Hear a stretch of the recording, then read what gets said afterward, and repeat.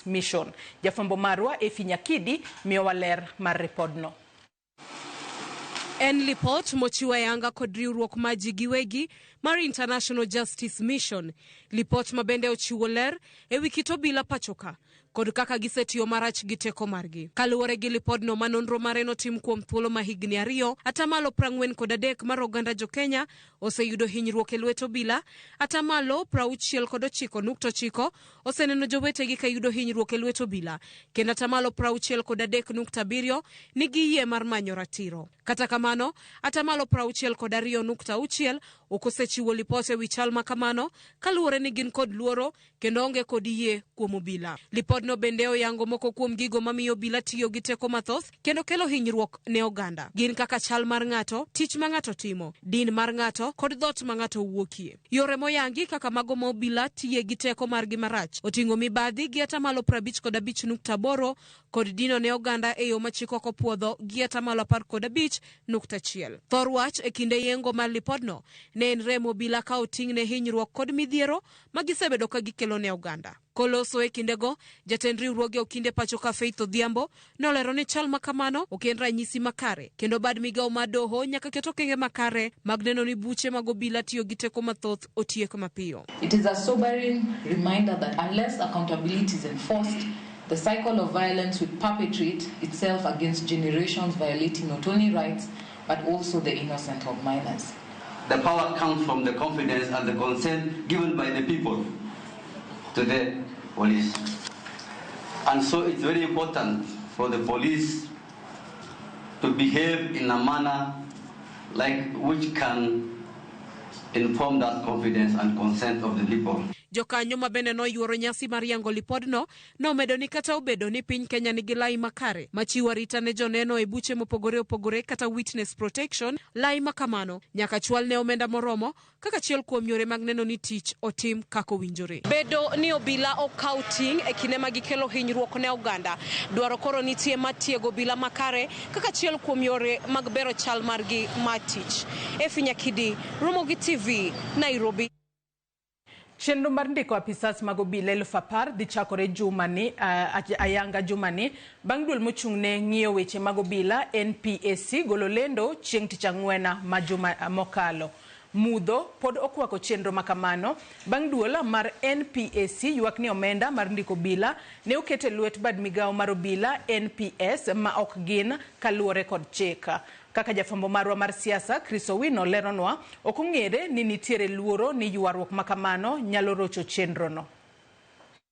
Duol mochung'ne weche mag obila NPSC kod bad migawo mar obila NPS ewi ng'at ma onego bed kod register mayango nonro kod chudo mag obila nyalo rocho chenro mar ndiko obila manyien 10,000 ma onego chakore e kor jumani. Jatatije maduong' mar NPSC Peter Lelei oyango ni milome mar ndiko obila 10,000 dhi wuok chieng' tich ang'wen jumani. The advertisement is proposed to be published on 11 September 2025 with recruits targeted to report to the training college on 17th November 2025. Obila ma hapgi oleng'ore biro chako tiegruok margi e kar tiegruok mar obila ma Kiganjo e kaunti ma Nyeri tarik 17 dwe mar 11 higani. Mabiro kata doko ni osiep mawach e kind NPSC kod NPS dhi nyime e wi ng'ama onego tel ne chenrono e kinde maduol mar NPSC to wacho ni giikore matayo chenrono e yo ma oyanga ma onge dewo wang' kata mibadhi. Article 246(3)(a) of the Constitution expressly mandates the National Police Service Commission to recruit and appoint persons to hold or act in offices within the National Police Service and to confirm appointments. This constitutional provision unequivocally vests the recruitment mandate in the commission. Eromo mapanda mane otim e nyim komiti mar od bura mar arita, duol mar NPSC ogolo ng'ur margi e wi gimomiyo migawo mar omenda ne omiyo NPSC $75 mar ndiko obila manyien 10,000 kata odoko ni tich mar ndiko obila en tich mar duol mar NPSC.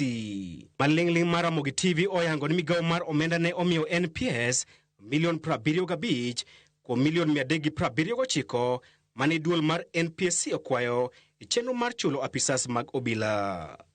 Kaluwore gi katiba kare 246, tije mag duol mar NPSC en ndiko, daro, miyo kum kaachiel kod medo ngas mag telo apisas mag obila. Bad migawo mar obila korka korgi omuko e pen chik kare 245 mawacho ni onge ng'ato manyalo miyo chik ogai mar obila e weche motenore kod ndiko apisas mag obila. We are going to discuss quite sensitive matters, actually on matters affecting national security. I would request that if around, that you can do it actually away from cameras. Kata odoko ni romo makawuono ne en mar kelo theke kind duol mar NPSC kod NPS, romo makamano otim e yor apanda bang' ogai mar obila Douglas Kanja kwayo mondo gol jofwambo oko. Thank you, Chair. Kata odoko ni duol mochung' ne ng'iyo tije mag obila NPSC oyango ni giikore ne chenro mar ndiko obila manyien maromo 10,000 chakre dwe mar 9 higani. Mudho pod okwako chenro makamano ka onge adiera ni to ng'ano madhi telo ne chenro mar ndiko obila manyien e kind duol mar NPSC kaachiel kod bad migawo mar obila kaluwore kod ywarruok ma osebedo kind duol mar NPSC kod bad migawo mar obila kuom thuolo malach. Chris Owino, Ramogi TV, Parliament Buildings, Nairobi. Jatatije mar riwruok makedo ne ratich oganda International Justice Mission Vincent Chahale odok ne jatend riwruogo kinde pachoka Faith Odhiambo ewi welo mar amare gi jatend piny kaka jalup jakom aput mowinjore ta chenro mar chulo jogo manoyudo hinyruok e kinde ng'anyo. Chahale wacho ni twak onego bed ewi kaka chenro no inyalo tim mapiyo ma ok ywaruok ewi ng'ano monego bed e apudno. As a nation, we would not be arguing on procedure if we are agreed that people need compensation. Because the debate that we are having now is whether the means justifies the end or the end should justify the means. So the thought that I have is, if we are in agreement that victims of police brutality require or need compensation, then surely we should be able to quickly resolve the issue of how do we go about it and who do we involve. If it is a national issue, in my considered view, then we should involve everybody. We should not have a situation where we think that some should be involved and some should not be involved. We should involve everybody because it is a national conversation. Do mamalo mogik ogolo ng'eto ni kuku mar duol matayo yiero e pacho kae onge kod ratiro mar tayo chenro mar pogo kiewo kendo chenro no nyakata mana gi commissioners mag duol mar IEBC. Dono bende oyango ni thuolo mar tayo chenro mar pogo kiewo inyalo mana medi ka od bura otimo lokruok ne chik kendo kwayo mag dwaro ni doho ochiw pache e wi okang' makamano inyalo mana chwal e doho gi jakoma kod commissioners mag IEBC giwegi. Jafombo marwa Lydia Okeyo nigi lerno. Doho no mamalo mogiko osebed karito gi liyo mondo chiw ler ma korka kore ewi pek ma IEBC ni godo mar goro kiewo ahinya to kaluwore gi deko mar kinde ma chik dwaro ni mar duolno ne obedo kuom thuolo malach ka onge kod commissioners. Doho no nyocha ni kod weche adek mag nono kendo chiwo duoko margi kamano riwo koda ka penjo mar kabende chenro mar pogo kata goro kiewo manyien mag kuonde chung ute bura kod wards inyalo tim ma onge commissioners e apisi. E duoko mare doho lero ni duol mar IEBC onge kod nyalo mar tawo chenro mar pogo kiewo ka onge kod commissioners moromo kaluwore ni chenro no inyal mana ta ka nitie commissioners kaluwore gi chike mathurka. Doho no yango ni kata obedo ni kuku mar tend IEBC ni kod ting' maduong' e tawo moko kuom tije mag duolno, chik ok oyiene tawo chenro mar pogo kiewo. Ewi wachno bende seyo chwal kuom josiasa ma joyal bura neno ni osebedo kadonjore chenro mag IEBC kendo rocho kaka itawo weche mag yiero kod nono kiewo. Doho yango ni fuok ma osebedo kanene duolno mar IEBC ema osebedo kakelo tulo e pacho ka ranyisi en yiero mag 2007 mano kelo nek kod hinyruok ne oganda mathoth. Doho bende ochiwo pache ewi penjo mar kabende inyalo medi kinde ne duol mar IEBC mar tawo chenro mar pogo kiewo manyien kaluwore gi bedo ni thuolo osekalo mar timo chenro makamano kaka owinjore kendo yiero maduong' bende koro kayo. Joal bura mag doho mar Supreme ok ong'ado ni thuolo no imedo kata oyo makmana ne giwacho ni mano ting' mar commissioners mag duolno manyaka ti mana kaluwore gi dwaro mar chik. Doho wacho ni kata obedo ni chik dwaro ni tim pok mar kiewo e thuolo mar kind higni 8 nyaka higni 12 kendo tiek e dweche 12 motelo ne yiero maduong', okang' madwaro medo thuolono kapo ni pek nitie nyaka non kendo ket ler malong'o. Doho lero ni mana od bura ema nyalo loso wach makamano ka okalo e lokruok mar chik. Gie thuoloni ting' ni ir jokanyo mag IBC mar lero okang' ma gidhi kawo e wi chenro mar goro kiewo, kendo od bura bende koro imenyo kanyalo medo chwalo ajenda mar siro duolno e medo kinde mar chugo kiewo kaponi kalenda mar duolno othung', ma ok nyal tawo chenrono kanyakla gi yiero maduong' mag 2027. Lydia Okeyo, Ramogi TV, Nairobi. Jokanyo sekta mar somo oywak ni chenro mar yiero lai mag tiegruok kod skunde mane otim kod jopuonjre mag grade 9 dwe achiel ma okalo ne ok ochopi e rang'iny madwarore.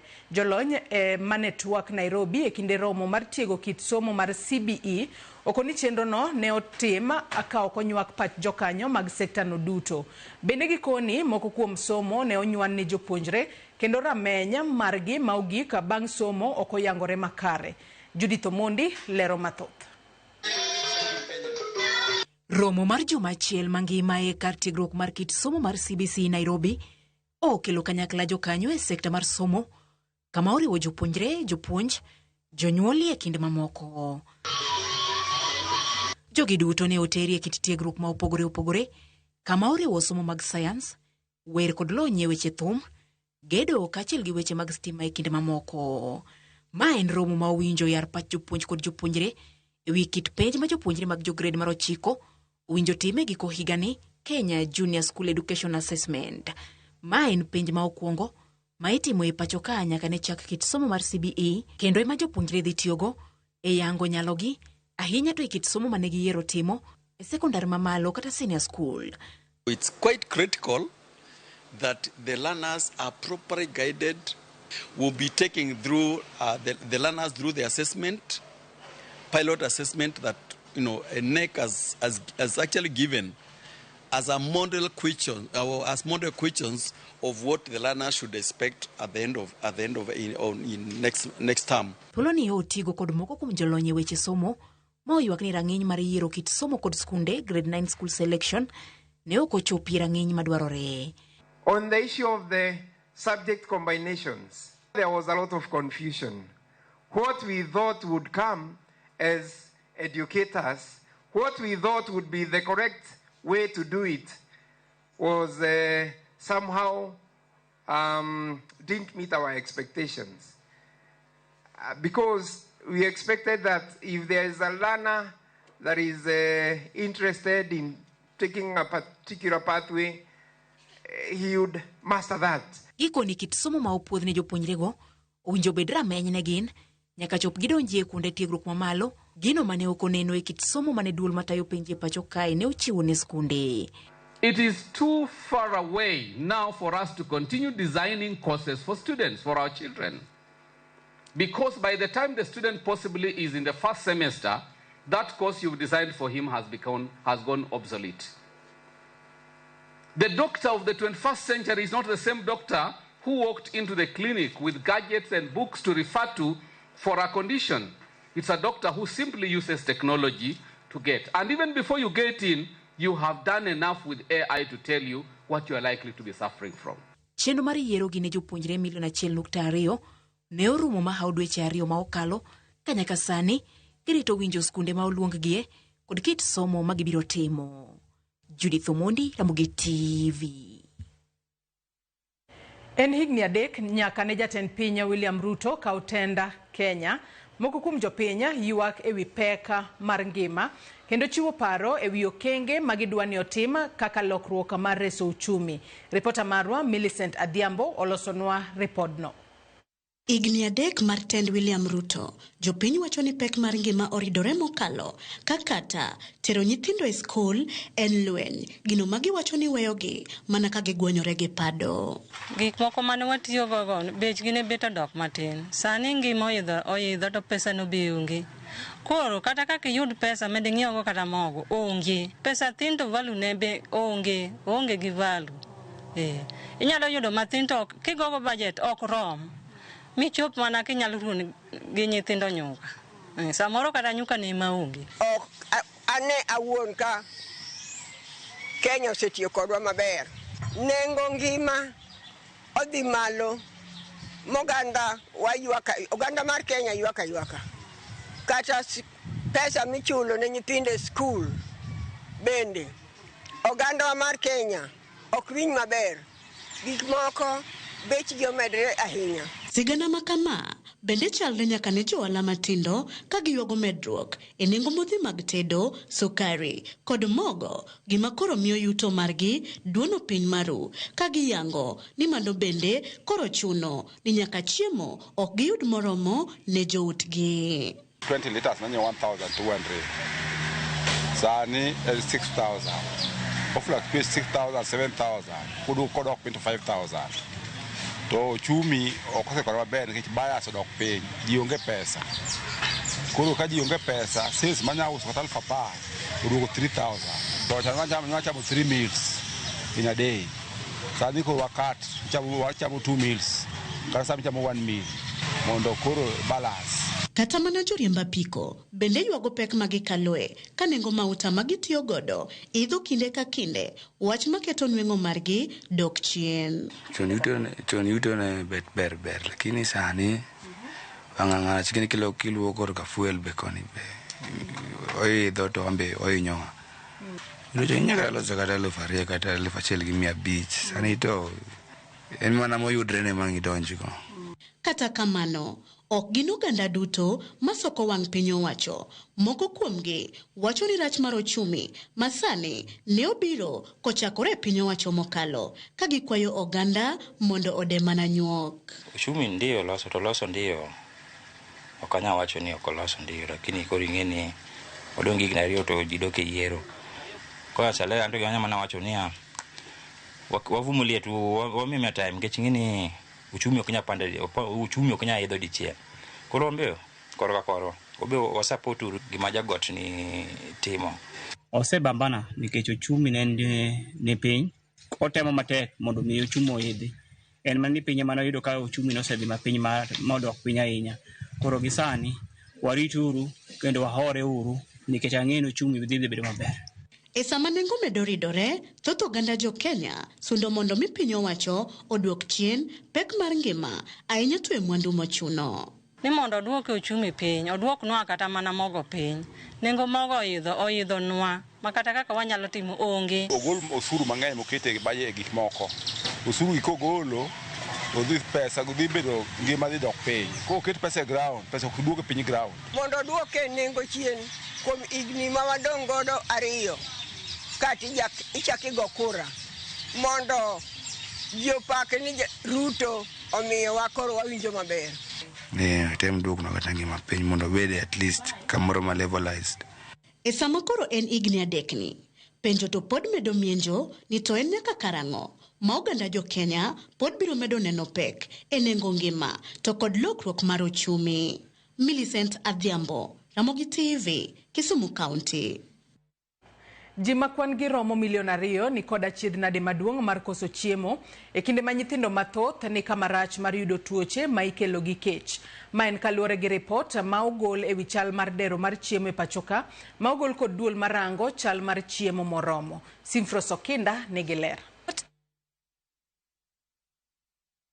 Maduol mar Integrated Food Security Phase Classification nyiso ni dero mar chiemo e thoth gwenge ma pachoka dhi kaduono ka thuolo mabiro onyalo bedo kama rach moloyo. Kaluwore kod jolony e thuolo machakre dwe mar 10 nyaka dwe mar 12 higani, ka koth ok ochwe maber to ji maromo 2.1 nyalo biro bedo kama rach nikech kech. Kamano bende lipodno nyiso ni gi e thuolo ni jo Kenya 1.8 ni kod kech. Kuom kwan ni nyithindo mohewo 170 ni kama rach ka thoth gi nitiere counties mag Turkana, Marsabit, Mandera kod Baringo. Nyithindo ema ni kama tek moloyo.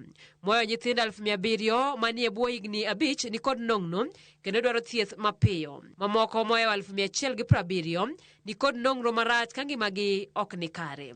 Mine moloyo 109 madhodho kod mapek bende ni kod nong'no. Jolony mag chamo chiemo makare koro golo siem ni chal mar nong'no e kaunti 15 keto ngima ji kamarach kendo keto yot mar yudo tuoche kaka nyaldiema, malaria e kind mamoko ka onge okang' mokaw mapiyo. Simfros Okinda, Ramogi TV. Familia moinga par e gweng'a moko adek e sub-location ma East Kochieng, Ndhiwa e kaunti ma Homa Bay, kwano lala kaluwore gi masira mar koth mane chwe gi yamo mapek kendo weyo ka udigi okethore. Ripota marwa e kaunti ma Homa Bay, Ali Abich, lero mathoth. Koth mapek mano chwe gi pek koda uka yamo odhiambo manyoro koro weyo ka jopiny mowuok e miere moinga par e gwenge moko adek manitie sub location ma Kochieng e kar chuno bura ma Ndhiwa kama oting'o gwenge ma Buoro, Kombe kod mano ma Manyonyi odong' gi lwetgi nono maonge kama ginyalo jote bang' ka uka yamo mager ne owalo wi tat utegi. Pamela Oko ma en chi liel masirano ne oyudo e ode kaachiel kod nyikwaye e kinde ma koth mapek no ne chwe kendo uka yamo mager ne owalo wi tat ode ma owito mabor kendo kelo kethruok mag mwandu e ode kanyo ka Anthony Otony kod nyikwaye kinde masirano. Opoya ka ne yot gi joge na gi nyikwaye na koro Nyasaye no wena ngimana malite maneno gima notimore kuom mapek jodalawa gino goya piny maninda taro momil kuoma to wena ngimana oto dhi gweno tho gimora moro aonge go jodalawa na nindo mana oko koro akwayo mana kony gi nyikwaye jowadwa. Familia go eko thothgi ne ochuno mondo nibede koyo otieno mangima bang' ka utegi ne yamo osewalo tatgi. Bende giywak ne jambgi matino ne olal e kinde masirano ka moko bende koth ne onego ka sani koro gidong' nono maonge kama ginyalo chwe lwetgi bang' masira mar auka yamo magerno. Koth nogoya gi nyathi ka koth obiro ot gi nyithindo te e ot kaka dang' atimra onge polo biro matek mowalo wi ot koni gi koni kod nindo teno dhi makata kama ninde onge nyithindo koth ogoyo makata sani nyithindo chako ng'ichni. Koth nobiro kod auka mowalo na ot magik mane an godo te machalo oduma ongede gige nyithindo te yamo no modhigo. Jamni nonino na me pap magara rombe na ariyo prola nyaka tan gidiek ariyo koda kuma ne gidhiyo kod ndiko mayagi akia mothobo gwen to koro kanyal kwano ang'ama ne konyo e gige ne arem mubunge marwa MCA Governor Joel Wisans Juturwa. Koth mapek no bende nokelo kethruok mag mwandu e skund primar ma Buoro, dispensary ma Buoro bende nowalo wi tate gino mane ochuno mondo loro osiptandno kaluwore kod kethruok mag mwandu. Jalup ruoth ma kono Kennedy Oyugi kwayo migepe mopogore mag piny owacho mondo yo konye familia go. Mabati owal kendo yedhe manitiere yedhe oti oketho kabisa. Magimodong mwanyalo kwano malong'o kaka hospital onge. Abuoro primary wayudo ka school kanyo be nokete gik moko kabisa. Tangi gini no baro chope no gore piny. Nyaka seche gino sa report mano ayudo thuolo kwa gi jatelo ma DCC. Ne jo Red Cross problemo kendo nyaka okete dala thuolo. Ali Abich, Ramogi TV, Homa Bay. Nyakwara Mugiajwangi report mar Ali Abich ema chopogode giko mar weche manyien okinyi makawuono. Soma ni moko kuom ote muchwalono achiel kachiel e Facebook kama wantiere live. Michelle Adhiambo Dhiambo wacho ni Ramogi ler e dala mar Nyamonye. Fredrick Osuru wacho kaino ya Joyce an mokwongo en duoko ni Nyasaye erokamano kuom runa piny makare makmana ni denda ema achiew ka ok winj maber. Ong'isa ka ni Mosna odhi ni wuonwa Pastor Michael Osuru gi anyuola na duto ka gintiere gwenge mautende Bro Joakim Osuru gi familia mande ka entiere Kakuzi Makuyu e Murang'a County kachiel gi jatenda Maka Wawiwo gi familia ne ka gina Kamulu Nairobi. Mano Fred Osuru entiere Dandora Phase 2. Celine Dion bende wacho no yaore Joyce ni makare kan kuoyo kochia. Ramogi TV lera kendo kolo weche mabera. Awiti Jarodi ng'isa kae ni oneno chenro yo makare ka entiere Rodi Kopanya. Mararo Calvins bende ng'isa ka en Ramogi TV ler kabisa. Shem Kiongozi wacho no nena yo makare ka entiere Kisumu. Erokamana inya kuom kete Ramogi TV okinyi makawuono nyako Ramogi Ajong wakaw mana yo madindo gi sani bang'e to nyawadwa Sharon Ong'ao oseikore yo makare mar tayo nonro mar gazet. Oriti masani warom kanyo sadek kanga kelo ni twak e chenro mar mbako romo. Kikidhi mabor.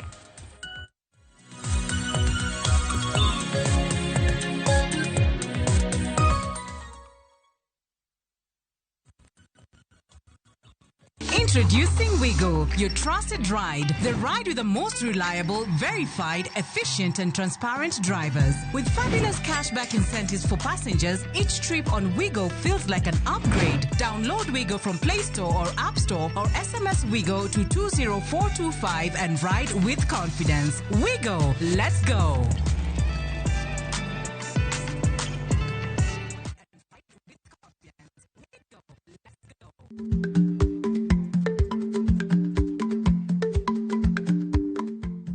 Icha gweno to ichao gwang. Matiende ni, kapok ing'ado bura ewi wach moro amora, kuong inon ng'ama rach.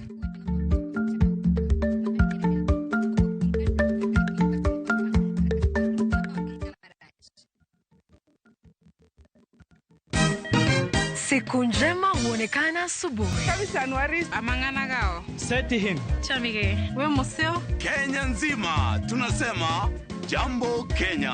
Wax, tiki, taka. Twende sana my people. Hapa ndo nyumbani kwa muziki wa Afrika Mashariki na malezi ya vipaji. Sasa tuko tayari ku drive on. Mibibi na mijize. Leteni porojo sasa. Kwa habari za kuaminika kutoka kila pembe ya nchi. Are you ready? Leo kati ya Ingwe na Gor Serikali. Hapa ndio home. Radio Citizen, radio number 1. Radio number 1.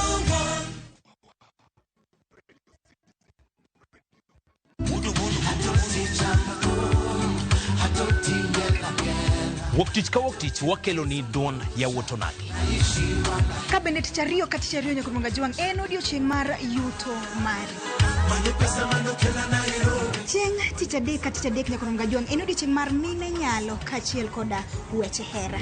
Awendo kachopo tich ang'wen nyakumunga juang wakelo ni kama nene, yani TBT kod thume mamit mokalo. Furahid edition and thum kaliech. Loso kapuoyo nyakumunga juang. Kawa kelo ni jothumbe mopogore opogore. Kanyo ndio bende wakelo ni gimiluongo ni be yawan.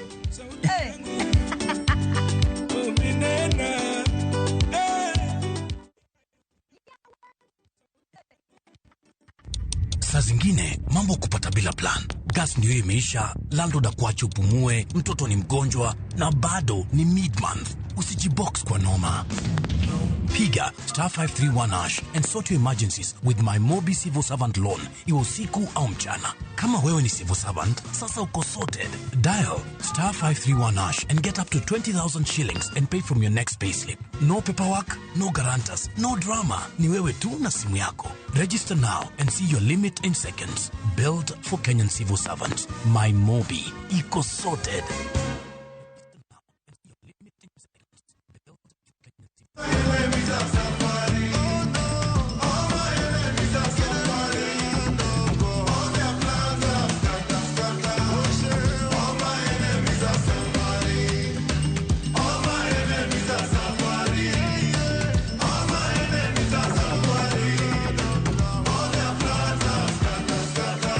Dial *811*277# to get All My Enemies Are Suffering as your skiza tune.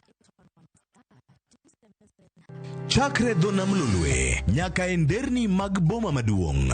Pesa ka pesa nigi sigande. Kae en kardak mar joloko hala. Growth wa mostly bedo attributed to consistency and hard work. Kokalo kuom jo ohala manyiso rieko margi e ohala mopogore opogore. Ka gima nyaka ikwong ing'i en location kamidwa kete dukano. Wapuonji timo ohala okang' kokang', kaka ilose, kaka ipidhe modongi, nyaka kaka irite mondo odagi. Siri mar business wane gimomiyo osebudho kabisa eni itiye gadier. Kae, kama timo gik moko gi kinda, romo gi rieko, kod lek mabedo adiera. Watemo choko artifacts mag luo, to watiyo kod gas decoration e ot ka. Ohala gi mwandu, gi Cleophas Oluoch, tich ang'wen, saa 1:45 otieno. Kik bai.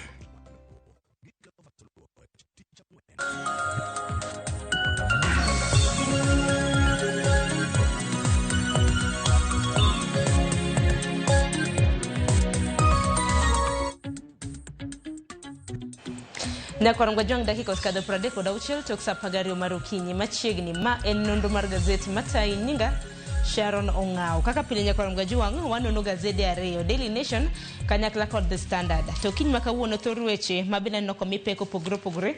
Daily Nation omenyo singo mabende jatend piny Kenya nosingo ne oganda mapachoka kapo nono yiere kaka jatend piny Kenya. Nyaka sani bang' yiero mar Nyakwarom Gajwang nochamo muma chieng' tarik 13 dwe mar 9 higa mar 2022. Jumani jatend piny William Ruto rwako higni 3 e apisi. Daily Nation omenyo singo mage motelo ne yiero maduong' mar higa mar 2027. Wadong' mana gi higni matin ne ariyo Nyakwarom Gajwang. Gin singo mage mabende osechwalo to mage mabende osirem chwalo.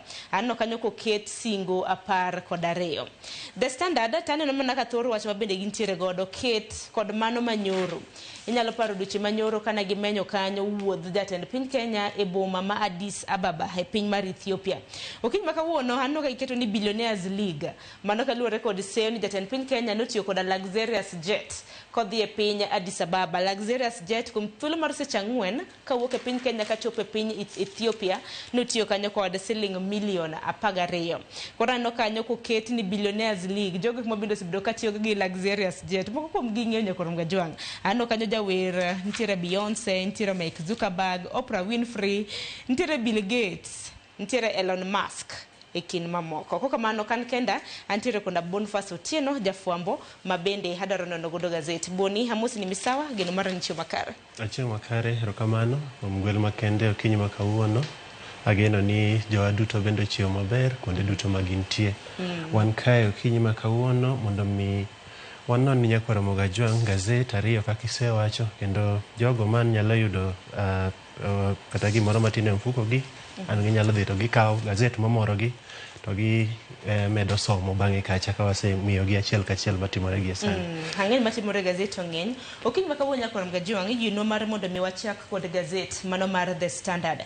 Kwanyal muna yudo gazet mar The Standard ondike kanyo ni Billionaires League en seyo mabende pod iseo kod jatend piny Kenya Boniface kaluwore kod tiyo kod omenda maromo siling milion 12 dhi e piny Ethiopia.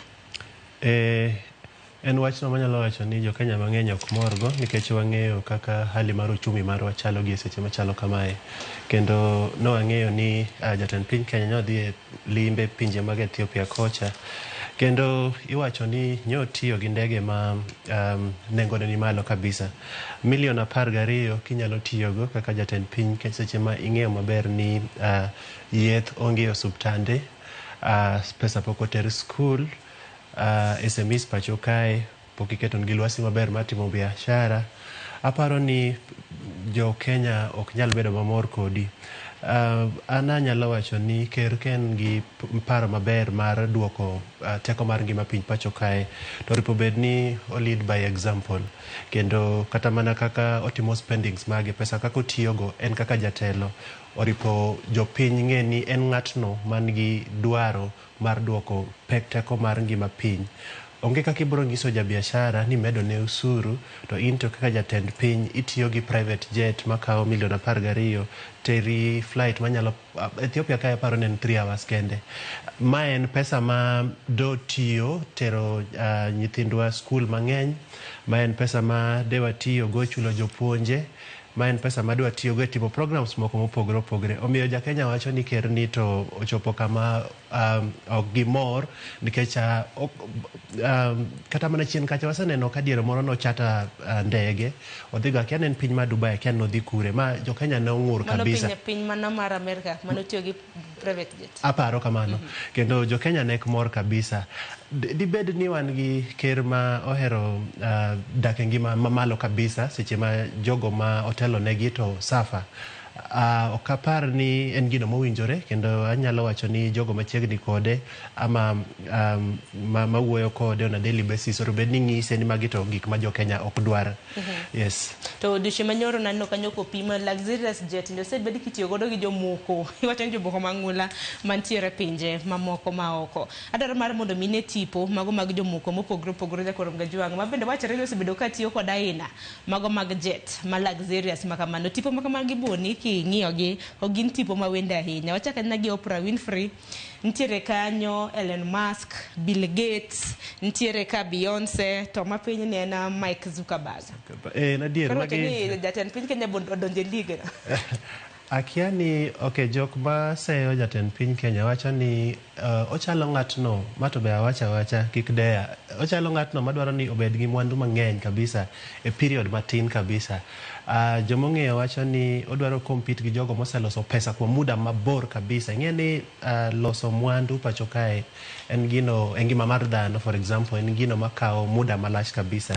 To ka samoro inti dwani lose bang' higni 3 ama higni 5, nyaka to koro ani use tactics moko ma ok beyo.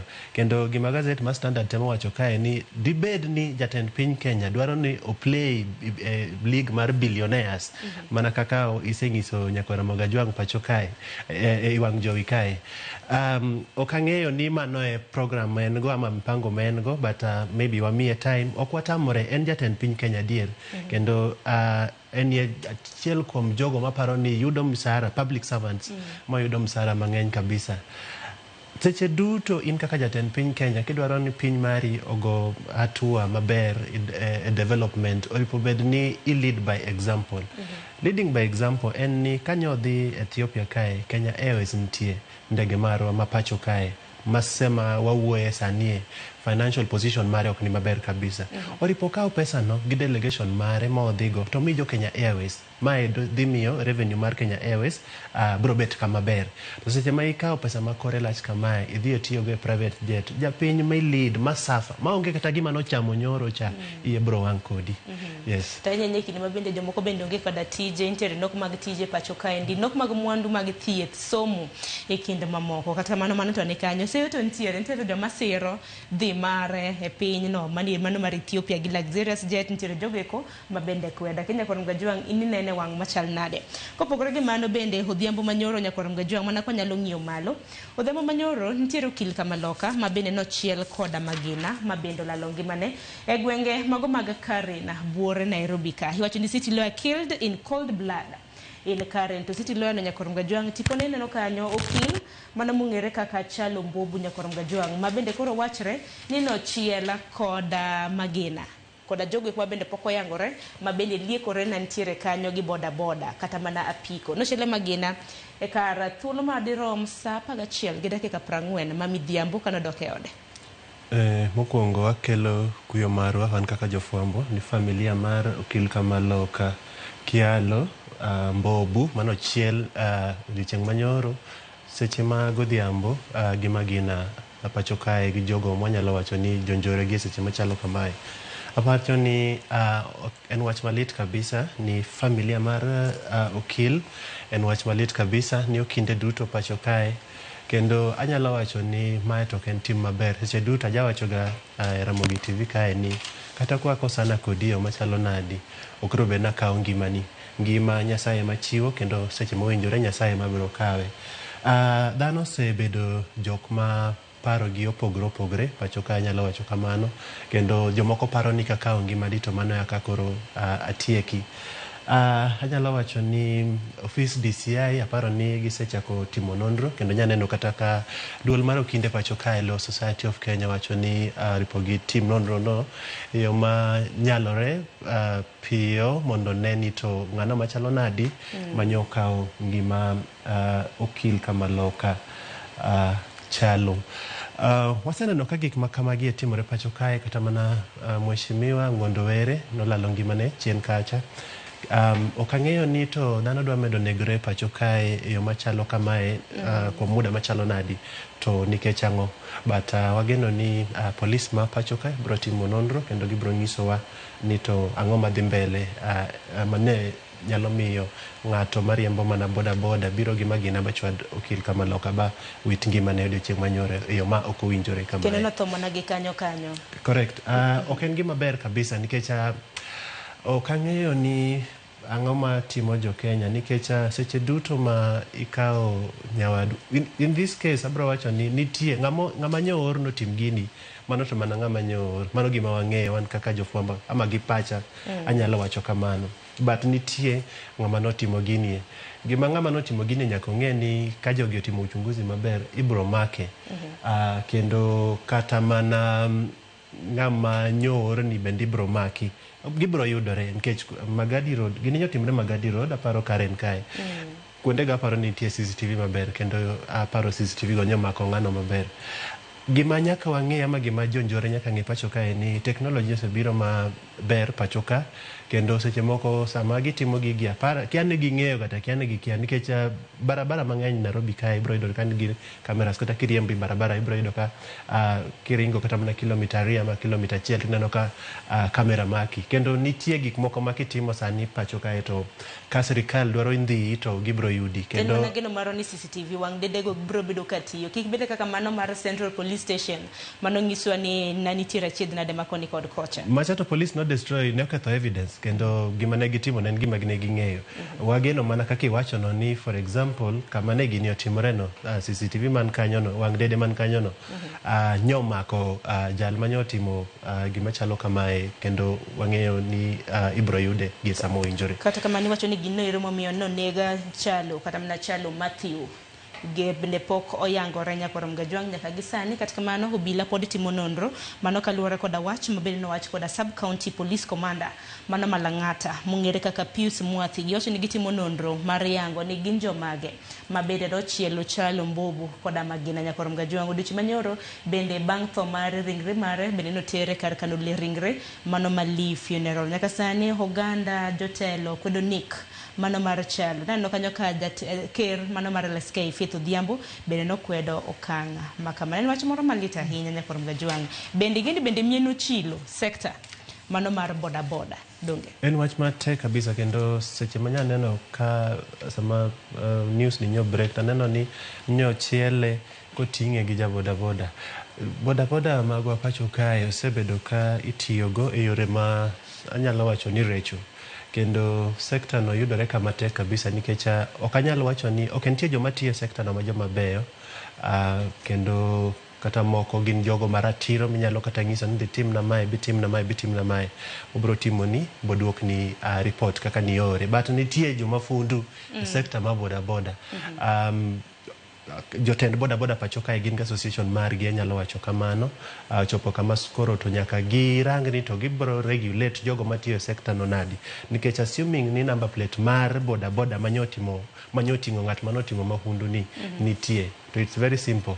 Idhi adhia e sako ma boda boda no bedo registered, to ang'eyo ni ng'ama chalo kamae ema nyotimo gino, kata boda boda no nyobedo hired, wabro ng'eyo ni nogole kuom ng'a kanye kama polisi yako go uchunguzi margi. Mana kumanya korom Gajwang wach makamano bende waluno dichi makawuono kaluwore koda tho mano mar okil Kamaloka Chalo Mbobu mabende koro nochiel koda Magina mano mar yango ni to dibed ni nochiele gi Magina nikichango Chalo nyakorom Gajwang kigino kata mna nonro mare bende ne en jakom machon mano mar Political Parties Disputes Tribunal mane kinde machon. Katika mano wadhi ne e gazeti machielo, gazeti mano mar Daily Nation thor wach mabebe ne gimiyo pek en kaluwore koda singo mabende jatend piny Kenya nochiwo mano William Ruto nyaka sani orako hike mano mar 3 juma ni e apisi. Gin singo mage mosechwalo to gin mage mabende pok ochwalo ahinya kinde mabende wadong' gi matin ne higni 2 to dhi yiero maduong' mar higa mar 2027. Boniface aneno kanyo ka giketo ni Ruto at 3 scorecard kanya nino weche 12 kwachako gachiel mar pur, weche mag udi e kind mamoko Boniface. Kawa nono scorecard kaka isewache gi dhongere ama gigo ma jatend piny Kenya osetimo ni jo Kenya chakre no ka otelo higni 3 mokalo, paro bro pogore nikech jogo makwede bro wacho ni ano kaseneno na, to jogo masire to bro wacho ni jatend piny Kenya tiyo maber. Omiyo madwa wacho kae to bende en mana pacha. An anyalo wacho ni kachopo gi seche mwantie ni ok anyalo wacho ni so far osedhi kodwa maber, mano to be mana pacha. Nitie singo manomiyo mopogore mana kaka gazet mar Daily Nation osewacho kae. For example nowacho ni obro miyo jopur 2 million obro loko ngimagi, obro miyo gi surplus mondo gibed surplus producer. In short owacho ni jogo mapuro pacho kae milion 2 obro miyo gibed surplus producer, yani jogo makoro nyalo miyo golo chiemo mang'eny, anyalo wacho kamano. Nowacho ni obro gero affordable housing 250,000, weche chieth ni kacha, education ni kacha. Anyalo wacho ni scale mar 1 to 10 an gi kama nitie sani anyalo miye 4. Awacho kamano nikech ang'o, aseneno ka jo-Kenya mathoth pod ywak nikech promises mage manochiwo. Jo-Kenya wacho ni gin mana promises. Kendo anyalo wacho ni gi seche machalo kama gie jo-Kenya mang'eny ywak ni taxes emodhuronwa kabisa. Kendo kata mana jogo matiyo kata mana private service ibro yudo ka nitie deductions mang'eny kabisa ma ing'adogi. Seche ma igoyo japiny osuru mang'eny kabisa makata take home salary mare iyudo ka en gino ma duogo kiwango mapiny kabisa. Ibro yudo ka ng'atnie ngima mare in a way bro dok piny nikech for example kanyo jodak kata mana od siling 30,000 ama 40,000 ama 20,000 obro chune mondo odhi orang ot matin kabisa. Kanyo cha for example otero nyathine skul gi bus bro yudo o resort to for example tero nyathi e skul gi gapiko. Ithiro ng'atni, ok imi ng'atni ngimane mondo obed ka dhi mbele. Omiyo anyalo wacho ni gi seche machalo kamagie to jatend piny Kenya pod nigi kibarua matek kabisa. Onyako ng'e ni jo-Kenya kama nitie thoth gi ywak, kata morani onge jok ma support ni osetiyo ne piny maber. But thoth jo-Kenya ywak nikech kata kineno programs mobiro go kaka affordable housing gin gi loopholes mang'eny madware no bed fixed. To kora mana kopogre gi mano weche mag health care, weche mag thieth. Social Health Authority, weche mag thieth pacho kae ywak osebet mang'eny kabisa. Nyoche neno chien kacha wik mokalo ama paro wik moro cha ka jo piny Kenya ywak kabisa. Iyudo ka suptande mag ghost hospitals omi pesa mathoth kabisa. Kendo Ministry of Health noyudo ka matek kabisa mondo gi defend wach machalo kamano. Weche kaka machalo kana mag somo pacho kae pod ok obedo kama owinjore. Jo secondary school head teachers kata jo mantie mbalariany vice chancellors giywak kabisa, giwacho ni pok omiwa pesa. Secondary school sani orido ni nyithindo ma ka gidhi to giwacho ni nyaki clear, in kaka janyuol nyaki clear part mari. Gitimo kamano nikech ang'o? Nikech sirikal ok migi pesa e seche mowinjore. To head teachers giwacho ni ok wanyal run school ka onge pesa. Moko kuom giwacho ni chuno wan nyaka wawil nambni magwa manyichwa tiyogo nikech suppliers obara wandas. Moko wacho ni oseterwa nyaki doho. Omiyo anyalo wacho ni jatend piny Kenya pod yudre kama tek. Vijande matindo pacho kae mang'eny pod onge tich. Nafasi mag tich mang'eny manoro wacho no bro create ka poko create. Kiwuoyo gi the common mwananchi, wan kaka jofwambo wa interact kod gi on a daily basis. Jopiny pesa onge pacho kae, anyalo wacho ni kamano. Pesa onge to kona mana kwang'yo singo mage gi higni 2 mabende koro wachore ni odong' kapok wadhi yiero maduong' mano mar higa mar 2027. Ywak bende pod nitiere nikech nantiere singo mare mano mar chwalo dongruok e sirkande mago mag gweng'. Nitiere sirkande mag gwenge pod ywak kaluwore kod adeko mago mag omenda. Mana nyoro kae ndi bende manwa somo moko sirkande mag gwenge manyaka sani pok ochulo jotije magge mago mag county salary mano mar dweche 3 mosekadho. Wira ne koso chwalo omenda e samo winjore. Jokene ratich oganda osebedo ka ywak ne piny owacho ma pacho ka kaluwore kod thiro ratiro magge. Kopogre gi mano weche mago mag nderni e piny mopogre opogore achiedh nade mabedo osebedo ka neno Boniface. En adier mana kaka iwacho no. For example kwa wacho weche mag barabara pacho kae o promise ja Kenya ni barabara duto mantie under construction, yore duto, ndara duto migero pacho kae. No wacho ni ja Kenya nitie manifesto ng'en mag gik moko wacha magik mantie manifesto mare. Owacho ni abro loso nu nderni duto mokethre pacho kae by the time matieko 5-year term mara. In gi ana ma jopiny ong'eyo maber ni nyocha yaka gi release pesa moro for the last 3 years ogisebedo ka gitimo construction nikech ang'o? Pesa manegi contractors ogisebedo ka gichulo. To onge kaka unyalo for example gedo ka uonge pesa un kaka sirikal. Ndarni ma wan go pacho kae nyaka sirikal nyocha reparo release pesa moro mondo mi ogergi. To an kodi ang'eyo maber ni ndarni gi ok birumo kochopo higni 5. Ndarni akian kilomita di mapok obedo tarmac pacho kae mang thoth kabisa. To ang'eyo maber ni ndara nigi by the time mutieko 5 year term mare barabara gi ok birumo. Kedo ni ratich oganda pacho kae jo Kenya ywa kabisa nyocha waneno extrajudicial killing katimore nyithindo matindo olalo ngimagi e yo malit kabisa. Magi gin gigo ma anyalo wacho ni jo Kenya mang'eny kabisa ok morgo, kendo an kama beti anyalo wacho ni jatend piny Kenya pod en gi kibarua maduong' kabisa. Akia gima obiro timo mondo mi olok perception ma jo Kenya ni osetiyonwa, but it is not about local perception ma jo Kenya. Ja Kenya masani mondo mi ogoni ombulu en ng'ato mno mariek ma obro mana goni ombulu ka gino mani promise cha imiye. Kendo an kaka sebedo ka wacho kae kadhi ibro neno gima bro timre 2027. Dhano dwa walk away from party politics. It doesn't matter. Ibro neno gino katimre by elections mabiro kae. Dhano ok bigo ni kura ni an ja Jubilee, akiana an ja KANU, an ja ODM. Mago gik maparo seche mwantie gi seche machalo kamagie. Birumo anyalo kta chung as an independent candidate, for example kaka MCA ward marwa dala kacha, to ka uso manifesto mara maber ka jo piny oyie kod gino mawacho ba ngiso gin tabro timonu ABCD ba tim adier an gi chances mang'eny kabisa mondo miyo yiera kendo kwa dhi yiero maluwo. Omiyo anyalo wacho ni jatend piny Kenya pod en gi kibarua maduong' kabisa. Akia gima obro timo higni ariyo mabiro. Nikech thuolo mar higni ariyo Nyakoromgo Jwang samoro lokruok nyalo bedo. Gima pok itimonwa e higni 3 idwa timonwa e higni 2 yo machalo nade. Anyalo wacho kamano nikech seche duto wang'iye kaka tende bro bedo kadhi e thuolo mondo mar higni 2 mabiro Boniface. Okatamora lakini wabro neno lakini kama kaka sewacho ka promise na bro migi mora after 1 week to tiko wiga dek mano gima okabimi wawacha dier.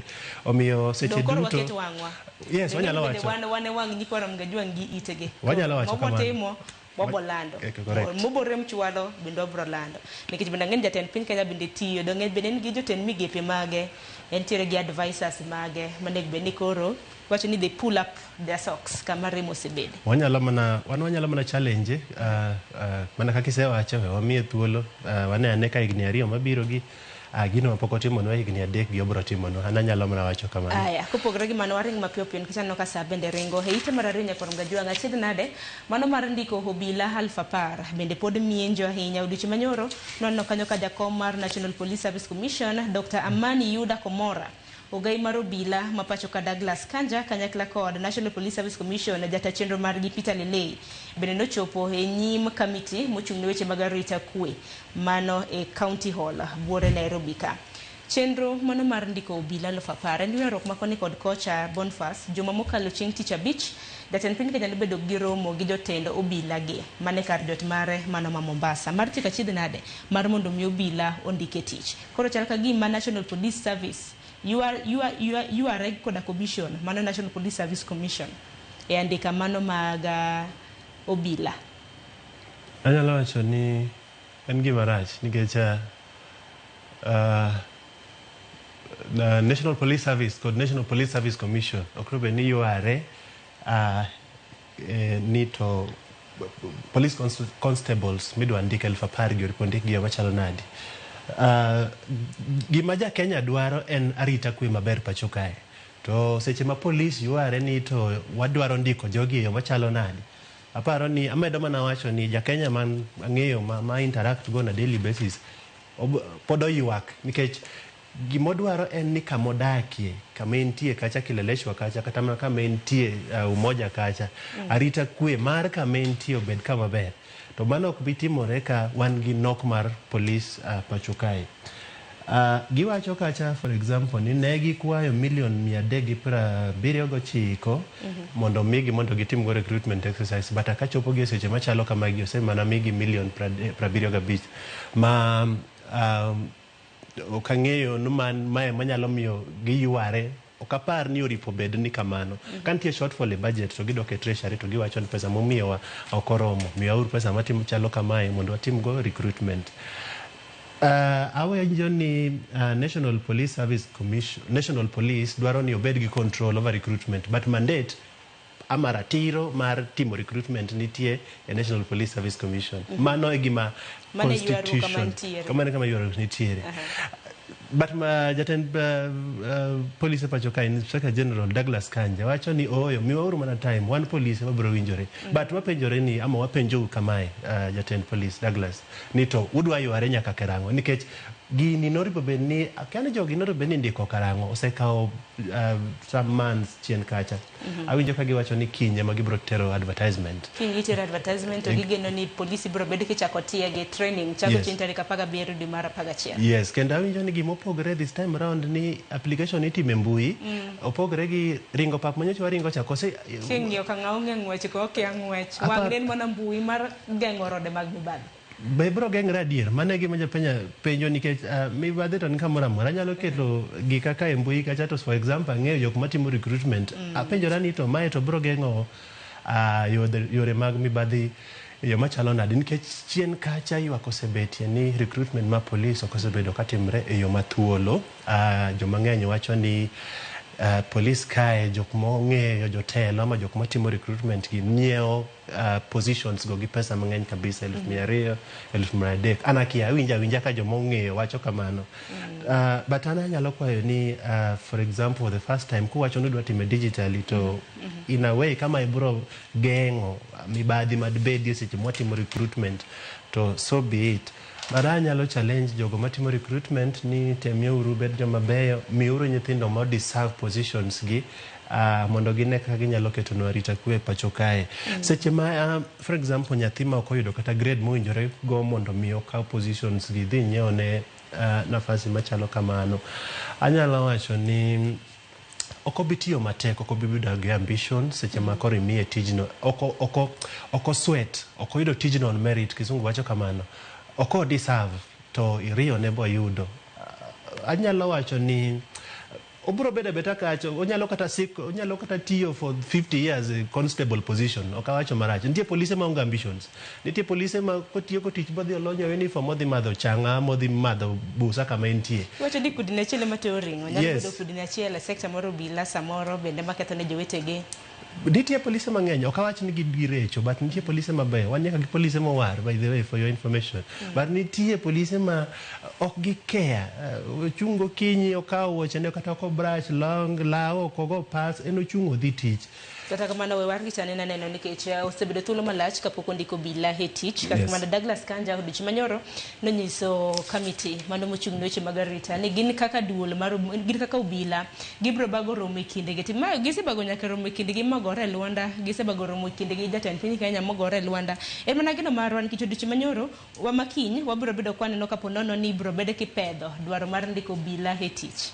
Wageno kamano kendo wageno ni process no bro dhi ma smooth kendo at the right time ama kuom thuolo mowinjore jogo mo deserve e mageno ni bro yudo positions machalo kamae. Aya kopogore gi mano bonde Boniface Ite mano mar adek anoko manyo weche mopogore ahinya arita manok mantiere gwenge mago mag Mandera seyo ne ntiere Jubaland. Iwacho ni apisas mawuok Jubaland mabende nomonjo county mano ma Mandera. Iwacho ni gidonjo kanyo chieng' tarik 3 mano mar dwe mar 8 mano mar higani nyaka sani kaluwore kod sigana maneno ka jonyuol mamoko bende chiwo kaluwore kod dwaro makamano. Nitiere skul mong'ere kaka Border Point 1 jafwambo mano ma Nation aneno kano dadho janyuol mong'ere kaka Fatuma Adan Bule macho ni en nyithinde 2 manyiri nochungo dhi e skul makamano kaluwore kod dwaro mano mar Jubaland donje gwenge mago mag Mandera. En wach matek kabisa nikech wasana ni chien kacha ka jatend arita kwe pacho kae wacho ni gima chalo kamae ok timre. To seche ma wan kaka jofwambo wasedhi bwa menyo bo wacho ni kata weche mag somo oserochore kaluwore kod invasion mar jo pinje maoko gi e lo marwa. En wach matek kabisa nikech ere kaka in jatend arita kwe pacho kae Kipchumba Murkomen iwacho ni jo Kenya ni gima chalo kamae ok timre but en adier to the extent ma weche mag somo koro rochore. Penjo maduong' manyaka penjore ni joma chalo kamagie timang'o pinywa to wabende wanyalo dhi e piny gi watim gima chalo kamae nikech gichalo jogo mokawo pinywa to mae timore seche ma wan kod sirikal matiyo. Okamor kabisa gi wachni kendo ageno ni jogo chung ne arita kwe pacho kae olfo bed ni gi flash out jogi gigol gi e piny Kenya mondo gidoge tuche gi nikech seche ma gin kodwa kae e yo moko winjore ibro yudo ka weche arita kwe for example Mandera kacha bro kethre kabisa. Mandera en kama seche duto kata kinyisa kana dhiye makata mana limbe makata ticho tera kuro ndalari adek moko awinjo ko kan sawa nikech anything nyalo timore. Anyalo wacho ni ok en gima ber wageno ni jogie oripo gol pacho kae nikech gichal jogo monyakwa lo mar piny Kenya illegally kendo nyalo mana wacho ni jatend arita kwe pacho kae chomre choma gi wach ni tir tifes jogie ting'is gin okun Kenya legally dogur tucheu anyalo wacho kamano. We warit wane gima biro bedo katimore nyakoro mgajong nikech malo ka bed na neno ka jogo kuma bende osebedo ka seyo mana ka nyalo ng'iyo malo kanyo my school ma bende wacho ni na achiel kuom skunde ma bende oselore ka gisane kalure koda kweth mar Jubaland mantiere pacho kae. Ineno kanyo security those calling for removal of Jubaland forces have received warnings. Gin bende semege CM kanyo nyakoro mgajong kata kamano wang'eni piny owacho kokalo kuom matenda arita kwe Kipchumba Murkomen nowacho ni dwaro makama poko ketetema wacho ni onge Jubaland forces mantiere gwenge mago maga Mandera. Kopogore man nyakoro mgajong wach mantiere ite mana mar auchiel wang'eni jatend piny Kenya nantiere piny mano mar Ethiopia to kane nitiere boma mano mar Addis Ababa ginero bende no dhi e boma mar Addis Ababa en kaluore koda romo mano mar lokruok mano mar chal mar kor lwasi. Taneno ka koro bang' romo makamano nitiere dongruoge mopogore ma bende koro piny Kenya bende biro bedo ka yudo. Ineno kanyo piny Kenya Boniface wabiro bedo bende kwa nyiewo teko mano mar sitima kowuok e piny Ethiopia. Iwacho ni Ethiopia's New Nile Dam ma bende no yango duche manyoro bende gi jatend piny Kenya ni achiel kuom jogweko ma bende na nitiere Ethiopia's New Dam mantiere Ben Shangul Gumuz odichieng' manyoro neno tipo mar jatend piny Kenya e kinde yango yawo makamano. En wach maber nyiepo mar sitima Kenya e piny no mar Ethiopia anyalo wacho ni en gino maber nikech kaka wang'eyo demand mar sitima pacho kae ni malo kabisa kendo samoro Kenya Power okosebedo ka nitiere gi thuolo ama nafas mar meeting the output. Anyalo wacho ni going forward wan kaka jo Kenya ripo penjere ni to ere kaka wado bedo self sufficient kisungu wacho kamano ma wabi bedo ka wamanyo kata gigo machalo stima pinje majirani kaka Ethiopia ang'o wanyalo timo jotend mochung' ni energy sector pacho kae penjo maduong' ma wan kaka jo Kenya wapenjo ni to en ang'o ma unyalo timo mondo wabed ni wan gi sitima moromo pacho kae. Wasebedo kwa waneno chien kacha diere ma wan gi oro kitimo gima kizungu luongo ni power rationing. Power rationing it means ni kwa miyo stima for example estate mar Umoja chakre saa stima chakre saa 1 nyaka saa 7 to wang'ade nyaka saa 8 nyaka saa 10 wamiyo estate moro. Mano timore seche ma demand ni malo to waonge ng'eny mar sitima pacho kae. Omiyo nyaka gipenjore ni to ang'o ma gibro timo mondo gine ni to wabedo gi ng'eny mar sitima pacho kae. Otherwise matter en gima ber ka for now waneno ni is the only way mwanyalo bedo gi sitima mang'eny pacho kae. Kata more wach machalo kamano. Nikech wachre chakre Julai mano dwe mar 7 mar higa mar 2022 piny Kenya wasebedo kwatwa koda piny mano mar Ethiopia kaluore koda nyiepo mano mar teko mano mar sitima. Kopogore gi mano weche mag siasa hanoko mipeke ite mano mar 7 siasa ahinya matimore god Kenya. Wacho ni Gachagua on narrow path between revival and doom. Wang'eni yiero madundo Boniface bendo kayo chiente 27 mano mar dwe mar 11 mar higani wabiro bedo kwa ng'iyo motugi manumu duond buche ma bende ibiro bedo ka yiero jogegi mano mar dhi e kombe mopogore. Wang'eni tire kombe 23 auchiel mago od bura achiel mar Senate gi wards 13. Sani koro wache Gachagua wang'eni opposition bende ne bedo gi romo moro chieng' wuok tich mano mar jumane. Adier ni manen lup jatend piny Kenya pacho kae Rigathi Gachagua temo opposition himself kaka the candidate mabro rakore gi jatend piny Kenya William Ruto 2027 laro kom mar president pacho kae. But okang'eyo ni bro timore nade nikech awinjo ka jolony mag siasa mwawuoyo go wacho ni kata mana nafas mar chung' kaka ker Deputy President Rigathi Gachagua samoro ok bi yudore. Ok ang'eyo ni chalo nadi, ni bama bro timore nadi. Number 2, asegabedo kawacho kae ni the opposition mwantiere go pacho kae, kila ng'ato en tuon kien. Ng'ani Gachagua wacho kamae, Kalonzo wacho kamae, Karua wacho kamae, Eugene wacho kamae, Matiang'i wacho kamae. Jogi awacho ni ka ok gibiriwore ba gibed gimoro achiel, to aneno ka chances mag-gi mar kawo telo kuom jatend piny Kenya mantie kila ng'ato dwaro kom makama. Gachagua kinde mosekadho romo mopogore opogore owacho ni en mowinjore gi kom makamano. Kiwinjo jatend duond bura mar Wiper mano Kalonzo Musyoka, en owuon bende Martha Karua, Eugene Wamalwa e kinde mamoko. Jogi nyaka to an gi rom bagi bed kamoro bagi madh chaye bagi penjore penjo matek bagi agree ni to ng'ano ma gidwaro no bed flag bearer margi, nikech kok gitimo kamano ni kila ng'ato chung kien to kawuondi ibro neno jatend piny Kenya dhi dok seche machon. Mano be bro luwre ka Migosi Odinga kbi chung ama ok bi chung. But gi seche machalo kamagi gima wan waneno en ni onge winjruok e kind jogie, kendo ananyalo mana wacho ni nyaka giwuok gi dwol achiel seche machalo kamagi ka gisero mbulu kuom jo Kenya ka giwuotho e gwenge mopogore opogore pacho kae. Wadwa neno ka giwuotho karachiel, samoro kochuno ni gidhi e rallies gigite rally achiel nikech schedules mag gi opogore opogore, but gibed jogo mawacho dhok achiel.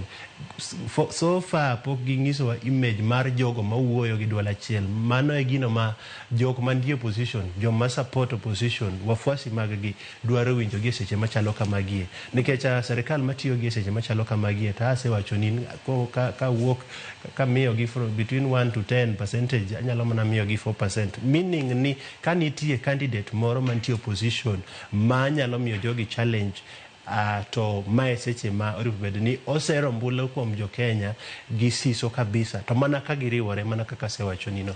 Mano kupogore gi mano, e ite marapar bende no kanyo ka gimenyo weche motenore kod jogoeko mabende osebedo ka tiyo hardship places, ote ni kuonde mangima teke miwuoro. Nyaka sanya kwa Mgajwang' neno kanyo ka doho mochuni jotije man Employment and Labor Relations Court nochungo dwaro mano mar thicho oko moko kuom hardship areas, nikech nanitiere paro mabende nochwal kanyo gi Prime Minister Mano Musalia Mudavadi mar mondo mi nitiere areas mano bedo marked kaka hardship areas mar mondo mi ogola. Sani doho nochungo okang' makamano.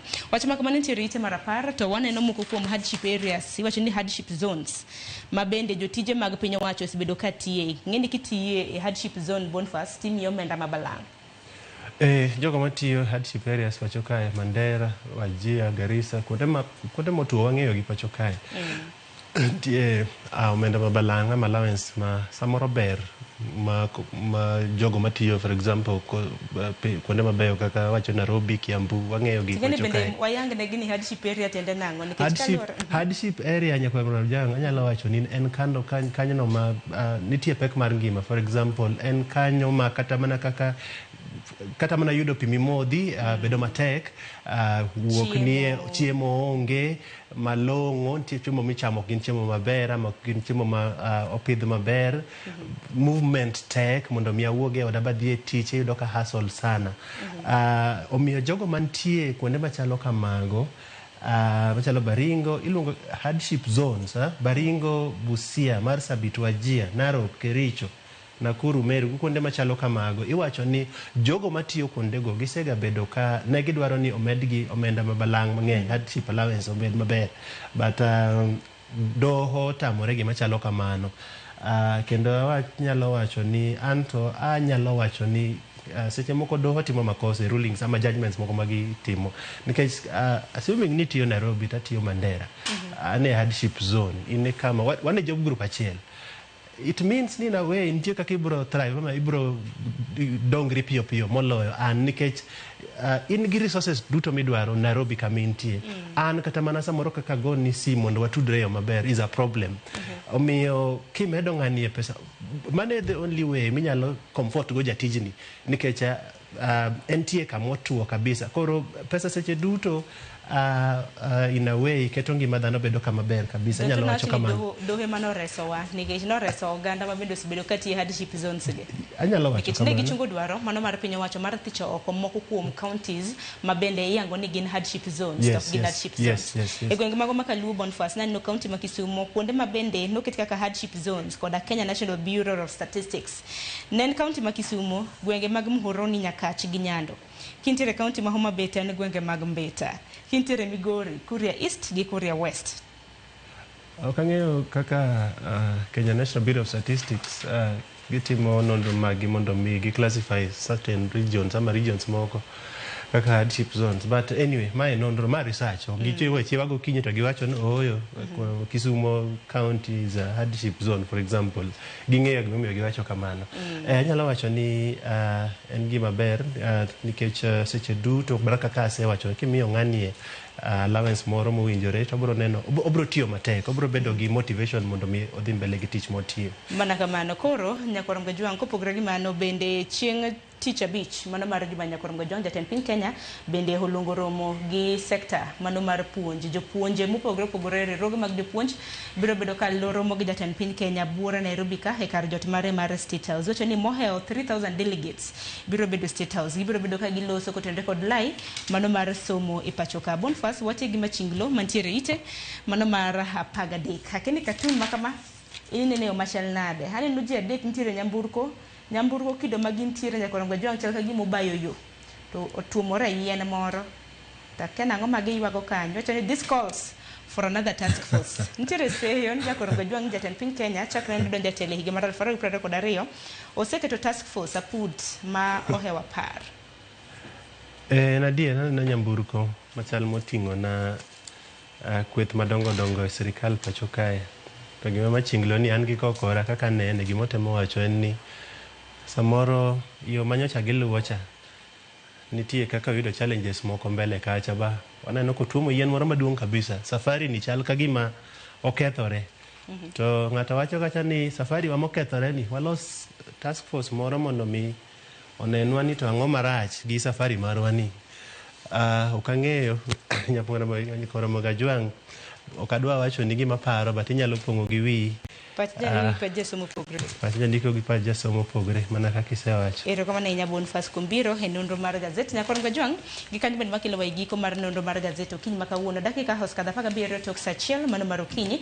Gazet momori e kinde Standard gi Daily Nation e dhi nyiewo bende biwa kik wila poch gi paka ne Harambee Stars odiche manyoro bende neno tuke makamago Kasarani no warodho Seychelles gonde abich kuom nono kata kamano norodhwa chieng' tich abich mar juma mokalo gi Gambia. Ng'amoro korodhi kawuono ti bende yie to kinyi ne bende rodho nyawadu paponge kun mane mpira. Yes. Koro odiche manyoro Nyakorongo Jwang' Harambee Stars norodho Seychelles gonde abich kuom nono tuke mano tugi e paw tuke ma Kasarani mano tuke mago ne hikruok mago mag World Cup mano mar higa mar 2026. Nyaka sani koro piny Kenya iwacho ni nomedwa points kowuok e points 4 nyaka points 9. Welo regi kan Nyakorongo Jwang' Suba Chachilus chopo wendo mabende wadonjo godo twak e chenro mano mar Rupenya. Orichur masane.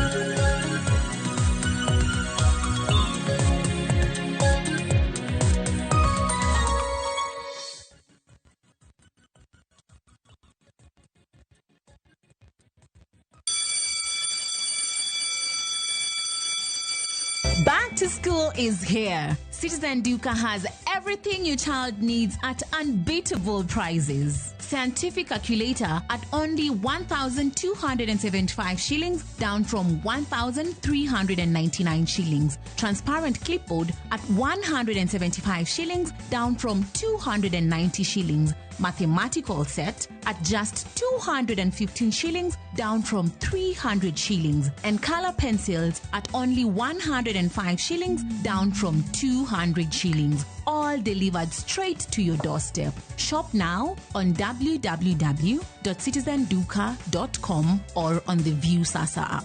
Citizen Duka, the home of discounts. Citizen Duka, the home of discounts.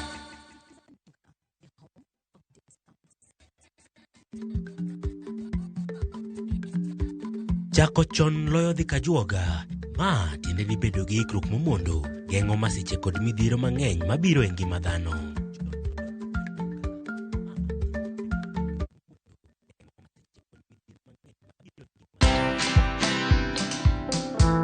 Companies are actually closing because of tax. It's quite very serious. And I think if there's something that governments now need to look at, it has gone global. There are many tax laws that we have that are global based, what we call international tax, transfer pricing, international agreements, double taxation treaties. Those are very complex things.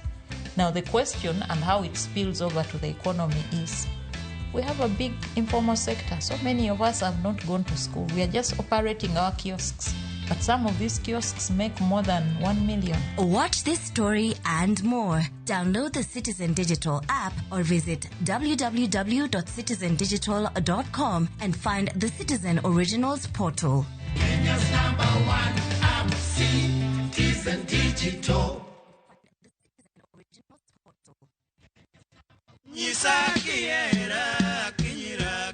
Ne en chuny benga e ndalone, kendo wende ne kelo mor, mit gi ilo e chuny johera mag thumbene. Kona nyola ng'ama ong'e mang'eny mohero weche moko mag mon.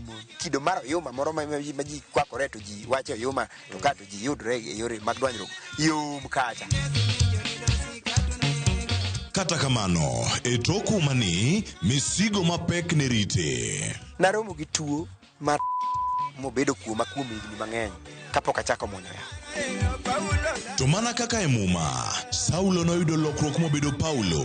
Oyier Simba J ne oyudo nying manyien mar brother Haron Peter Oyier Simba J Mowar. Ma tok yudo lokruok mar chuny kendo nyuol manyien. Wan joneno ma kage nyinge mag duong' mag pinyni to da luongora ni jayalo to ok adwa miyora nyinge no nikech gima timo winjo nyis ng'ama an. Tich abishni e chenro mar ng'ejo thumbewa e Ramogi TV kochakore saa 2 okinyi kendo wanuoye ngeso saa 5 onyango kitae gi Solomon Atito Kafaya. Kik bai.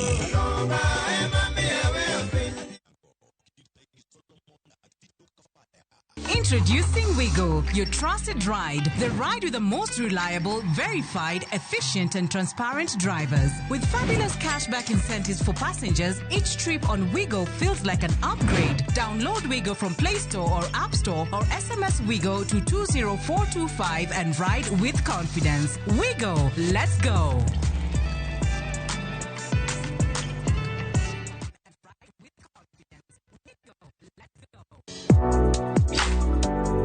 Chiemo ka chiemo nigi sigana mare. Moro ka moro kuom kit chiemo miyiero kelo nigi moro manyien. Ojuri to koro kine machagi ma eno kilo ladha. Chiemo. Okelo appetite. Kata bed ni en chiemo mamit, manigi suya mamit, kata manigi iro, waduto wawinjo kitgi. Omit. Kochakore chuny pacho nyaka e Kenya mangima, wakelonu kit chiemo mopogore opogore, sigendni ma ok ong'ere koda timbe machon. Aleya en ringo mawanyeo walire to wakete gi chumbi. Kokalo kuom chiemo ka chiemo, biuru e wuodh ng'eyo kit chiemo, kit timbe kod tudruok. Tedo gi chiemo kod jaelieta, tich adek ka tich adek, saa 2 okinyi, mana e Ramogi TV.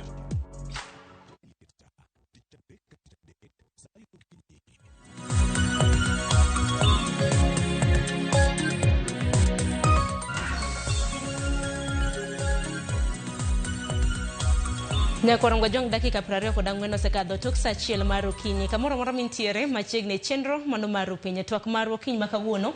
Wadoro loso kotendre kod chenro mano mar chulo jong'anyo. Haput mano mar jokanyo 18 mabenja ten piny Kenya nochuogo mar neno kaka inyalo chulo jong'anyo kanyakla kod jogo mabende yudo midhiero mopogore opogore kinde ng'anyo. Ochul chakre higa mar 2017. Nyaka sani Nyakorongo jong kwa loso doho maduong' mapachoka kokadho kuom jang'ad bura Justice Kizito Magare. Bende nosechungo dwaro makamano kaluwore koda bura mabende nodonjne aput makamano koda okil mong'ere kaka Levi Munyeri. mabende koro wacho ni dwaro mano mar chulo jong'anyo Nyakwar Mgajwang' okotenore kod apende chike mapacho kae. Onye na sigana mabende Efi Nyakidi nolosonwa kapok wachako twak marwa okiny makawuono ka bende Nyakidi kaluwore kod sigande bende achiel kuom weche mabende biro bedo kolose ene dwaro mano mar chungo tiyo kata mana chudo e yor mbui mong'ere kaka e-procurement ma e sigana mare. En okang' ma pod medo nyuolo paro mani jatend migawo mar omenda John Mbadi noramo ni nyaka kete tim chenro mar ng'iewo e yor mbui kata e-procurement wirani mano e achiel kuom yore mabiro konyo dino rode mag mibadhi pachoka. E chik mochiw kod jang'ad bura Bahati Mwamuye, ten migawo mar omenda gi sani biro yie ng'iewo duto mitime yor mbui kod mago bende mitime yor andika. Chik mowinjore ketie tim nyaka tarik 15 dwe mar 10 higani kirito winj bura e doho. Ng'iewo go duto nyaka tim kaluwore gi chike matayo chenro makamano. Motelo ne ma, jatend piny William Ruto nowacho ne jotelo matiyo apise piny owacho ma ok dwar chenro mar ng'iewo sirikal e yor mbui mondo mi ogwe tao kosingo mar konyo e geng'o kuo mar omenda piny owacho. Komachielo, doho mamalo ma Kirinyaga bende ochungo keto e tim okang' ma jatend piny William Ruto chuga put mabiro tayo chenro machulo jogo mano yudo hinyruok e kinde ng'anyo chakre higa 2017 kod jogo mano wito wedegi. Kaluwore gi chik ma jang'ad bura Kizito Magare, jokanyo mag apudno ok nyal dhi nyime gi tich moro amora nyaka kanyo ma winj ng'ur mano chwale doho. Burano ibiro winj tarik 6 dwe mar 10 higani. Apudno ma bende nochamo muma juma mokalo nigi kwan duto mar ji 18 kotele kod Profesa Makau Mutua kaka jakom kod jatend riwruoge okinde pachoka Faith Odhiambo kaka jalupne. Efi Nyakidi, Ramogi TV, Nairobi. Nyakwar Mgajwang' winjo kanyo Justice Kizito Magare nochungo dwaro makamano kaluwore kod bura ma bende nodonjone apudno Nyakwar Mgajwang' ma nyaka sani bura makamano irito winji chieng' tarik 6 mano mar dwe mar 10. Okiny makawuono Nyakwar Mgajwang' antiere kod achiel kuom jokanyo mag aput makamano ma bende nochamo muma mano juma mokalo chieng' tich abich mano mar juma mokalo. Suba Churchill bende njakid ne ratich oganda hipachoka. Suba amosni misawa gino mara ni chieng' makare. Erokamano ahinya. Jo Nyakwara Mogi ageno ni uchiwo maber kendo obiro go mbaka yo makare. Yes. Nyaka sani Suba nochamo muma mano mar apisi mar chakayanga tich bende kaluwore kod Faith Odhiambo ma bende njalup jakom aput makamano nowacho ni tich nane bende utime kinde thuolo mano mar ndalo 120. Nyaka sani koro akini chenro chal nade bang' ka koro doho nosegolo koke? Bang' ka doho nosegolo koke koro bet wan yweyo. Kata obedo kamano wan gi geno ni jok modonjnegi nikech iwacho ni wan ema odonjo lakini wan ok nyal donjwa nikech ne ok wayierore wawegi. Koro jok mano yierowa nyisowa ni gibiro dhi e doho mamalo miluongo ni Court of Appeal mondo ging'i ka ginyalo keto doho ma nyicho oketo gini tenge chien. Koro pod warito but tijwa nonego chakre koluwore gi gaset notice chieng' mane oland gino mane en tarik 28. Koro ndalo 120 gi kwano kochakore chieng' mane gaset notice ogole.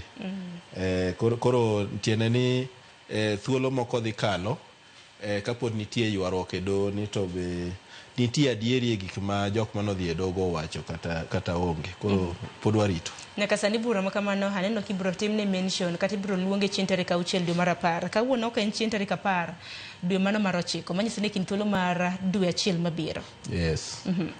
Mano nyiso ni dwe achiel ma ngima biro lal ma en ndalo dhi mana 30 ka ok kamano to 20 gi wiye. Koro nyiso ni thuolo ma aputni biro bedogo biro kalo gi ndalogo maonge gima watimo malong'o. Kaka achiel kuom member mano mar committee makamano, do you think it's unconstitutional? Bendi paro no kotenore kod chik mano kaluwore kod bura ma bende Levi Munyere okil Kamaloka nodhi donjo ne aput makamano doho? Wan kaka jok manyicho nyisi ni omiki barua mondo tim. Ning'eni nitie kaka wanene ni achiel kuom jigo ma jok modhi e doho wacho en ni nitiere ofise mag serikal kata migepe mag serikal kaka Kenya National Commission, jomoko se wacho ni Victim Protection Board, manyalo timo gino. But wan kaka wanene ni Kenya National Commission on Human Rights mabe jirand Royal Media ka tok ndara ka. Onge gima nosemono, onge ngama nosemono gi timo gigo ka dier manoteku magin go. But wan kaka wanene ni king'iyo terms of reference ma Putin onego otigo, gin gik mo ogawo migepni mopogore ma onge achiel kuom migepni go manyalo wacho niya nanyalo timo gigi te. Nitiere migawo kaka ngek National Gender and Equality Commission masany moro nyalo dwaro ng'iyo ni to chamoro jomoko nitie mane oyudo makosa mar mako gi thuon kaka joma mine ndalo manitimo maandamano. Ginyalo wacho ni mane mandate mane omigi gi chik. Kidhi ka Kenya National wan kaka wanene ni Kenya National onego bed ni chungusa gimoro amora ma oketho ratiro mar dhano, kato gichiwo recommendation mondo executive okaw atua mopogore. Koro wan kaka wanene ni executive kano oseyudo report moko kuom IPOA, moko kuom Kenya National Commission, moko kuom National Police Service Commission. To gin gik maonge migawo achiel manyalo timo kendgi. Kore mano miyo losa Putin ni mondo Putin oti kanyakla gi migepni mopogore gi mondo wang'i kaka wanyalo reso, kaka wanyalo ywe piwang' jogo mane ohinyore. Nitie jok mane owito ngimagi, nitie jok mane oyudo hinyruok mag del, nitiere jogo mabene okata nie ng'anyo to masira mopogore noyudo. Ginyalo paro yo Karatina kocha nitiere rawera moro mane nie gym kuonde ma ji timo orako gi, to nikech gym ni noger gi mabati, koro risasi nobiro mo otucho mabati ni monego ng'ani e gym kama ne entiere ni. Koro jowete gi neno kogore piny to king'iyen malong'o ni to kare en ng'ama chunye osechot. Nitiere be ng'ato ne nitiere wi gorofa dala mar Ruai Kiambu County mani mbele kapok ichopo Thika. Kotemo ng'iyo ni to ang'o matimore ku, ene onge kata ng'anyo, to neno ni nikech ok odwa dhi e ng'anyo, oidh malo mar gorofa kamodake mondo miye thuolo mar neno maber ni tang'o matimore kuma ng'anyo nitiere. Koro embe ne nitie sasi moro momake ka magikone ne owito remo mang'eny ma otho.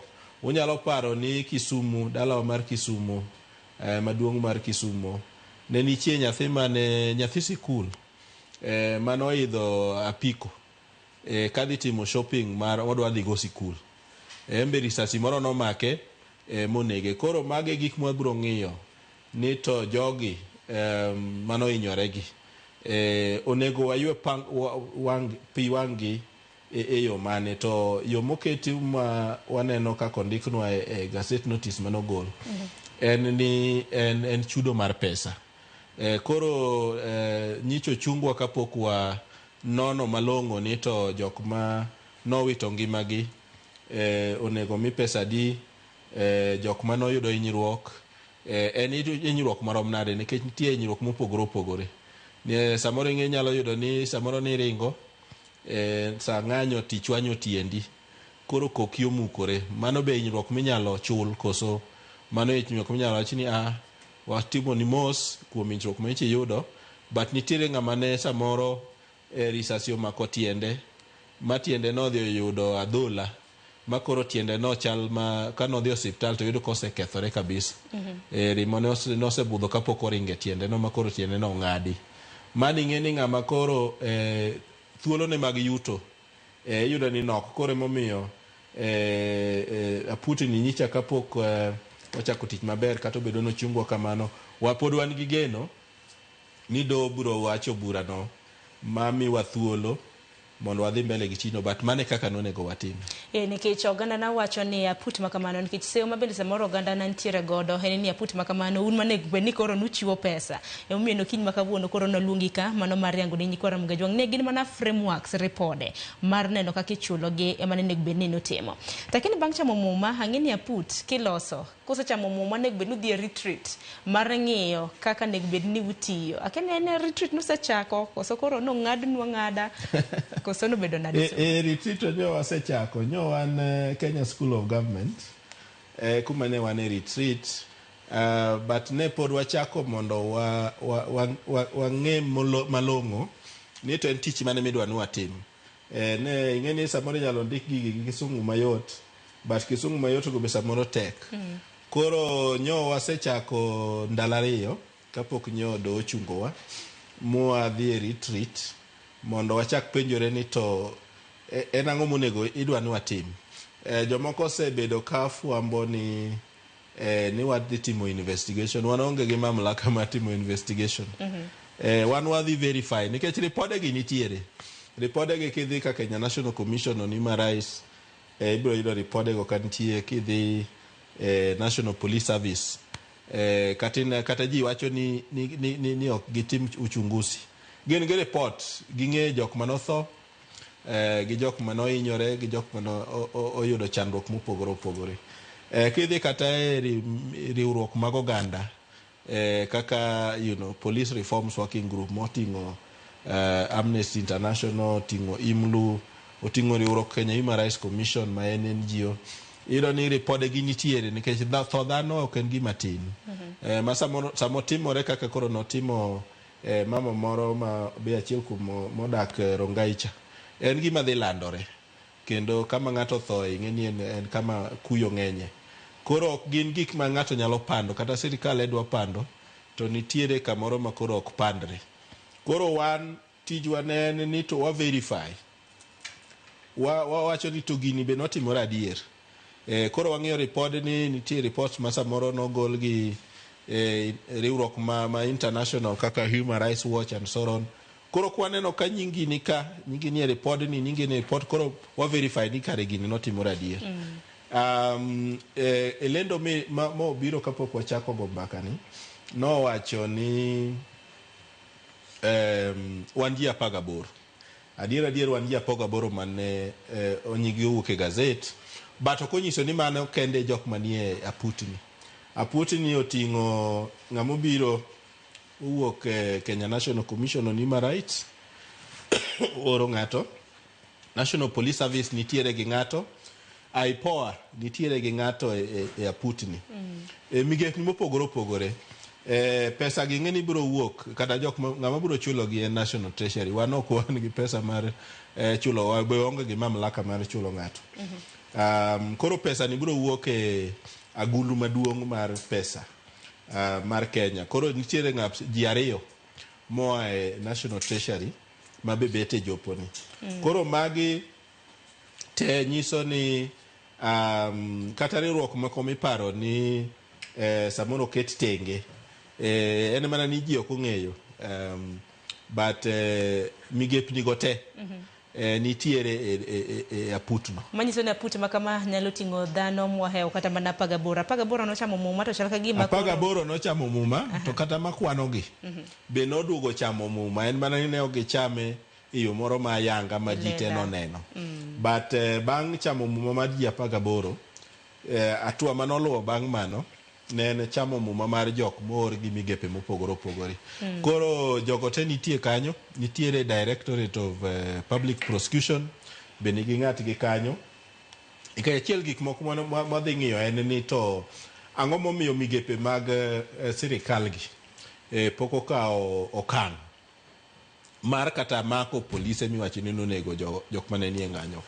Koro mane kaka gino timore. But wan kaka aput ok wadhi chulo ji, wan wadhi wacho mana ni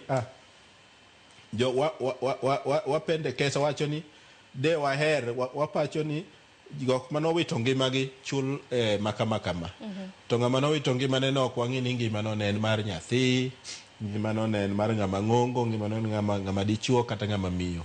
Ngima en ngima. Koro wadhi wacho ni wan kaka aput waneno ni jok mano to ngimagi chul marom kama.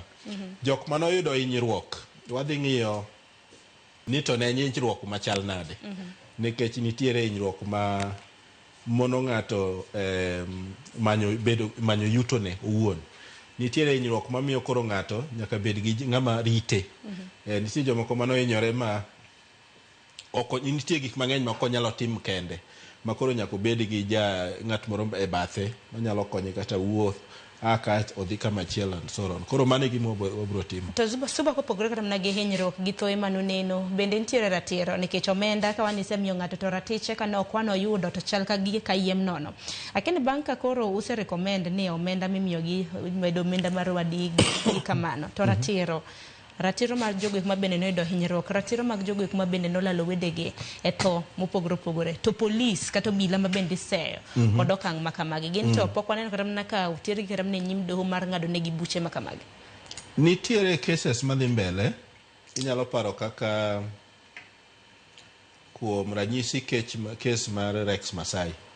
Nitiere inquest madhi mbele ma doho temo neno ni to nikech ne onge ler malong'o kaka ne oyudo tho, kaka tho ne nobiro. Ne ng'anyo, kendo wang'e ni chieng' mane owito ngimane noyudo tiyo but Hurlingham kato kolor to ochalo ng'ama dhi riwore gi jok mane nie ng'anyo. Koro nikech ing'eni sama ji ng'anyo ma ji owinjo karisa somuoch, ji ringo madhi kuonde mopogore opogore. Koro duogo oyude ka en ng'ama ngimane osekalo, but kwa luwo inquest madhi mbele ineno ka nitiere jok matemo pando ni en ng'ama neg ng'ani. Koro en gima chiegni rumo, but nitiere kaka ushahidi mosegol. Joneno mang'eny oseneno ni nitiere ng'at miparo michichgo ni notimo timni. Koro cases go Putin ok dhi chungo cases go. Kata ka wabiro winjo dho jok manohinyore, mane ok owito ngima but nohinyore. Nitie jok mong'e kata obila mane ohinyo okelo ne hinyruok. Koro magi ema wadhi wacho ni ka ng'ato nitiere adier ma ong'e ng'ato kata ng'ama ne okelo ne hinyruok. Emomiyo wan gi jogo ma oor gi jo polis, wan gi jogo ma oor gi jo IPOA, wan gi jogo ma Kenya National Commission. Ripode gi te wadhi bedogo mondo wachi ni nitiere jok ma ichichgo. Koro wadhi penjo ni jok michichgo gi, nikech joko polis be nigi ng'atgi ka, ang'o momiyo pok otergi e mbele doho mondo somnegi makosa ka nitie ushahidi. Nitiere kuonde moko ma samoro polis dwaro geng'o wadgi, ong'e wadgi mane michichgo to gitemo tugo gi ushahidi mane nitiere. Koro mago be onyiswa ni wanyalo recommend ni mondo uchunguzi tim zaidi, mondo ter, nikech ka wan gi witness, ing'eni ka ng'ama nohinyore nitiere to en achiel kuom joneno, nikech en wuone manohinyore. Samoro noneno ng'ani wang' gi wang', samoro nitiere osiepne moro mane nigo, and so on and so forth. Koro mago duto e gik mwadhi timo e ndalo 120. To bende ni kata mana ka ndalo 120 nyalo bedo matin, nikech ka sani koro osechungu manyiso ni K minus igolo ndalo 120 gole 30, manyiso ni dog ndalo 90. To mar mondo mochak nono chakre higa mar 2017, mano higni 8 mosekadho, to waseneno rochruok kaka osebedo kata mana higa ne kende higa mokalo e kind higni mamoko. Don ka udhi bedo gi ting' ahinya kata mana ndalo 90 go nyal dhi. En ting' maduong'. Samoro maybe ko bio yienwa ni mkoro wadhi mbele, samoro jok manyicho keto wa Putin nyalo neno ni nitiere ndalo moko molalgo kinyalo medwa. But pile kumi tichi la maomiwa Putin ikuongi timo minyalo. Koro kochopo chieng' mano ndalo onego rumno, ka jogo mano keto we office nyalo wacho ni jogi no wito ndalo makama kane pod ji nie doho, koro samoro ginyalo medo. Koro ok wanyal wacho ni sani ok wanyal wacho nikech mokwongo ok wang'e kata ibiro yiene wadhi mbele. But wanyalo wacho ni ka doho osebiro winjo wachni mowacho ni koro nyalo dhi mbele, ma oler gik ma ji paro ni to ma ji nigo e wach aputni, to samoro ywak nyalo bedo ni nikech koro oseyiene ji ni aputni odhi mbele, med giru ndalo mane giwito ka otergi e doho. Nyaka nikech weche go be nyaka winji, ng'eni weche moluwo chik maduong' miluongo ni 2010 Constitution gin weche ma igi bedo matek. Koro biro bedo gi ywaruok, ng'ato wacho ma ng'ato be duoko kama. Koro doho be obet piny ka winjo gigi kata wacho ni awinjou koni gi koni tadieri mantiere en ma. Koro kobiro yienwa ni mondo wadhi mbele gi tijno, tapani ka wasebiro watimo kuom ndalo mabiro dongo, to kaluwore gi tich ma samoro pod biro bedo nodong', inyalo medwa ndalo moko kaka jok mechoketo ofis nyalo dwaro. Tigeni soba jatend piny Kenya mane William Ruto orwako higni 3 e apisi, mano mar jumani, to seyo osebedo koyudo, bende puoch bende osebedo koyudo. Achiel kuom seyo ma bende jatend piny Kenya osebedo koyudo en ni chakre ne donje telo higa mar 2022 higa mar 2022 nyaka sani. Aput mosebedo kochuogo task forces nyaka sani gin moheo 10 makoro maru ni the latest one. To task force maka mago bende osebed ka iseyo ni gimuono omenda mathoth erini nyisa ni nunjo kanya 18 mamoko ma bende ndoko chamo mumelela bende nyakwara mga jongo ok nyal bedo ni ng'e manyiso ni nyalo bedo members kata more than 20. Jakom chamo siling 5,000 mani wacho ni allowance per sitting. Jakom gi jalupne un kaka jokanya siling 4,000 pod nitiere marupurupu mamoko. To kinde ka kinde kata task force mamoko wanno ka giseketo kata mana ka usechiwo report bende ok ketgi e tim. Ponono ni doho chungu maru ne keni nene yo machal nade? Yes, inyawacho ni ker oseloso aput mang'eny. Ing'eni kiwacho na par to ne higni osebedo higni ndalo higni 3. Mano nyiso ni higa ka higa dhi mana aput 3 gi nus or gi bathe. Of course aput ok nyal bedo nus. But on average ing'eni nitiere gik mang'eny maluare lwet office mar ker. Wan kaka jogo manondiko chik maduong' kane wan Bomas higa mar 2004 ne watemo loso constitutional commissions mamoko kuom gi wacho kaka Kenya National Commission on Human Rights mabiro timo gik ma specialized nikech jo Kenya ne nigi ywak ni office ker nigo teku mang'eny kabisa. To ne giwacho ni nikech oteku mang'eny oket gi chik morito piny, ere kaka wanyalo duoko oteku ni chien to gik monego timgi to pod otimore. Mano miyo waloso constitutional commissions and independent offices.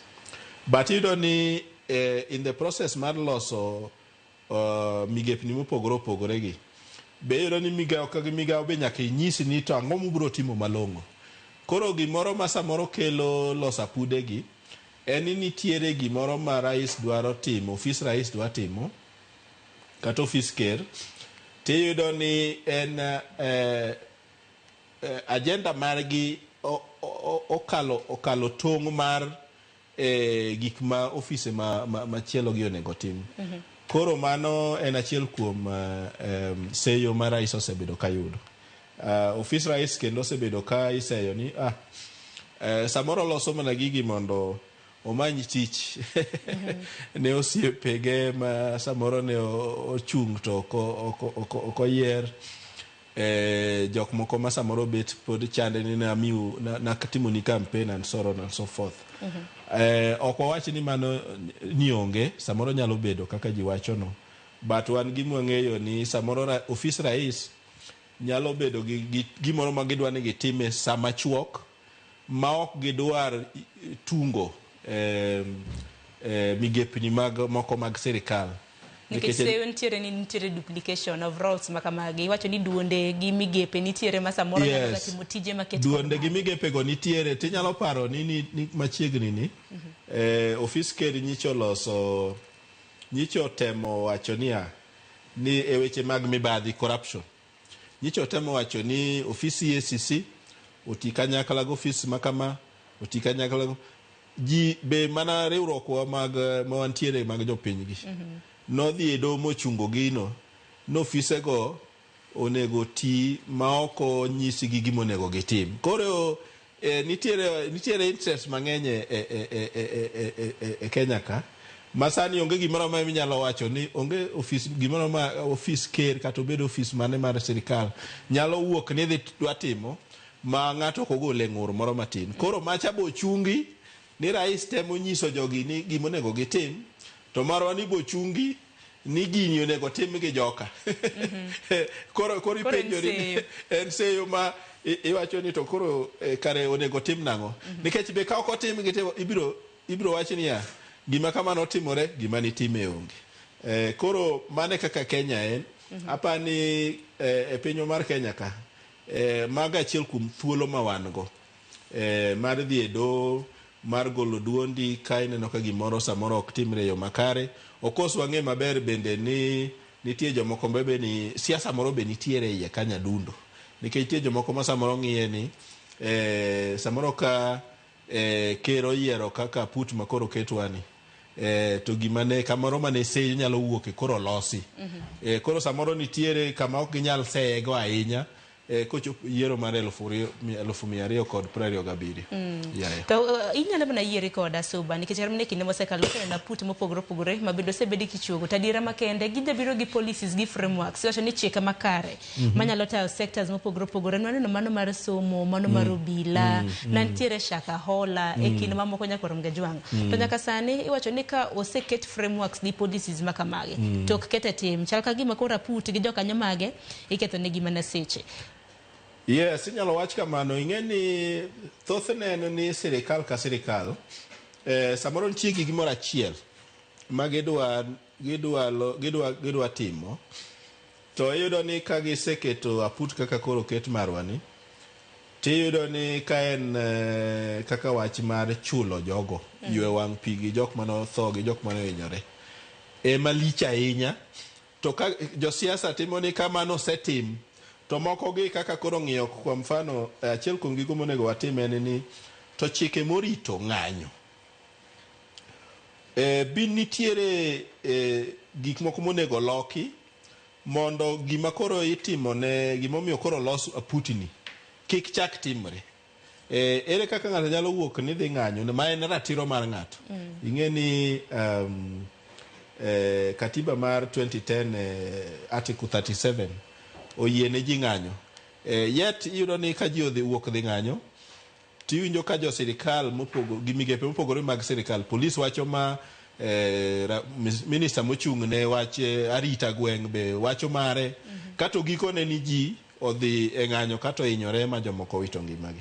Koro mago be achiel kuom agenda monego wang'i ni to en ang'o monego watim mondo chieng' ma nikech pile pile ji biro ng'anyo. Ing'eni nitie gik moro ma sirikal timo kata kambi mag wegigi. Nitiere gik moko matimore maricho ma ji biro wang'o ji ma ji biro wuok oko. Koro ok ni ma biro tieko ng'anyo. Ng'anyo no nyaka chon. Kati wacho jo Kristo wacho ni kata puodho mar Eden kamane ngima chakore ni ne nitie ng'anyo. Koro ng'anyo pur biro bedo. Koro en ang'o monego watim mondo chike morito wach ng'anyo gi lok gi e yo moro mamiyo ng'ato kodhi ng'anyo to ok ni oduogo ka en maiti. Ok ni duogo gi report ni dende ni e mortuary and so on. Ok no duogo gi hinyruok moro amora. Or ini dhi e yori to ng'anyo moro kare timore ka to king'eyo tiromo gi ma ok olwer and so on and so forth. Koro magi gik monego wang'ite. Koro iyudo ni samoro ka e wang' jok moketo aput kaka marwani en ni gidwaro chulo jok mane ohinyore kata jok manotho. Koro iyudo ni agenda mamoko gie wigi wilgo emomiyo jopiny weggi dwano bed gi vigilance moro ni to ang'o momiyo pok utimo ma, ang'o momiyo pok uketo ma e tich.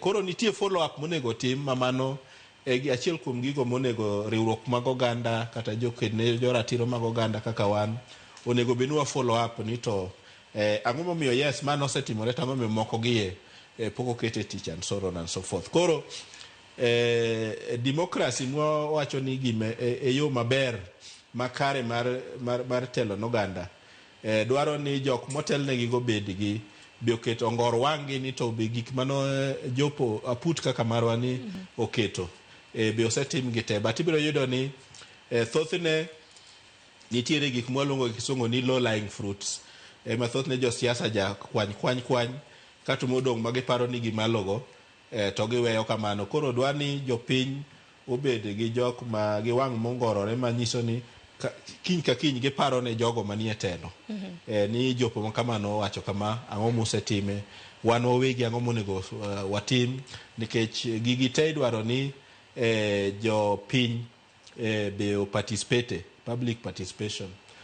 Koro mane gige kaka gigi timore but thothne ibiro ni kaka NADCO report ji wacho ni onge gimose yet ni wan gi IBC ji ok ne masani ntiere and then tie kanyo nekech NADCO report nikech no achiel kuom gigo mane NADCO timo ne en manyo formula minyalo ketgo commission mar IBC yo ma ji te oyiego. Koro people don't see that people will only say what gi NADCO report wan gi report kama gimosetimo onge kada mar CBC waseneno ka implementation osebedo katimore.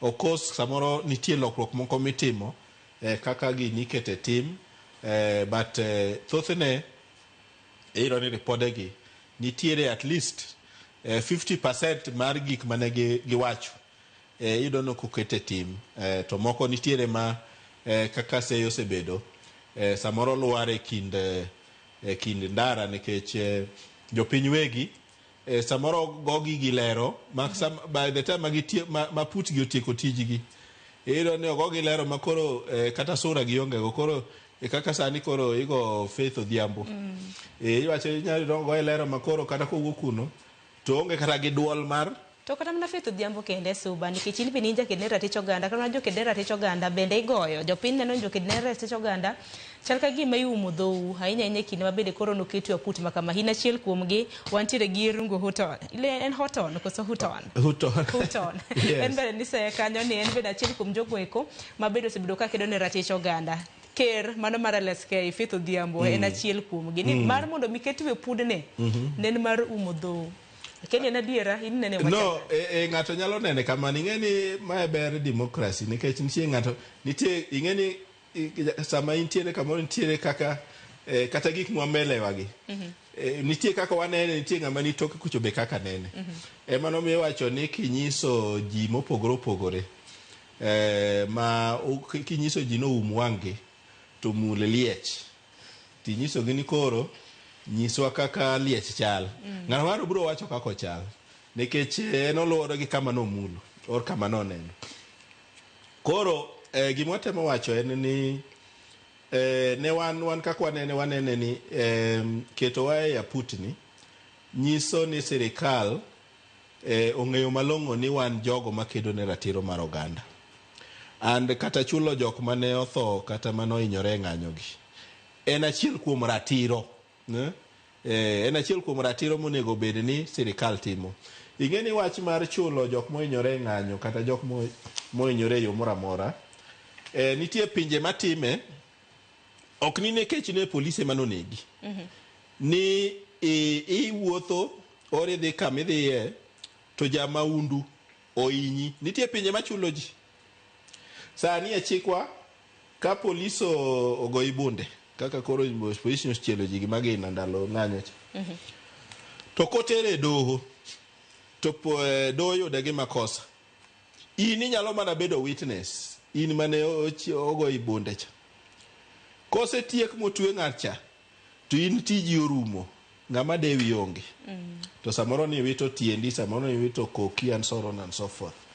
Koro waneno ni chudo midhi mi jok ma ne owito ngimagi kata oyudo hinyruok e yo mopogore ndalo ng'anyo en achiel kuom ratiro monego jakenya ka jakenya bedgo and wan kaka jok makedo ne ratiro mag oganda wadwa ni bang' ma wakete okang' mamalo ni kata ng'ama no hiny gi jamaundu. Ine yori, ine tiji, or ine odi, to ng'ato monji. To nekech sirikal ema no nego bed no ketarita, momiyo ng'at cha ne ok onego bed ni timo ni tim mano timo ni no. Pinje molony chulo ga jogo. Obed ni ng'ano omaki, obed ni ng'ano ng'e, obed ni ng'ano tuwe. Pinje ma oselony chulo ng'ama no oyudo hinyruok cha. But nekech wan pok wabedo gi lony no, ema neno siasa mang'eny nitiere. But moving forward wadwa neno ni Kenya ochope okang' ma ka ng'ato no hinyore yo moro amora tiwacho noke wasetwe ng'ama ne ohinyicha to imbe nekech yudo hinyruok makoro kata sura mane in go koro kethore. Samoro iwito wang'i in the process. Samoro in gi mbala moro makoro miyo ka ji oneni to chich kod yachicha.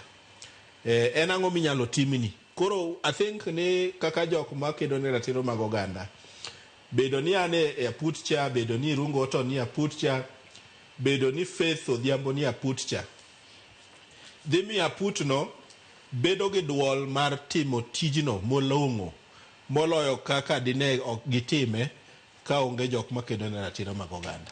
Erokamano ahinya Nyakorom Gajwang', ang'eni nitiere koda ote kotenre kod mano. Pache nang'o kaka kotenre kod chenro mano mar chulo jong'anyo ahinya kinde ma bende nitiere japiny okil mong'ere kaka Levi Munyere ma bende nosedhi e doho maduong' ma pacho ka, ma bende wacho ni dwaro mar chuoga put makamano mar keto chudo e tema ok otenore koda pende chike ma pacho ka. Bura makamano mana kana sinyisi biro bed ka itimo kata biro bed ka itimo ne bura makamano biro bed kiwinjo chieng' tarik 6 mano ma dwe mar 10 mano mar higani. So paro makamano Nyakorom Gajwang', ote moro amora mintiere godo madiher mar mondo mi achwal ne Suba Churchill ma bende en achiel kuom jokanyo mano mar aput makamano. Ka yo matin wadogi mathoth.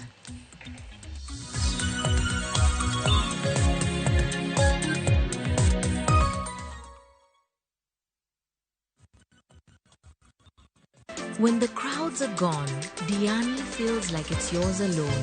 Rediscover romance with sunset dinners by the ocean.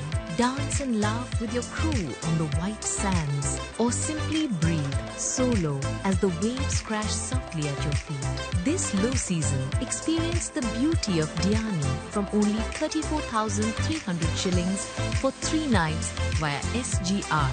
View Travel makes Diani's magic more within reach. Book today and enjoy the ease of Lima Pole Pole. Visit viewtravel.com or call 0703 254 254. View Travel. Dream, explore, discover.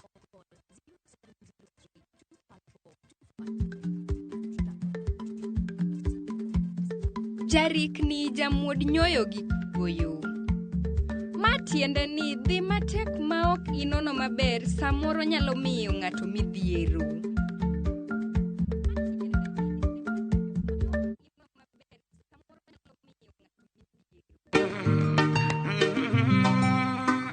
Binti kicha mwingi wa bala asijua kiza wala taa.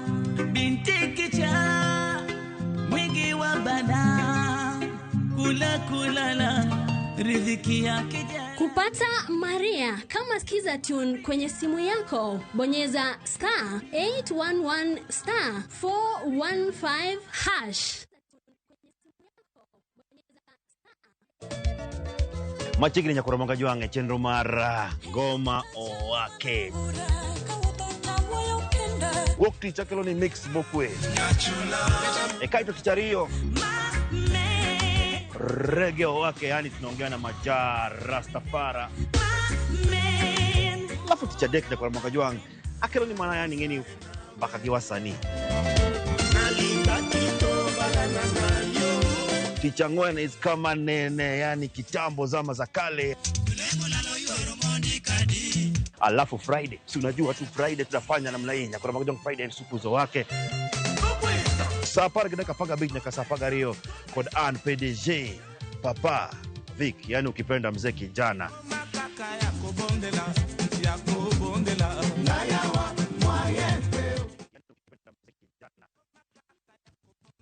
Iseyudo nyodo nikelo nyako chia jolokore Nyeje lungani sandi nango nyako chia Nini yere kenge jalo siko kachandi gimon nyako chia Utemo kakano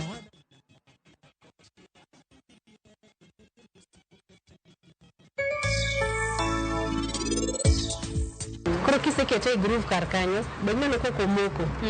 Koro onego benwa shot mondo seche ma japur tere puodho kik oluar. Koro nyaka wa shot the wire.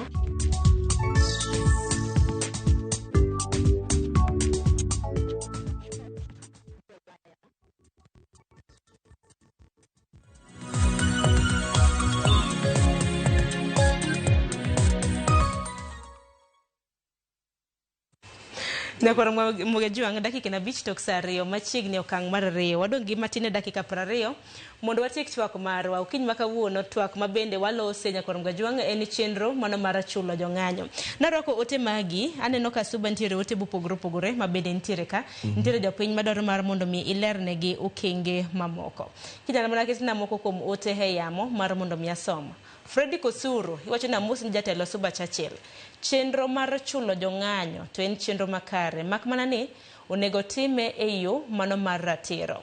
Iwacho na penjni achiel kaluore kaka doho ochungo chenro no. Diponi doho thiro chenro mano mar jatend piny.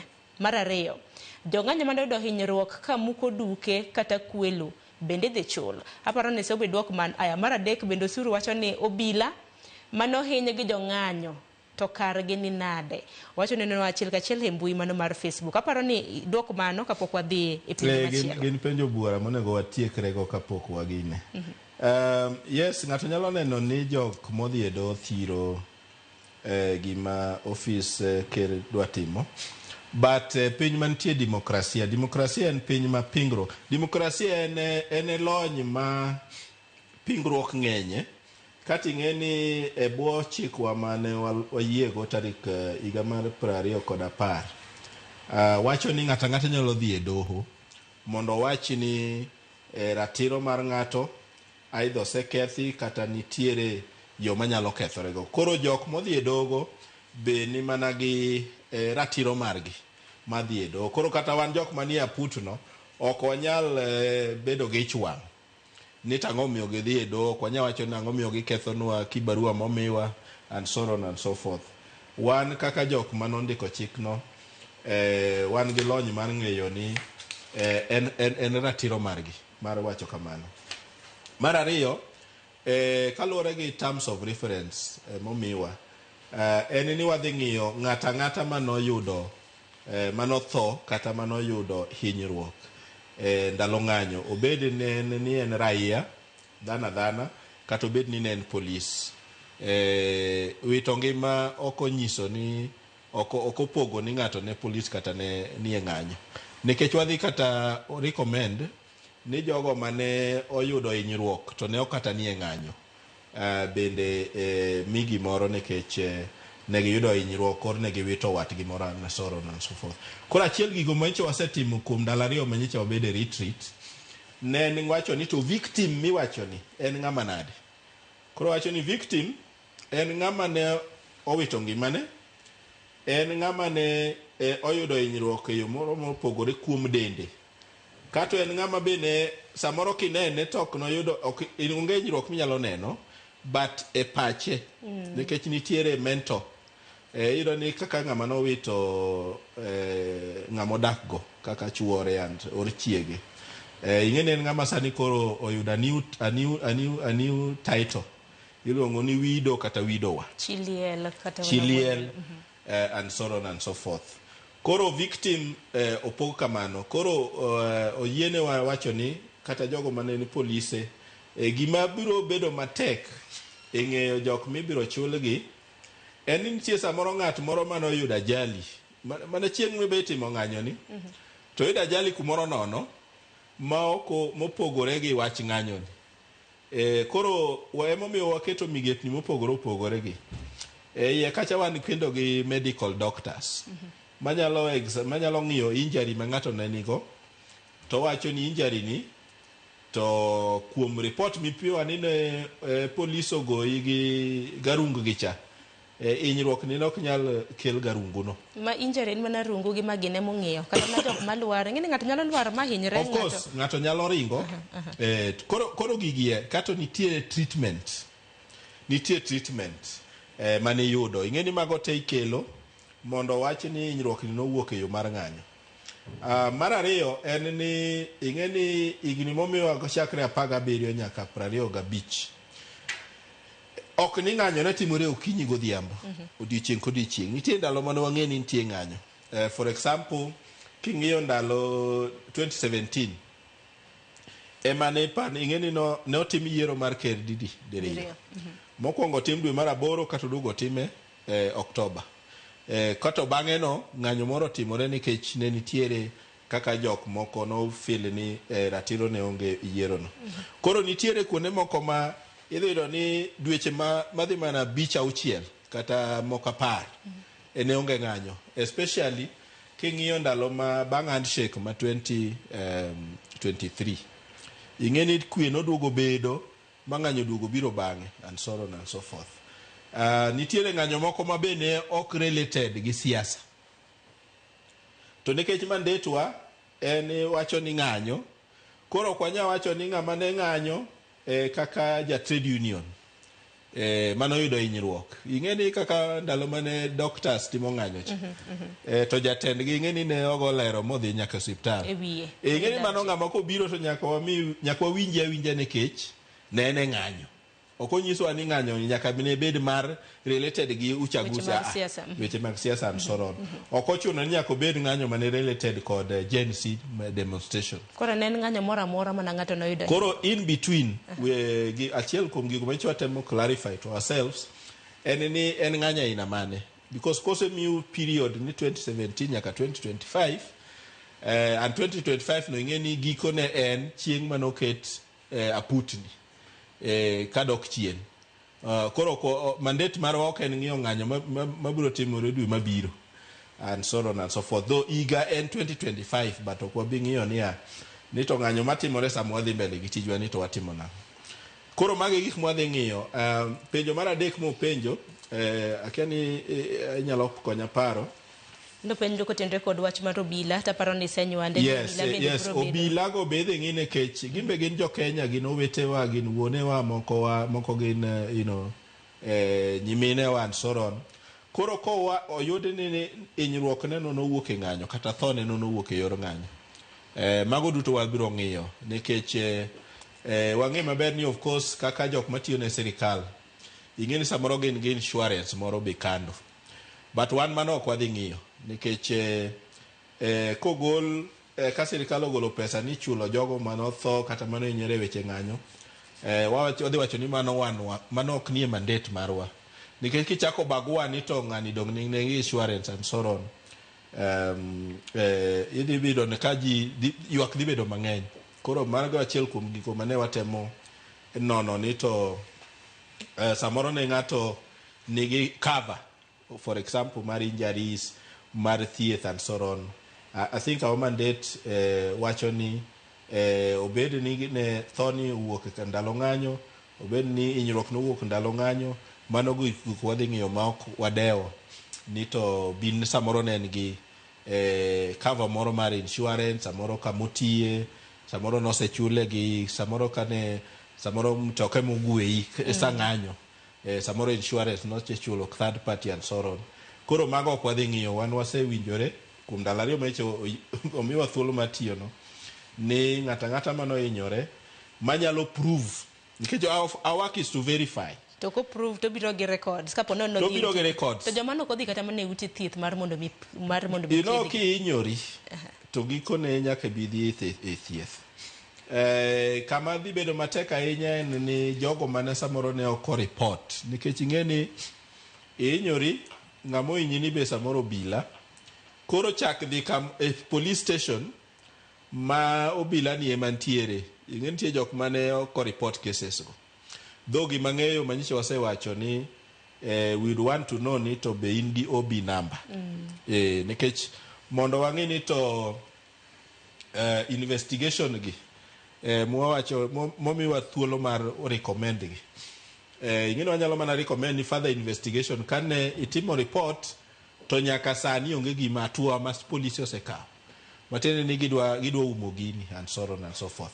Koro mage gik mwadhi ng'iyo ni to koro ng'ama ne oko report ka police dhi bedo gi tich matek mondo nyiswa ni noinyore ndalo ng'anyo nikech pile pile wacho ni kata kiwito simbi kata kaka to mai ong'we yamo to ok nochuno ni timo report cha ni biro konyi yudo simono. Samoro police samoro dhi paro ni nyaka imiye asoya, nyaka imiye gimoro matin mondo odhi oter gino mondo otam locate ni simono ni kanye.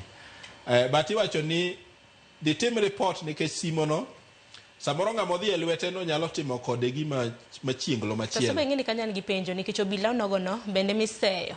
Kaduore koda hinyruok gi thoe mabende noneno e kinde mag ng'anyo. Koro duche makawuono kaka Sharon Ong'asa hinyora e kinde ng'anyo samoro en lwet obila. Achaka dhi ago report ka obila. Don't know kenting matek ji mathoth samoro nyalo we oko. Exactly. Emomiyo wacho ni mano kende ok bimiyo waketi oko. Bedo ni ok report.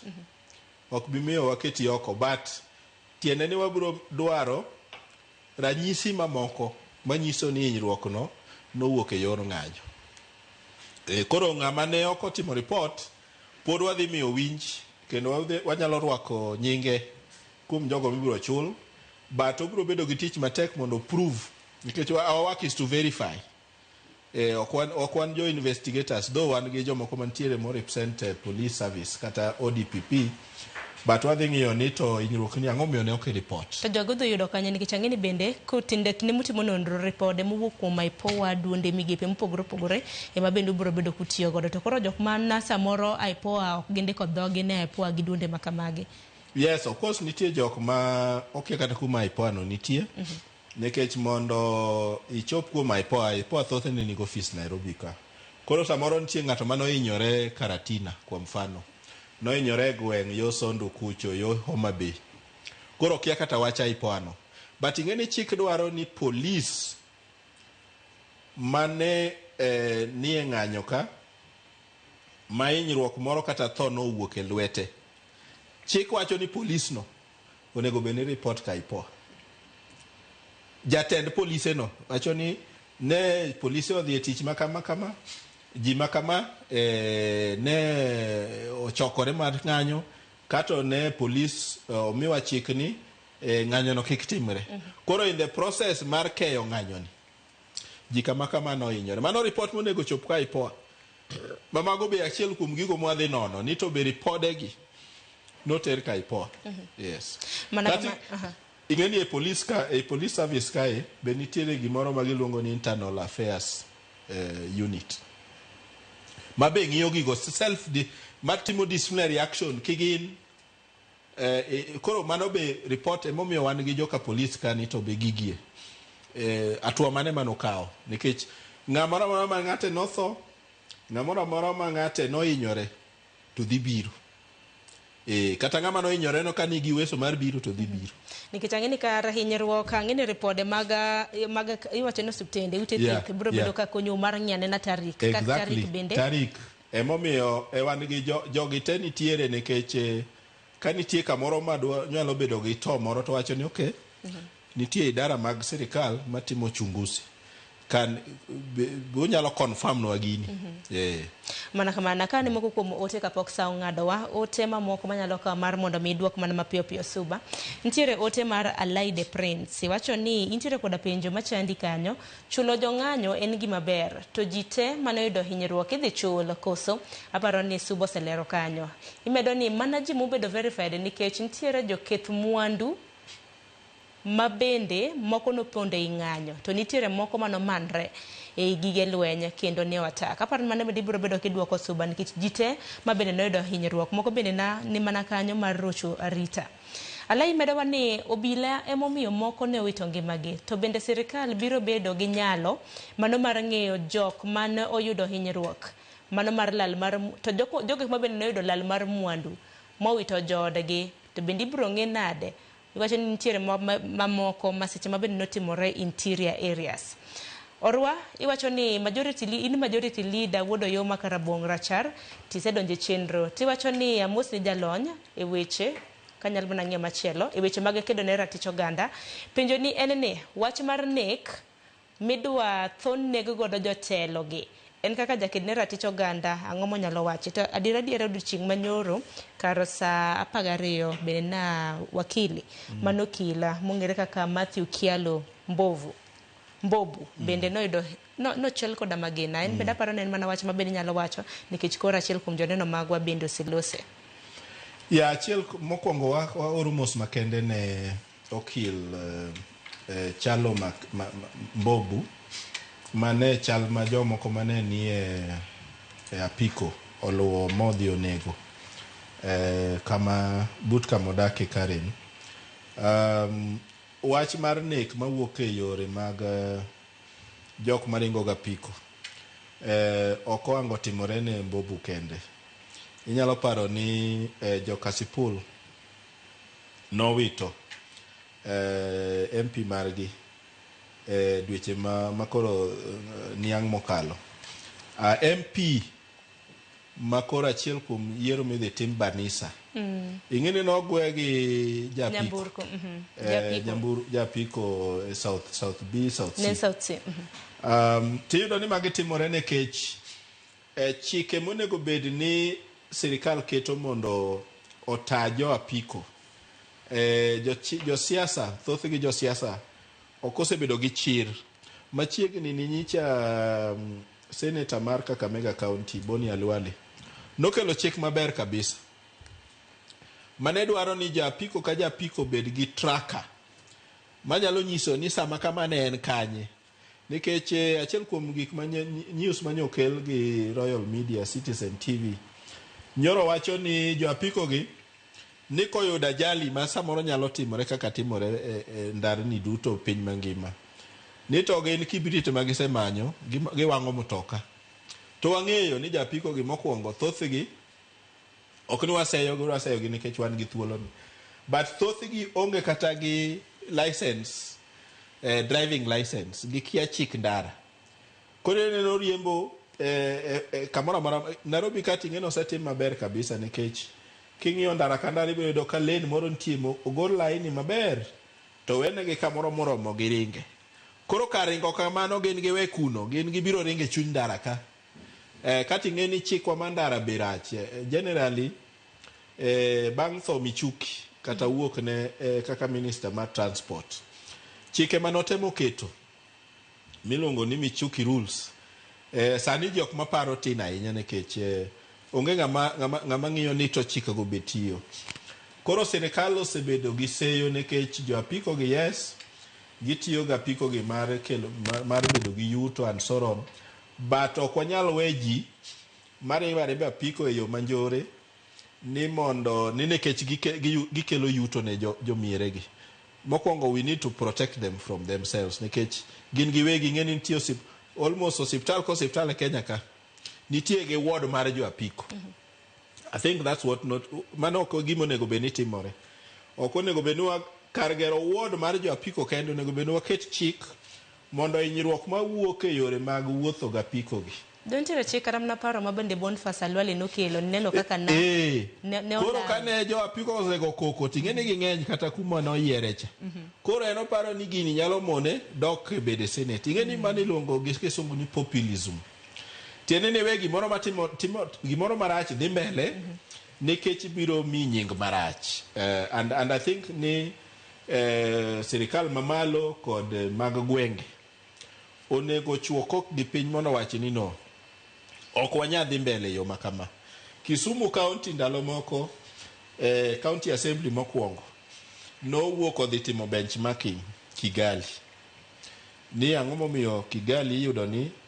Rwanda kwa jumla oketo jo apiko rito chik kabisa to ing'eni jo County Assembly wa Kisumu nodhi kucha kata gidwa rumo koro nwapenjore to ere tiende dhi timo benchmarking kaka inyalo kelo rito mag apiko to tamu rumo the other objective margi ne nigi timo bonding kono wane to bonding motimo ko office ndalo mag office orumo gi en bonding machal nade koro iro ni wacha piko ni en wach mi wache kawuoni, wache kinyi, wache kinyi, wache godhiambo.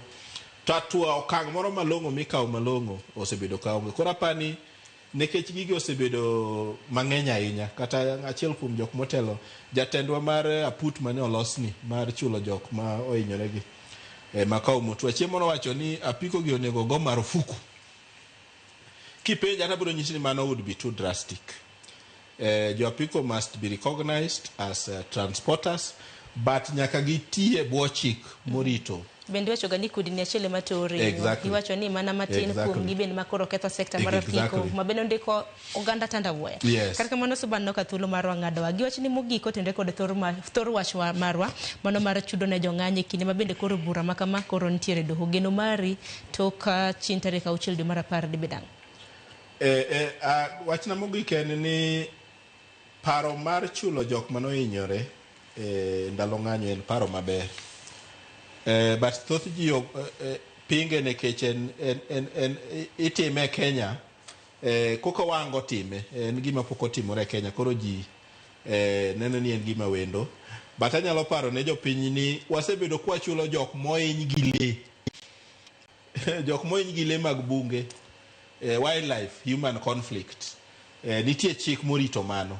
Koro ok en gima nyien ahinya nikech sirikal osebedo ka chulo ga jogo. Koro wan gi geno kaka jok manie aputno ni bang' winjo weche ma ji moko tere dogo ibiro miwa thuolo mondo watim gine yo makare. But wamor ahinya kwaneno ka jopiny ongoro wangie wach mar tijwano, nikech ngoro wangino ema biro miyo watime wambe kaka jok manie iye kanyo e yo maratiro. Wadwa bedo gi nyicho osewinjore ni wabiro time e yo mayanga mondo kik jomoko bed gi to, nikech ing'eni kuondegi eminyalo wacho ni waso watna moro ka boyudi pesa. Ing'eni wan gi ghost workers opong'o counties, ghost workers opong'o national government. Koro wambe okodwa bedo gi ghost victims. Koro wabiro bedo gi yo mayanga ma wuod timo tijni, kendo wageno ni jopiny biro miyowa support ma wanyalo dwaro, including jok ma samoro nochiel gi magina kakwalo, nikech ing'eni kama ng'ato dhi kwalo kaka jok mawacho ni ne ketho mwandu jigo, ing'eni chiele gi magina no ema chik owacho. Koro wan obiro ng'eyo ni nonege e ng'anyo, nikech nitiere okang' ma polis nonego kaw koyudo ka ng'ato kwelo sama ji nie ng'anyo. Kano yudo hinyruok no e yono, polis be adier polis nonego hinye yo makamano. To ka polis nogo tiende kata lwete mondo kik odhi mbele gi mecho manotimo cha, be mano be report mwadhi yudo. Osiptale mano tere be notere court ni omake kong'anyo and so on. Koro mago gigo gin gik mwabiro ng'iyo ni mondo ng'ato yud ratiro mare e yo makare koluwore gi hinyruok manoyudo. Erokamano ahinya Suba kuom fuononwa gino ero mabende apudno biro bedo katimo. Nyakwaron Gajwang' mano Suba Churchill, jakene ratich oganda kendo achiel kuom jokanya 18 mano mar aput mano mar chulo jong'anyo, jogi mabende noyudo hinyruok kanyakla kod jogi mabende nolalo wedegi. Nyakwaron Gajwang' manyaka sani doho maduong' ma pacho ka nochungo dwaro makamano kaluwore kod bura mabende okil Kamaloka mano Levi Munyeri nodonjo ne apudno ni nochuoge kokotenore kod pende chike ma pacho ka. Wan warito mana winjo ni bura makamano biro bedo kadhi nade kaluwore kod doho maduong'. Bura makamano ibiro bedo kiwinjo chieng' tarik 6 dwe mar 10 mano ma higani, manyiso ni kind thuolo mar dwe achiel chakre odiochieng' makawuono. Gikanyo bende makelo giko mano mar twak marwa mar rupinyo kiny makawuono en chieng' tich adek, manyiso ni chakre saa 2:30 nyaka saa 3 mar okinyi chenro en mar tedo gi chiemo. En tet mane mabende Jael Lieta oikonwa mar mondo omiwa godo siso okinyi makawuono. Awi koda chenro mano mar tedo gi chiemo. Nyinga Sharon Ong'ao, Rituru Masani.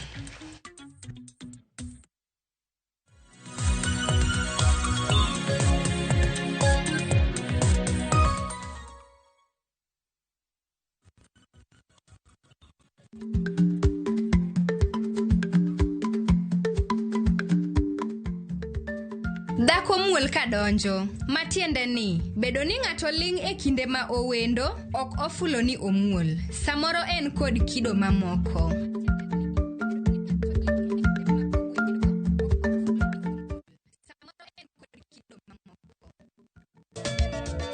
Machiegni nyakoro manga jwange chenro mar Goma Owake.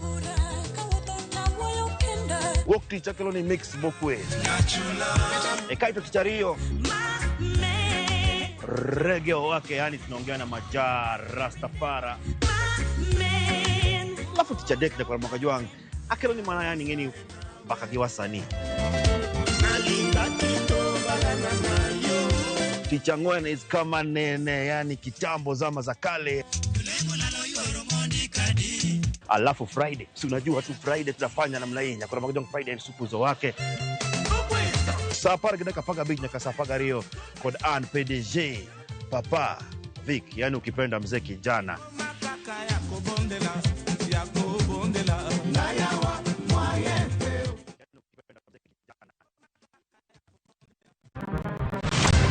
Chal mar pinywa en gima ichiko e mbaka ma obedo godo kanyachiel. Okoripo bed ni warito Trevor nyaka issue obedie.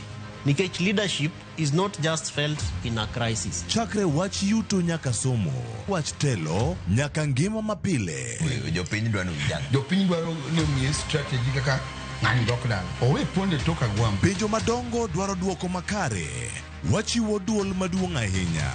Jotelo, jotim nonro kod jogo matemo kelo lokruok. Kitwa mokwongo namba 1 en ng'iyo kaka warito kendo wakonyo jopiny. Omiyo ka joka dhi marach to nyaka koro wanyisgi. Dwarore ni wang'e, wapenjre penjo kendo wayud duoko.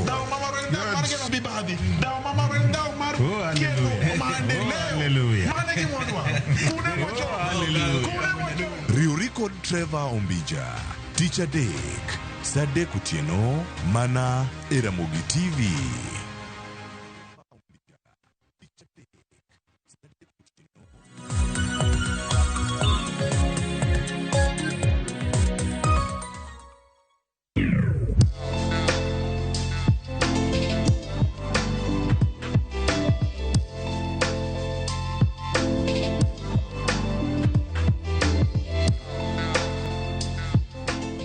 Ageno nitiere maber kamoro amora ma intiere okinyi makawuono tich adek machielo mabende wachako rada e jikona e Ramogi TV e chino ni mar tedo gi chiemo. Itedo gi chiemo kawuono wadwa mondo walose chiemo moro mabende waluonge ni chiemb nyadhi koso akia wadhi luonge nang'o. Kata kamano wadwa mondo walos pizza kendo wachiele gi gweno dry fry wow bas ne jogo eko duto tema dhogi mit kaka an.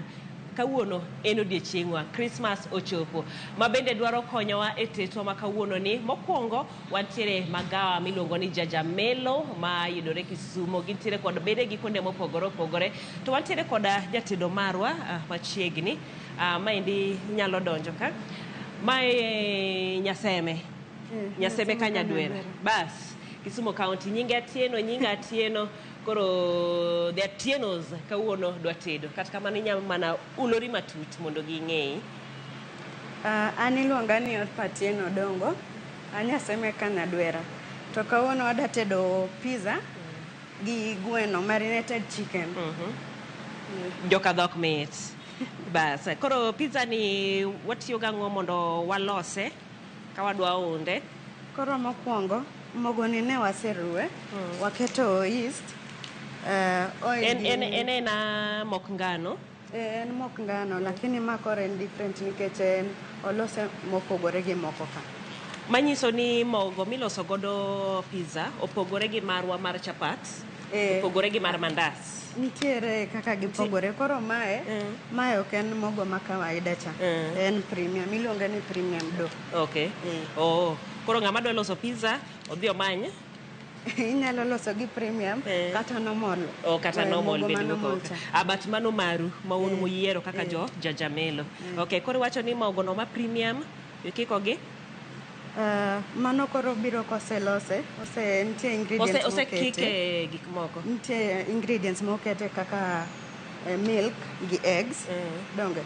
To koro wanto walose kachacha wamedo mana yeast, oil gi pi kende. Ma koro idwale godo. Mogo kabiro to biro kosekikne tong' gi gik mamoko go. Koro umedo ne mana yeast. Kaeto dwale mache machine mar dwale. Wamixe mana kamae. Inyalo mana tang'o no lokori. Kamae kaka operate. Wamix kamae. For 20 minutes odhi bedo ready. Kasto igole.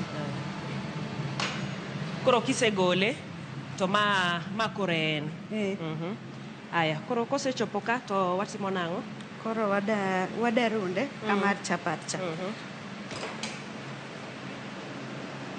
Wadhi keto mo matin e surface ka warunde.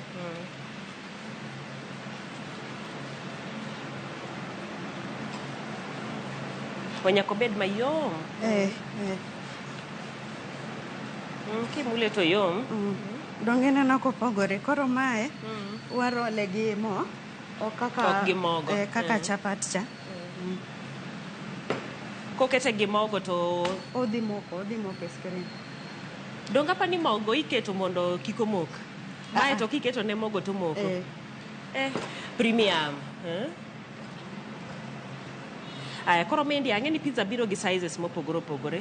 Kuse dwale kacha, kopime kama, tung'eyo ni ma loso large. Koro ma en large, en for 20 grams. To koro mega 620, small 150, to pie 100. Koro kupime kama ma loso large. Kaito sama kori runde bende ng'eyo size mar large. Lweti oseng'eyo. Arunda ne wane. Ana pare maendi anya rundo magol XL. To donge nyalo mana runde excess, kogolo mana mega thin crust.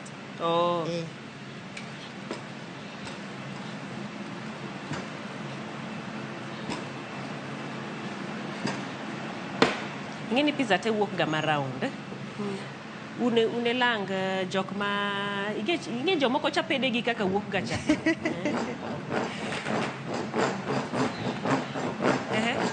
Koro wadok kamae. Koro otuchi matindo gi ema dhi miyo ochiek te e oven kata cha. Kaito mano be wadhi role. Okoro kiserole tikete wawicho mo screen ka. My screen ne.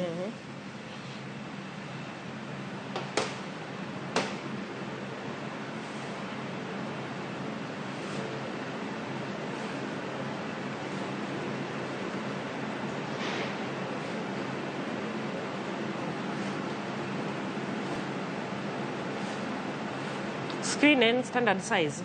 Koso ntiere gipogore. Kaka mae koro en mar large.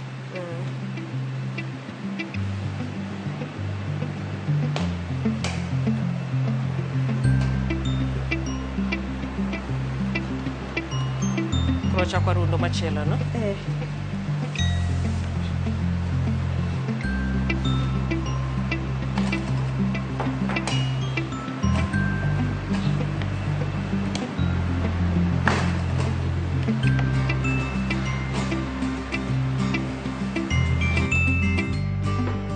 Loso pizza ariyo mopogore. Iyiero side mane? Eni.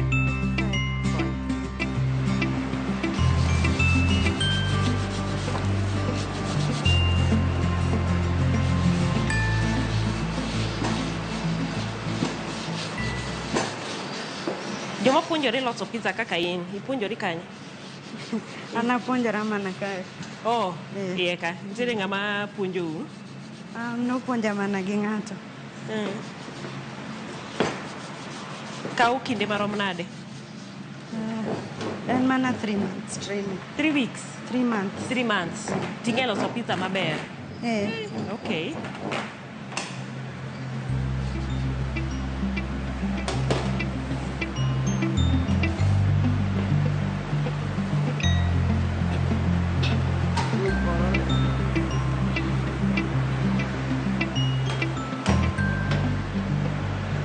Koro koserundo kamae, wadhi keto sauces. Sauces gi wan gi mage. Ma koro kuma ng'ato gonu simu, goyo order, upenje ni idwaro flavor mane, oket ni ndhadhu mane. Koro un gi mage ka? Wan gi barbecue chicken, gi veggie supreme, emwadwa loso kawuono. Ema loso kawuono. To flavors to ng'eny? Flavors to ng'eny. Koro veggie supreme ni en mana veg. Jok mok cham ring'o. Koro en miketo ne alode gi. Kasto barbecue chicken en mana gweno mobedo marinated. Ong'ade kasto bedo marinated to kete oven for 15 minutes. For 15 minutes. Koro biro kosechiek. Koro ini keto alode, in ja veggies, ana ja gweno. Sawa. Veggies enena, inya yiero gweno kata ng'o? Normally kuloso gi. Dongi ne ringo. Kata ringo ntiere. Ringo nitie, gweno, ang'o kendo? Gi veggies. Gi veggies. Oh, adek go. Aya. Koro watimo nang'o? Koro adhi chako gi keto sauces. Mano sauce mane? Ma pizza sauce. Pizza sauce no niga ng'o? En gi oregano, parsley, chumvi, garlic paste, tomato paste, gi oil. En mokwongo bedo base. Ema gite? Koso mane achiel? Gite. Ginyisa ni koromo kama? Kamano.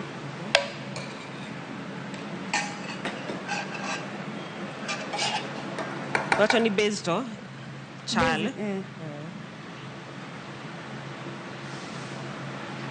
Koro aruwe gima. Kamano. Kapok obiro ma ng'ato koro wacho ni miya extra. Mage ma koro biro e toppings. Toppings gin kaka mage? Cheese koso? Toppings be gin cheese gi vegetables gi gweno. Mago gin toppings.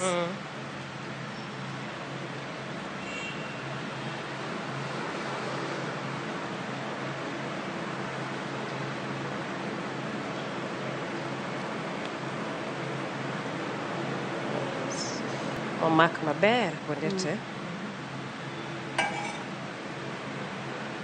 En sawa? Kamano. Koro in iloso barbecue chicken? An aloso chicken. Idhi keto sweet corns. Idhi chako gi veggies. Koro sweet corns. Kasto red onions. E veggies michako go kende. E veggies mantiere barbecue chicken. Barbecue chicken. Chicken uchako keto ne alode timang'o? Donge. Mane kaka en? Oh, anaparo ni ken veggies one side. Ringo biro koni. Koro in gi base. Ma ema chako? Koro ipore wiye? Kamano koro romo. Iketa chiel ka chiel ma nyaka rom.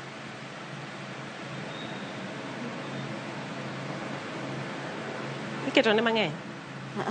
Med, kama orome? Koro toppings iketo gi lweteni ariyo. Gi koni. Ma be dhiye? Koro mae, losa losa maber mondo rom kuonde gite. Kik odhugre kamoro achiel.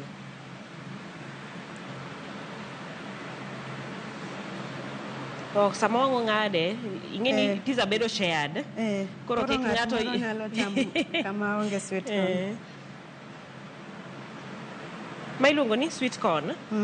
Ok en oduma moro ma kawaida? Oduma moko mobedo flavored ka gi sugar.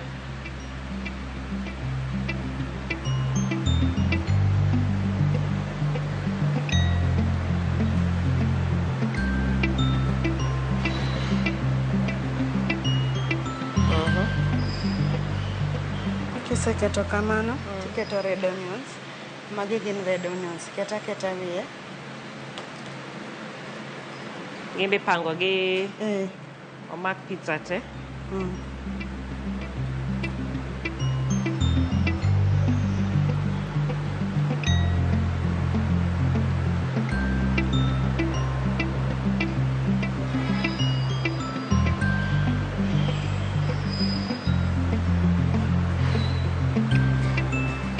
Magi te itimo order ka ng'ato koko go simu koso? Mtiega moseiko. Kogo simu mosechulo koro odane ilosone. Lakini ang'eni kawaida ang'eni tedo koda koro wadhi mo step by step. Pile to lweti chap. Order chiel ka order dakika maro madika ma? Pizza kao 15 minutes. 15 minutes kende? Ahmed? Med matin.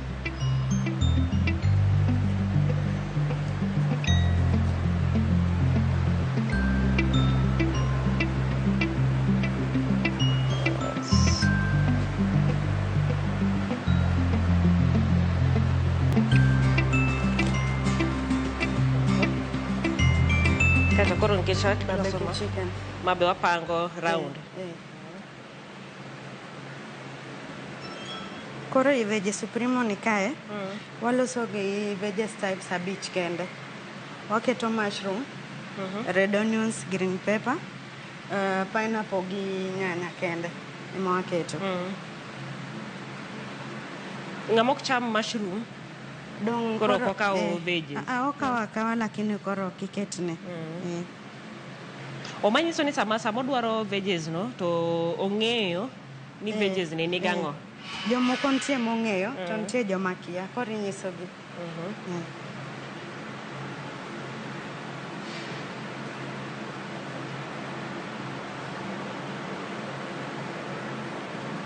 Ahmed, koso dhi bedo mang'eny? Mano romo, koro ineno magi? Idhi mana... Imedo ngwisogi?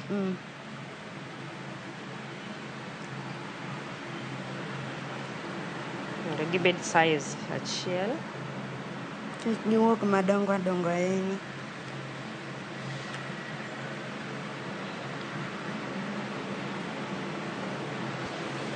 Koseromo kamano to wadhi keto mozzarella cheese. Ma en mozzarella.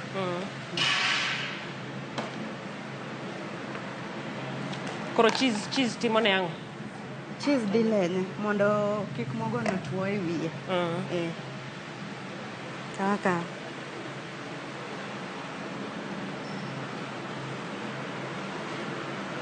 Koro ka imitne donge? Lakini nitie joma ok dwaga cheese ni, koro iloso negi alosa, tiketo negi maonge cheese. Dhi bind maber? Dhi mako maber? Donge wuok maber lakini, koro nyaka irang aranga e oven kacha mondo koro ok obed 7 minutes nikech odhi wang'. O cheese ne ma koro koketne to iyudo ka omelt? Omelt maber.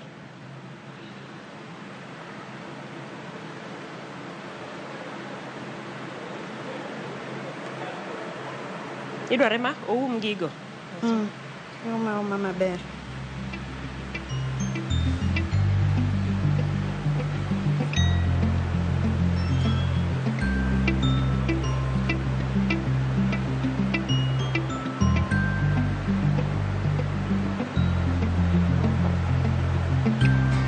Kamano? Kaka med? Kamano koro romo. Koro kwasetieko kamae, wadhi kete oven. Oven wakete liet maromo nade? 7 minutes. 7 minutes. But osebedo heated, oliet oikore. Aya, wadhi kare mondo wakete.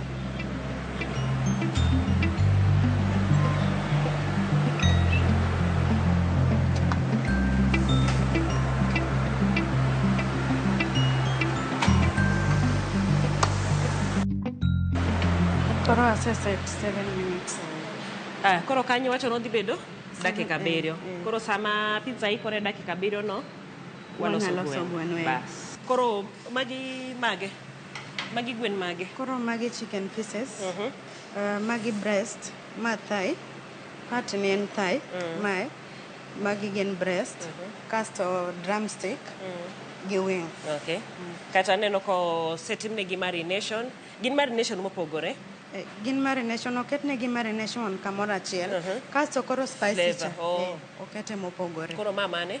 Koro ma spicy. Wamede hot peri gi cayenne. Gite gin pilipili. Ma koro ng'at madwaro gima kecha pilo. Miketo ne spicy no. Kasto moko gi gin mana kaka magi. En mana ni omed mae hot peri gi cayenne. Omed ne kech.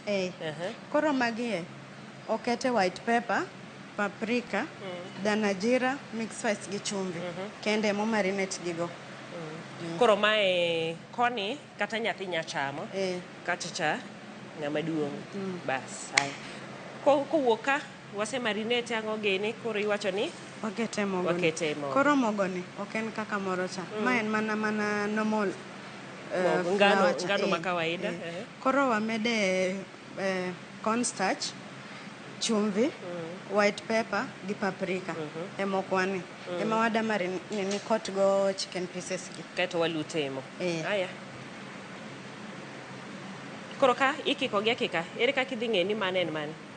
Koro koso magi dhi mokwongo? Magi nan spicy, adhi keto kamoro achiel. To spicy ni koro pogore. Koro piwa mwakete chicken pieces mwasekotgi. Mapi mang'ich mokete chumbi kende.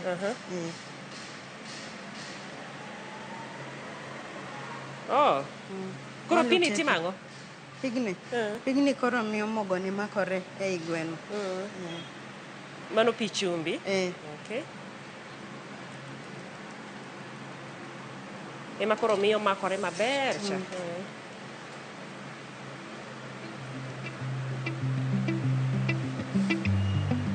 Kamano.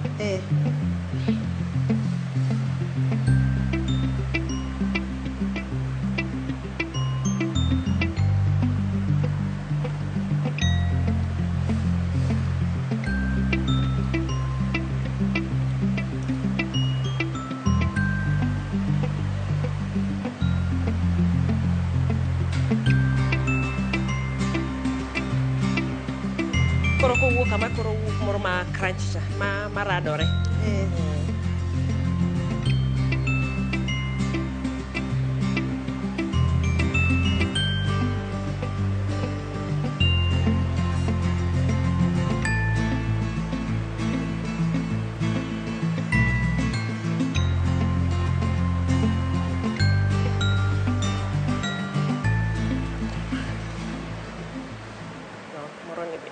Magi koro kise kete mogo gi, iketa keta yore.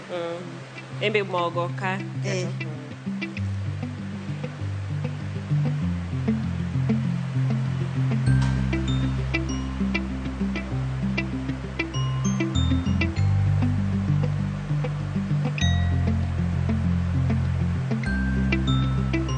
Mondo kik gikikre.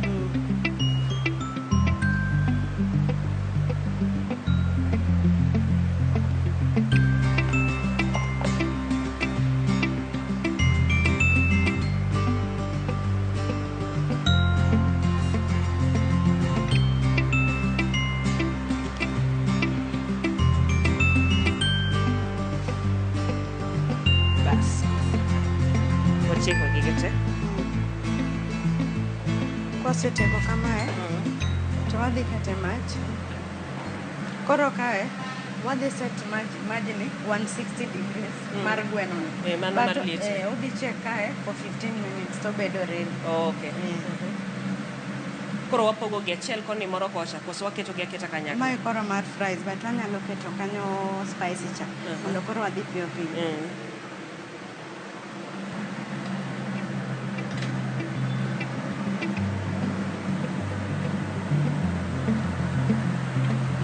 Panga.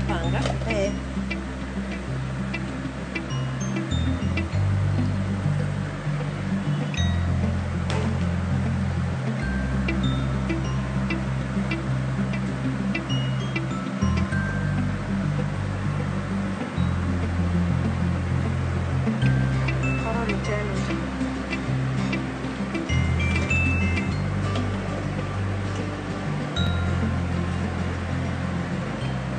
Koro bes kama komo 15 minutes. dakika 15. Koro ko dakika 15 orumo to wagole to. Nitie koro sama wadhi rango kabe ochiek kata pod.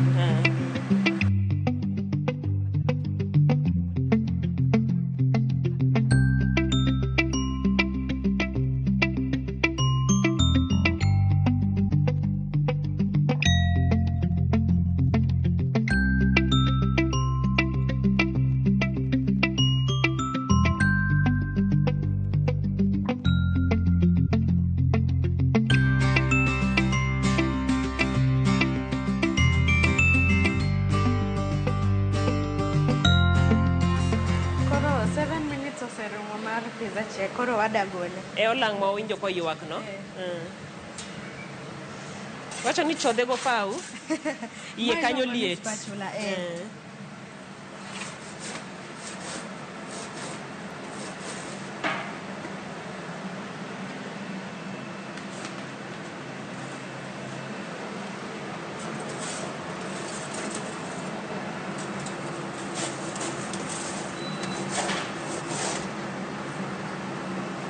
My crust is crusted.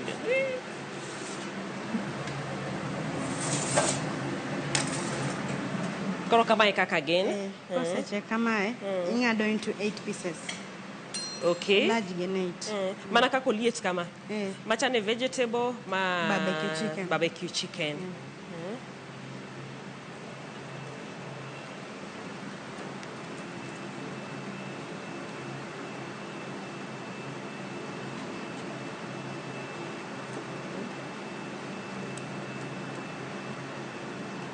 Mane kako donje box.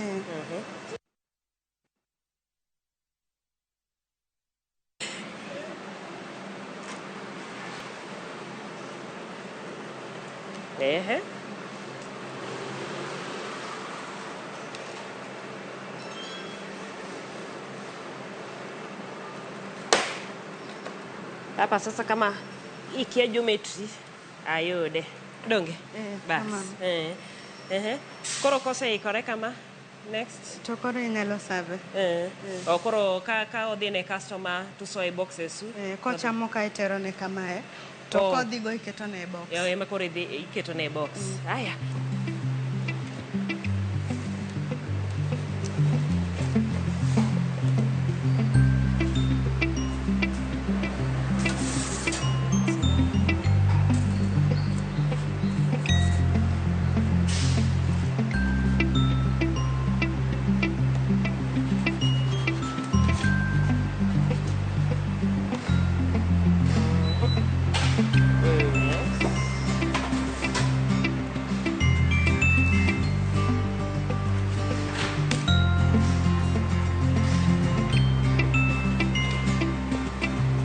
mano koro miyo kiko sudo koro magi te oda ng'ata achiel ikete box achiel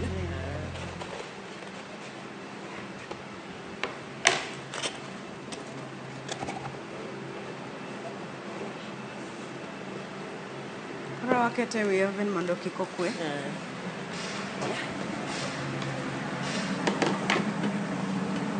koro achiel kuom gweno ma waloso mara mana loso spicy oseikore moro cha pod wabembeleza mondo okasre piyo piyo ikre koro idwa gole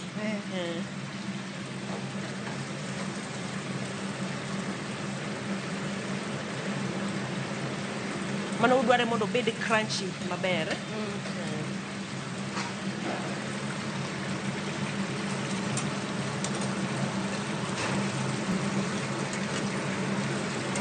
koro ing'iyo ni mo uwuok te mondo kik ipak mondo kik ni customer gweno mami koro wada keto fries mondo chiegi mano sana achiel mar giluonge ni fries waluonge ni chips duto romre en gimoro achiel donge koro en koseikore kama idwa gi ng'ade kose obedo abeda packed kamano wasave kamano magi gin spicy ka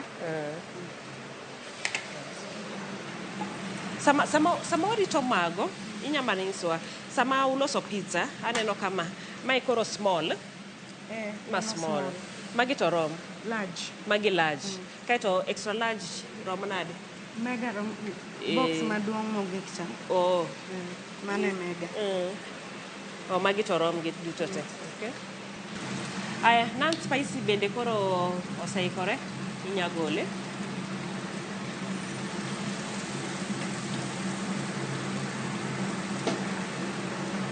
bendi pogi we ma mondo drain mo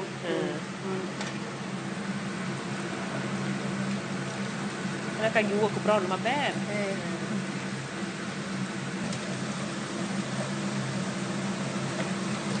kato fries gi koro chiegni be gibedwa mondo gibed brown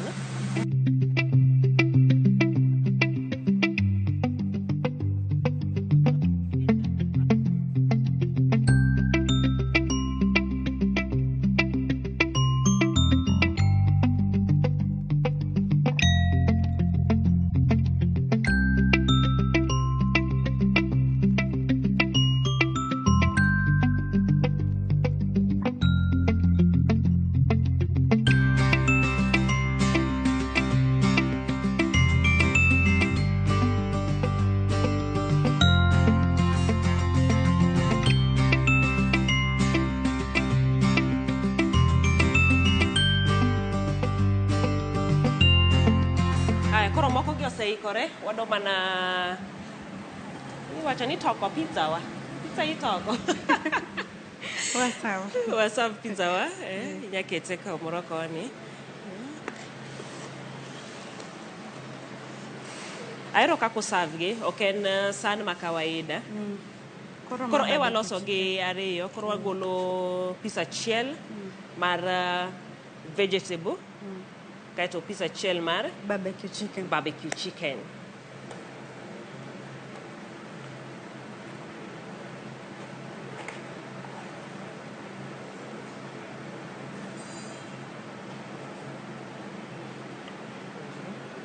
mano barbecue chicken veggie supreme kato mano veggie supremo bas haya kurinya mana loro mana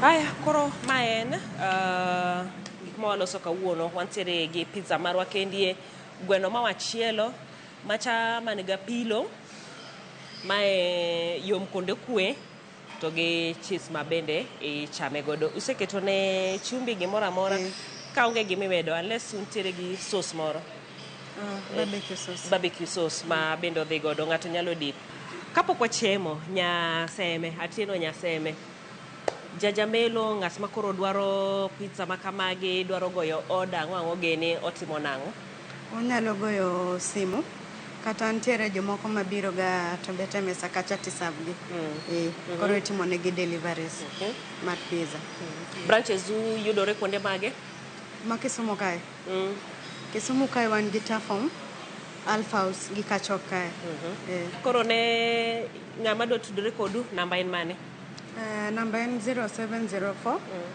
97 04 49 okay aya sawa mane namba mantiere kanyero ng'at madwaro pizza gweno kamendie gik machalo koda mano inyalo chopo e bedegi kata inyalo ywanegi tol bas koro donga winjane to gima watedo chalo nade nikech wantiere gi chicken barbecue wantiere gi veggie supremo wadwa bilo gite we wapogane ngade kama kodhi kama kodhi kama mondo ng'ato yude te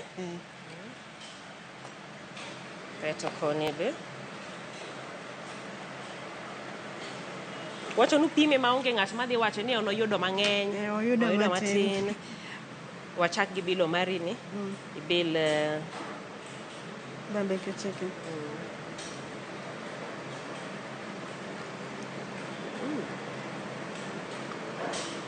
Omit kabisa oko chala alode bato para kedi marine ngi cheese mang'eny egiro maroma nikech kang'iyo ma to chalo ing'eni koro vegetables ka chiek to ng'won emomiyo e pogruok mabiro kanyero aya mano tiegruok kata tedo mawabedo godo kinyi makawuono mawaloso pizza gintiere mang'eny mopogore kawuono waloso mana flavor ariyo kende but koro ing'eyo kaka itimo base mantiere koro ndadhu mopogore opogore go koro en mari mondo iyier ni mane midwaro kawalore koro wadwa dir gimendie kosilor kamera dong wachak warad kendo e chenro machielo mar tedo gi chiemo juma manyien kaka pile pile iluonga ni Jael Lieta wanere riti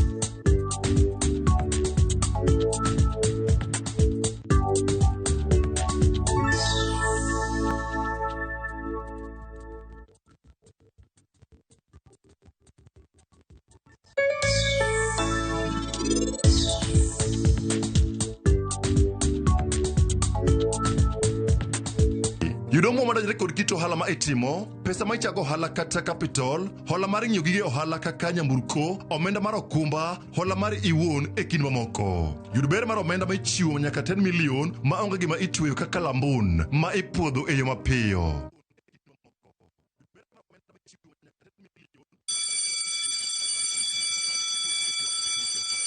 Back to school is here. Citizen Duka has everything your child needs at unbeatable prices. Scientific calculator at only 1,275 shillings, down from 1,399 shillings. Transparent clipboard at 175 shillings, down from 290 shillings. Mathematical set at just 215 shillings, down from 300 shillings. And color pencils at only 105 shillings, down from 200 shillings. All delivered straight to your doorstep. Shop now on www.citizenduka.com or on the View Sasa app. Citizen Duka, the home of discounts. Citizen Duka, the home of discounts.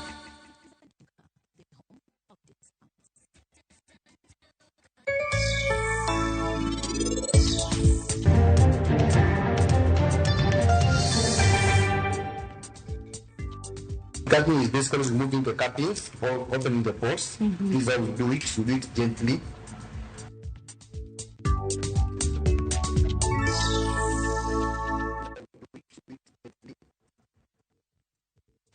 Saa zingine mambo kupata bila plan. Gas ndio imeisha, landlord akuache upumue, mtoto ni mgonjwa na bado ni mid-month. Usijibox kwa noma. Piga *531# and sort your emergencies with my Mobi Civil Servant Loan, iwe usiku au mchana. Kama wewe ni civil servant, sasa uko sorted. Dial *531# and get up to 20,000 shillings and pay from your next payslip. No paperwork, no guarantors, no drama. Ni wewe tu na simu yako. Register now and see your limit in seconds. Built for Kenyan civil servants. My Mobi. Iko sorted.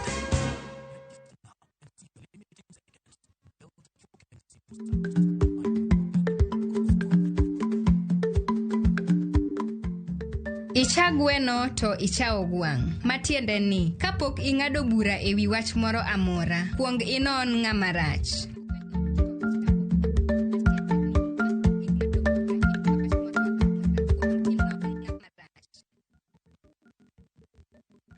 The open road is calling. Your playlist, your pace, your story. And at the end of the drive, the wild heart of Nakuru. Wake up inside the park to birdsong and sunrise. Spend your days spotting rhinos by the lake. And your evenings are on the campfire under endless stars. This low season, make it a getaway with friends, or romantic escape, or a solo adventure where freedom is yours. From only 11,950 shillings per person sharing for 2 nights, View Travel brings you self-drive camps that put you right in the middle of the magic. Book today and enjoy the ease of Lipa Pole Pole. Visit viewtravel.com or call 0703 254 254. View Travel. Dream. Explore. Discover.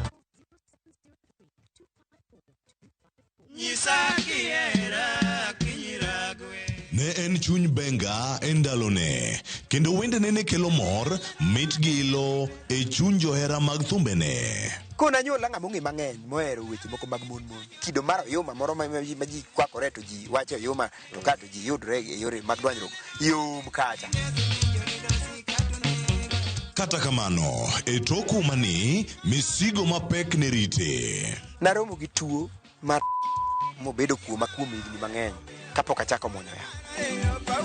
To mana kaka e muma, Saulo noyudo lokruok mobedo Paulo. Oyier Simba J ne oyudo nying manyien mar brother Haron Peter Oyier Simba J Mowar. Ma tok yudo lokruok mar chuny kendo nyuol manyien. Wan joneno ma kage nyinge mag duong' mag pinyni to da luongora ni jayalo to ok adwa miyora nyinge no nikech gima timo winjo nyis ng'ama an. Tich abich ni e chenro mar ng'ejo thumbewa e Ramogi TV kochakore saa 2 okinyi kendo wanuoye ngeso saa 5 onyango kitae gi Solomon Atito Kafaya. Kik bai.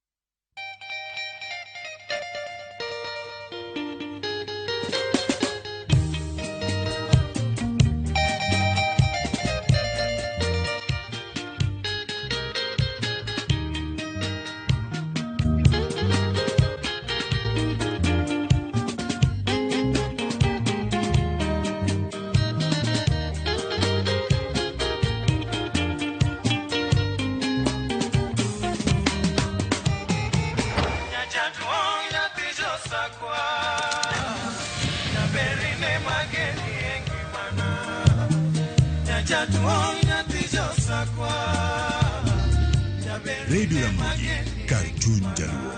Radio Ramogi.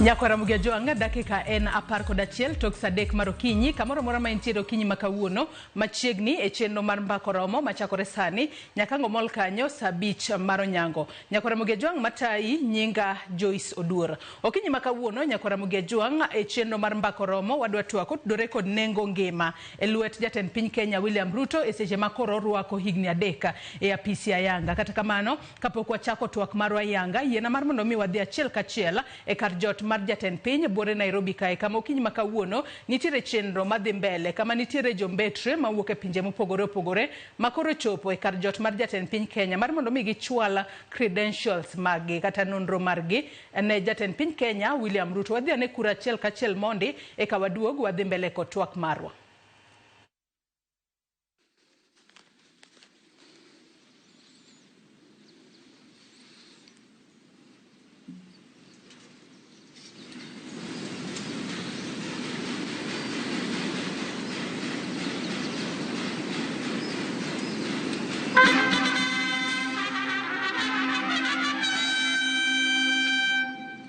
I, William Samoei Ruto, President of the Republic of Kenya, by dint of Article 132(4)(b) of the Constitution of Kenya, do accept your letters of credence and authorize you to pursue the interests of your country within Kenya's territory by fostering the bonds of friendship and promoting, to the widest extent possible, the mutual aspirations of the peoples of our two nations.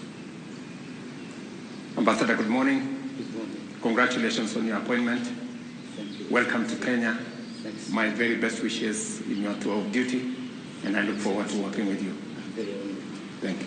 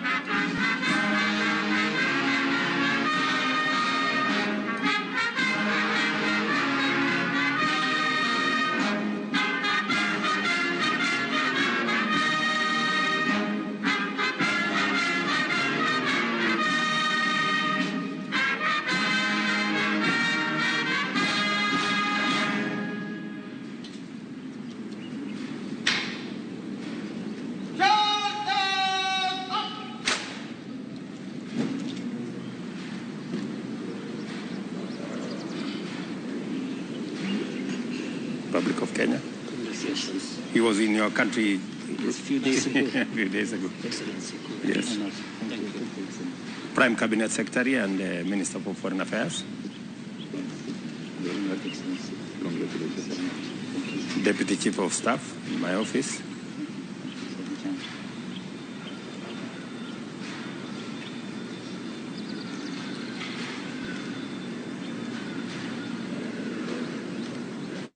Nyakwara Mugiajwang' mane chenro mar rwako jombetre manyien matimore achiel kachiel e kar jot mar jatend piny okinyi makawuono. Kineno kanyo jatend piny Kenya William Ruto oserwako jambetre mokwongo kendo koro kawo thuolo mare mano jambetre mar pinyno mar Algeria e pacho kae mochopo e pacho kae ka koro nyaka sani chenro madhi mbele kanyo onyise moko kuom jotelo manitiere pacho kae mano moriwo jalup jatend piny Kenya, jatend jotend migepe mabende ochung'ne tudruok e pinje maoko kachiel kod jating' dai mare. En mana chenro mano mar rwake makare e kinde makoro odonjo e pacho kae kaka jambetre mano mar piny Algeria e pacho kae. Chenro makamano waluonu achiel kachiel Nyakwara Mugiajwang' kendo nyalo bedo kod geno ni weche mamoko kotudore kod rwako jombetre manyien e pacho kae ibo bedo ka ineno e weche manyien duto maga odiochienga makawuono kochakore e weche manyien mago mag migago. Nyakwara Mugiajwang' okinyi makawuono kata kamane chenro mar mbako romo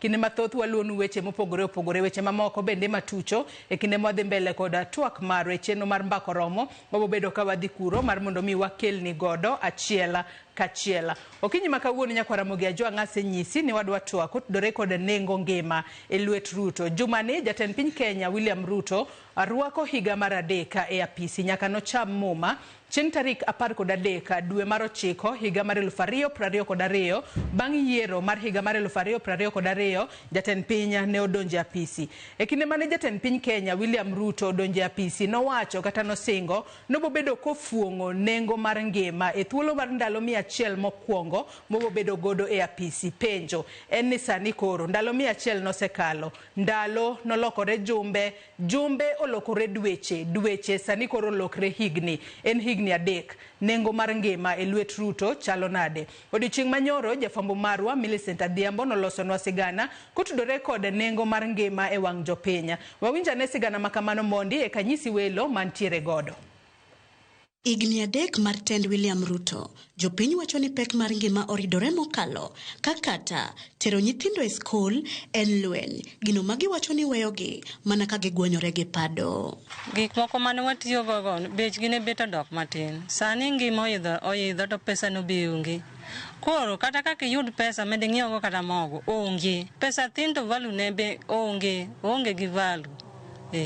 Inyalo yudo mathin to kigogo budget ok rom. Michop mana kinyalo ruon gi nyithindo nyuka. Samoro kata nyuka ne maonge. Ane awuon ka Kenya osetiyo kodwa maber. Nengo ngima odhi malo moganda oganda mar Kenya ywaka. Kata pesa michulo ne nyithinde skul bende oganda mar Kenya ok winj maber. Gik moko bechgi omedre ahinya. Sigana makama bende chalre nyaka ne joala matindo ka giywago medruok e nengo modhi mag tedo, sukari kod mogo gima koro miyo yuto margi duono piny maru ka giyango ni mano bende koro chuno ni nyaka chiemo ok giyud moromo ne joutgi. 20 liters nanye 1,200. Sani 6,000. Ofla kwe 6,000, 7,000. Kudu kodok pinto 5,000. To chumi okose kwa maber nikech baya sodok piny jionge pesa. Kuro ka jionge pesa sales manya uso kata 10,000 udugo 3,000. To chama 3 meals in a day. Sani ko wakati chamo 2 meals. Kata sami chamo 1 meal. Mondo kuro balance. Kata mana joriemb apiko bende ywago pek magikaloe ka nengo mauta magitiyo godo idho kinde ka kinde, wach maketo nweng'o margi dok chien. Chon yuto ne bet ber lakini sani wang'ang'ana chikini kiluo koro ka fuel be koni be oidho to ambe oinyowa. Yuto inyaka loso kata 2,000 kata 1,500 sani to en mana moyudre ne mang'idonjgo. Kata kamano ok gin oganda duto masoko wang' piny owacho. Moko kuomgi wacho ni rach mar ochumi masani ne obiro kochakore piny owacho mokalo ka gikwayo oganda mondo ode mana nyuok. Uchumi ndio loso ndio. Okanya wacho ni okoloso ndio, lakini koro ing'eni odong higni 2 to ji dok e yiero. Kwa sale anto ganya mana wacho niya wavumulie tu wamia time nikech ng'ini uchumi ok nya pande uchumi ok nya idho dichiel. Koro ombeo koro koro obeo wasupport gima jagot ni timo. Osebambana nikech uchumi ne piny otemo matek mondo mi uchumi oidhi. En mani piny mano yudo ka uchumi no osedhi mapiny modok piny ahinya. Koro gisani warituru kendo wahore uru nikech ang'eno uchumi dhi bedo maber. E sama nengo medo ridore, thoth oganda jo Kenya sundo mondo mi piny owacho oduok chien pek mar ngima ahinya to e mwandu mochuno. Ni mondo oduok uchumi piny, oduok nwa kata mana mogo piny. Nengo mogo oidho nwa, makata kaka wanyalo timo onge. Ogol osuru mang'eny mokete e baje e gik moko. Osuru ikogolo odhi pesa dhi bedo ngima dhi dok piny. Ko oket pesa e ground, pesa ok duogo piny ground. Mondo oduoke nengo chien kuom igni ma wadong godo 2 kati ichaki go kura mondo jopake ni Ruto omiyo wakoro wawinjo maber. Ne tem duok no kata ngima piny mondo bede at least kamoro ma levelized. E sama koro en igni 3 ni, penjo to pod medo mienjo ni to en nyaka karang'o ma oganda jo Kenya pod biro medo neno pek e nengo ngima to kod lokruok mar uchumi. Millicent Adhiambo, Ramogi TV, Kisumu County. No kwayo mano mar jopiny mar mondo mi jopiny one ane kaka nyalo kaka jatend piny Kenya William Ruto nyalo duoko piny nengo mar ngima ka nyaka sani koro jopiny osebedo ka ywak kendo winjo kanyo ka jopiny mane Millicent Adhiambo loso godo giwacho ni nengo mar ngima podi oridore. Kata kamano jopiny moko to wacho ni oyo kikwase jatend piny Kenya William Ruto kaluore kod ridruok e nengo mar ngima kaluore ni bende no koyudo piny ka ok ni kare. Nyakora Muge Joang yena mar mondo mi arwak welo mantiere gode studio ka okinyi makawuono antiere kae kod Eric Odera jalonyo weche mag uchumi kaachiel kod Jaindi Kisero mabende en jalonyo weche mag uchumi. Achak kod Eric Odera oyawre kendo machiegni network okinyi makawuono. Higni 3 koro nyaka jatend piny Kenya William Ruto ne donje apisi. Nengo mar ngima general wanyalo wacho ni ochalo nade king'iye kod angolo mari kaka jalonyo weche mag uchumi. Oyawre ahinya Joyce kwa Ramogi Joang bende ne oyawre uru kamoro amora ma untie kendo machiegni uru e chenro ne mondo wang'e ane ni to higa 3 bang' Ker William Ruto donje tich mar telo ne piny Kenya weche mag ngima mar oganda chalo nade. Kamano kwadwa lero to wakwong wadog chien matin waparane ni to sama ne Ruto donje telo piny Kenya ne chalo nade e yore mag uchumi. Achiel en ni sama Ruto ne donje telo nengo mar gik ma dhano tiyogo ne lokore e nengo mamalo kendo lokruok no ma iluongo ni inflation ne ntiere atamalo 9.6 e seche mane Ruto donje telo higa 2022 dwe mar 9. Kopogore mano ni ikelo kaluwore gi weche mag chiemo, nengo mar chiemo mane ni malo. Mano ne luwore gi dok chien mar gimiluongo ni food shortages to kendo ne kelo gi gimiluongo ni imported inflation. Imported inflation mane nitiere sechego ne biro kaluwore gi gimiluongo ni mo, fuel to gi oil mane donje Kenya ka. Koro Ruto bende kose donjo to nitiere gik mosetimo matindo tindo, osetemo stabilize inflation, osetemo stabilize the gimiluongo ni lokruok mar ceiling mar Kenya ka to gi dola, bende osetemo boost agricultural production. Koro chenro mar kama gima nyalo wacho kwa chako en ni nitiere en gi mixed scorecard. En gi mixed scorecard nikech nitiere stability mosekelo e microeconomic factors mag economy. To nitiere the other side mar ywak. Jopiny ywak mang'eny nikech giwacho ni achiel nengo gik moko pod ni malo. Ka jopiny moko bende ywak ne kata kaka giter nyithindgi e skul bende onge kaluwore ni pesa onge ofuku jopiny. Kinde mathoth iwacho ni uchumi mar Kenya nyalo bedo ni bedo dongore matin kata bedo ni uchumi odongore tang'o miyo japiny tok fil ang'o miyo japiny pod onge koda pesa e ofuke. Mak parono gi kanyo warwak Jaindi Kisero bende e twaka okinyi makawuono. Yawre Jaindi Kisero kendo machiegni twak mar okinyi makawuono. In korka kori nengo mar ngima sani koro higni 3 ma jatend piny Kenya William Ruto osebedo e telo. Higni 3 gi osebedo yo machalo nade kwa ng'iyo ahinya to nengo mar ngima. Jatend piny William Ruto nosingonwa ni ndalo 100 mokwongo obobedo kodwoko piny kata ofuong'o nengo mar ngima. Ndalo olokore dweche olokore higni koro. Ing'eyo gima uluongo ni jolony mar uchumi ni. Migawo mar uchumi riambe tek. Wacho mriambo tek. Kich nyalo wacho ni ji ni piny dhi maber. To en gima giwinje ang'o? Iwinje dendi. Nikech ng'e ane nengo mar transport. Midho go bas. Ng'e ane nengo mar electricity. Stima kitiyogo. Ng'e ane nengo mar mogo michamo. Ibro yudo ka odhi malo kata osiko malo. Adieri joma wacho ni piny ne rach kane jaduong' Ruto donjo to wacho adieri. To higa 3 mosekalogi kipenjo ng'ato iwinjo ang'e dendi. Eka kipenje kik wadonje gik miluongo ni statistics ma sirikal miyo ji. Uchumi kido wang'e ni chal nade tikawo king'ama dhi e supermarket ming'iepe tidhi kawo bill ni manitiyogo higni 3 mokalo ging'i gi nengo masani ekibiro ng'e ni to ang'o motimore. To jaduong' Odera wacho maber gima iluongo ni inflation ing'eni e kaka ipimogo ni gine chal nade nengo dhi chal nade. Tibiro neno ka sani wan e 4.9 donge 4.6. to ndalo ka ne wan kuma bor malo wachiegni mana 10.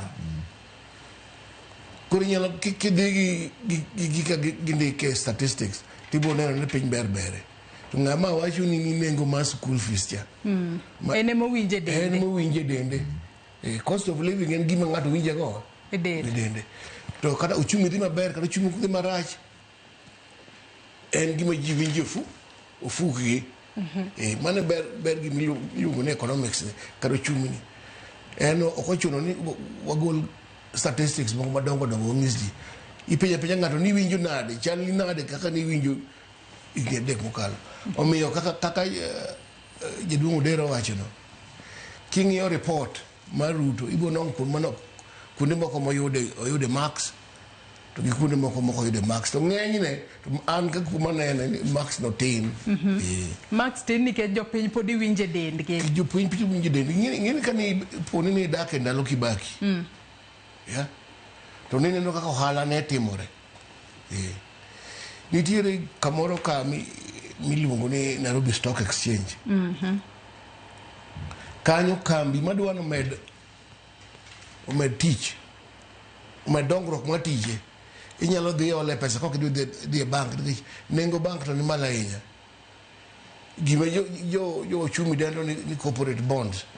Kwane kembe madhi kucho mondo dhi ol pesa mondo timgo expansion. Ibiro ka onge higni 3 kata higni 5 mosekalo. Ng'isi ni piny ok dhi maber. To kwane kembe be malando ni wadwa golo ji ang'o. Gimiluongo ni retrenchment. Wadwa riembo ji e tich. Ibiro neno kotimore nade komedore. Kwane kembe matimo gima ni profit warning. Ni higa cha ne waloso ohala ma kama. To kaka nene ni ok adhi loso ang'o.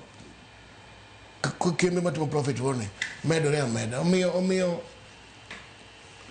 takuma dieri onge ber malich ahinya mosetimore e higni 3 mokalo. In korka kori wacho ni onge ber. Itakia ni nitiere ber kose onge ber eri kapok wadhi e yweyo mokwongo mano monego bed ni wadhi sani. Okay. kapok wawacho ni nitiere ber kata nitiere rach. Be indi winje dendi. We wakwongo ni ani to Ruto kane bire telo. Economic agenda ne mano uso ne jopiny. Mak paro no gi kanyo kalo ni penjo machielo. Wang'e ni kaka jatend piny Kenya William Ruto ne donje telo. Ne nitiere kod gino miluongo kanyo ni bottom up economic model.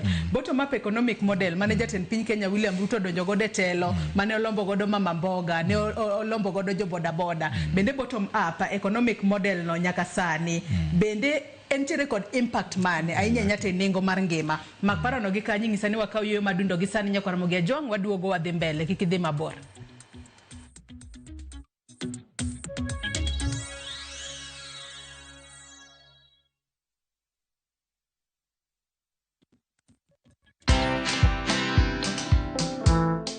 Nobody worships quite like Africa.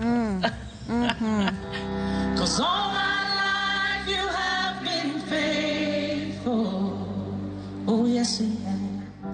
I'm a real person. I go through real trials and tribulations like anybody else. I just happen to have a microphone in my hand, you know, at certain times. I've been married now for 41 years, only by the grace of God, because me and my husband submit to the word of God, you know. But have we had challenges? Yes, we've had challenges.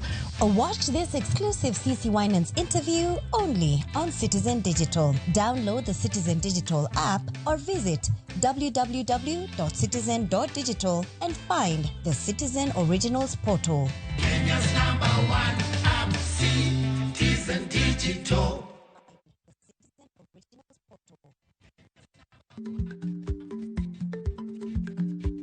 Chako chon loyo dhi kajuoga. Ma tiende ni bedo gi ikruok momondo geng'o masiche kod midhiero mang'eny mabiro e ngima dhano.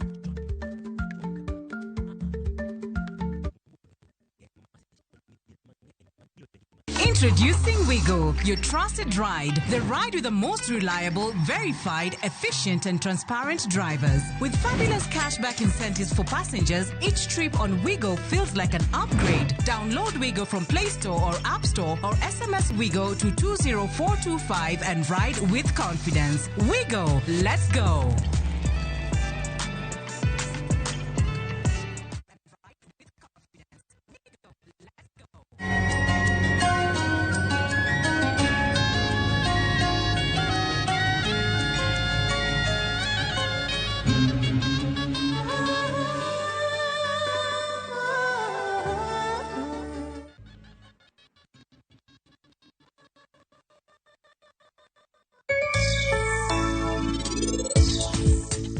Wase wuoyo kaki pidho kich, jumani wadwa puonjore kit value addition mabende yudore korka mor kich gi kich owuon. So here we add value to the product we get from beehive. So apart from honey and what people know, we have shower gel, we have a antiseptic body wash. This is the honey wine. Koro kisekete groove kar kanyo, bedno ko komoko. Koro onego benu wa shot mondo seche ma japur tere puodho kik olwar. Buy Smarter Bundle today. Dial *544# or use my Airtel app. Na bado tuna grow. Asanteni wa Kenya.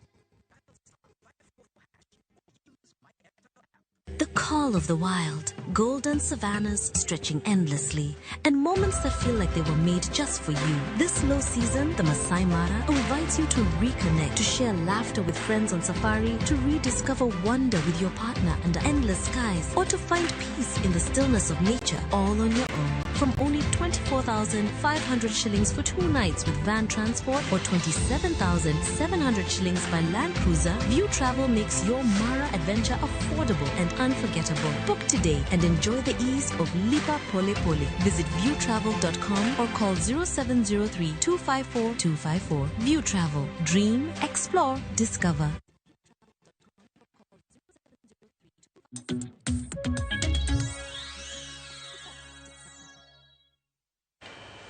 Machiegni kendo nyakwara Mugiajwang' wadhi mbele kod twak marwa e chenro mar mbako romo nengo ngima e lwet jatend piny Kenya masani William Ruto ma higa ni kochopo kanyo chieng' tarik 13 obobedo ka orwako higni 3 e telo kaka jatend piny Kenya mar 5 matende no dong mana kod higni 2 kende to tam mare mokwongo bro bedo karumo. Kapo ni kitudri kodwa gi sani antiere kae kod Eric Odera kachiel kod Jaindi Kisero, giduto gena jolony e weche mag uchumi. Kapok ne wadhi yuyo moro madundo Eric ang'isi ni mak paro kanyo kotudore kod chenro mar jatend piny Kenya William Ruto mano mar bottom up economic model mane chenro mane jatend piny ouso ne jopiny gino mano miyo jopiny obedo kod geno nong'iso jopiny ni sani mano higa mar 2022 sani nengo mar ngima nitiere malo kadonje telo kama ndalo 100 mokwongo nengo mar ngima bro bedo kadok pinya. Kata kamano penjo ni bottom up economic model ma jatend piny Kenya William Ruto notiyo godo e kinde kisera mar ombulu be osekelo ber moramora kata lokruok moramora kata osekonyo e kelo lokruok moramora ne nengo mar ngima ma japiny to pod ywak ni nengo pod oridore ne. Joyce, erokamano ahinya. Bottom up economic transformation agenda mane Ruto nenigo specific targets. Kapok wawacho ni whether it is effective or not, wakwongo wacho ni to ne en ang'o to negi target ang'o. What was the focus? Achiel, bottom up economic transformation agenda mar Ruto achiel ne nobiro gi gimiluongo ni agricultural subsidy and fertilizer program. Mane okele gimiluongo ni omiyo jopur mbolea moduok piny e nengo koa siling 7,500 kilo 50 mar fertilizer to siling 2,500.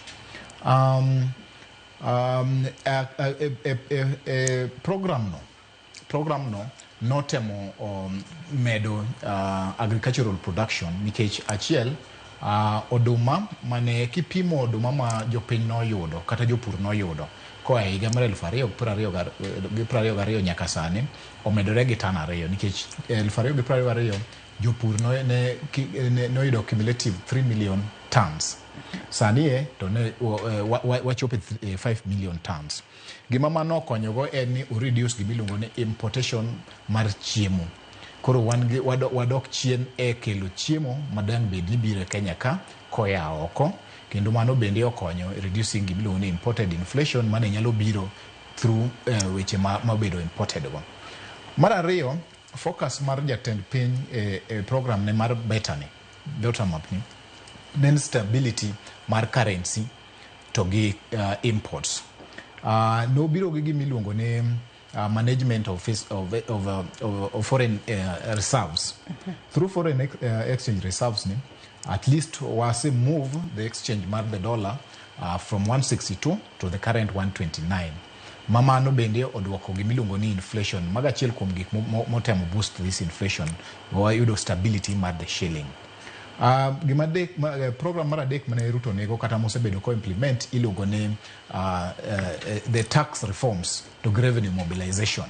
Nikech jatend piny no biro gi gimiluongo ni affordable housing mokelo gimiluongo ni tax 1.5% on the salary kendo duogo kendo gi tax moko momako weche mag health. Kendo program neno osebedo mago duto donge nomedo mahinya jopiny kose abro mi effect gi kuom jopiny but mago e gima ntiere bottom up agenda neni.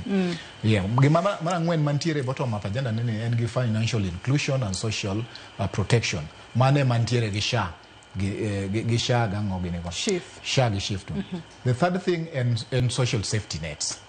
Okay, so koro gigi programs negie effectiveness nege kuom japiny mondo japiny owinjgi emosebedo gi tabu nikech achiel en adieri ni owacho ni nengo piny odok piny kipimo gi lokruok gimiluongo ni consumer price index mo wacho ni to japiny to wacho ni ok ne duoko no ok donjne ang'o ma dwa timre ere kama gap nitie.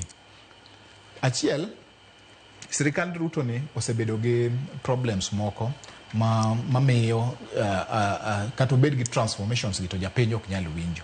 Moko gin governance, gik machalo kaka corruption, gik machalo kaka allegations mag cronyism mago osebedo ka Mago kikete program ni to bro chuno ni gik motemo implement gi ok chop ne japiny mane bottom kama no dwaro cha.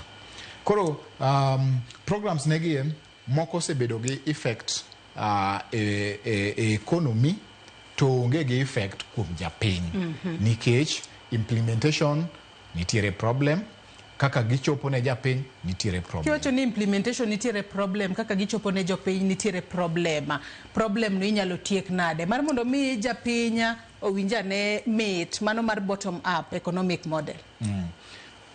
Awacho ne problems gi moko gin gibiro gi issues mag governance kaka itayowa, okay?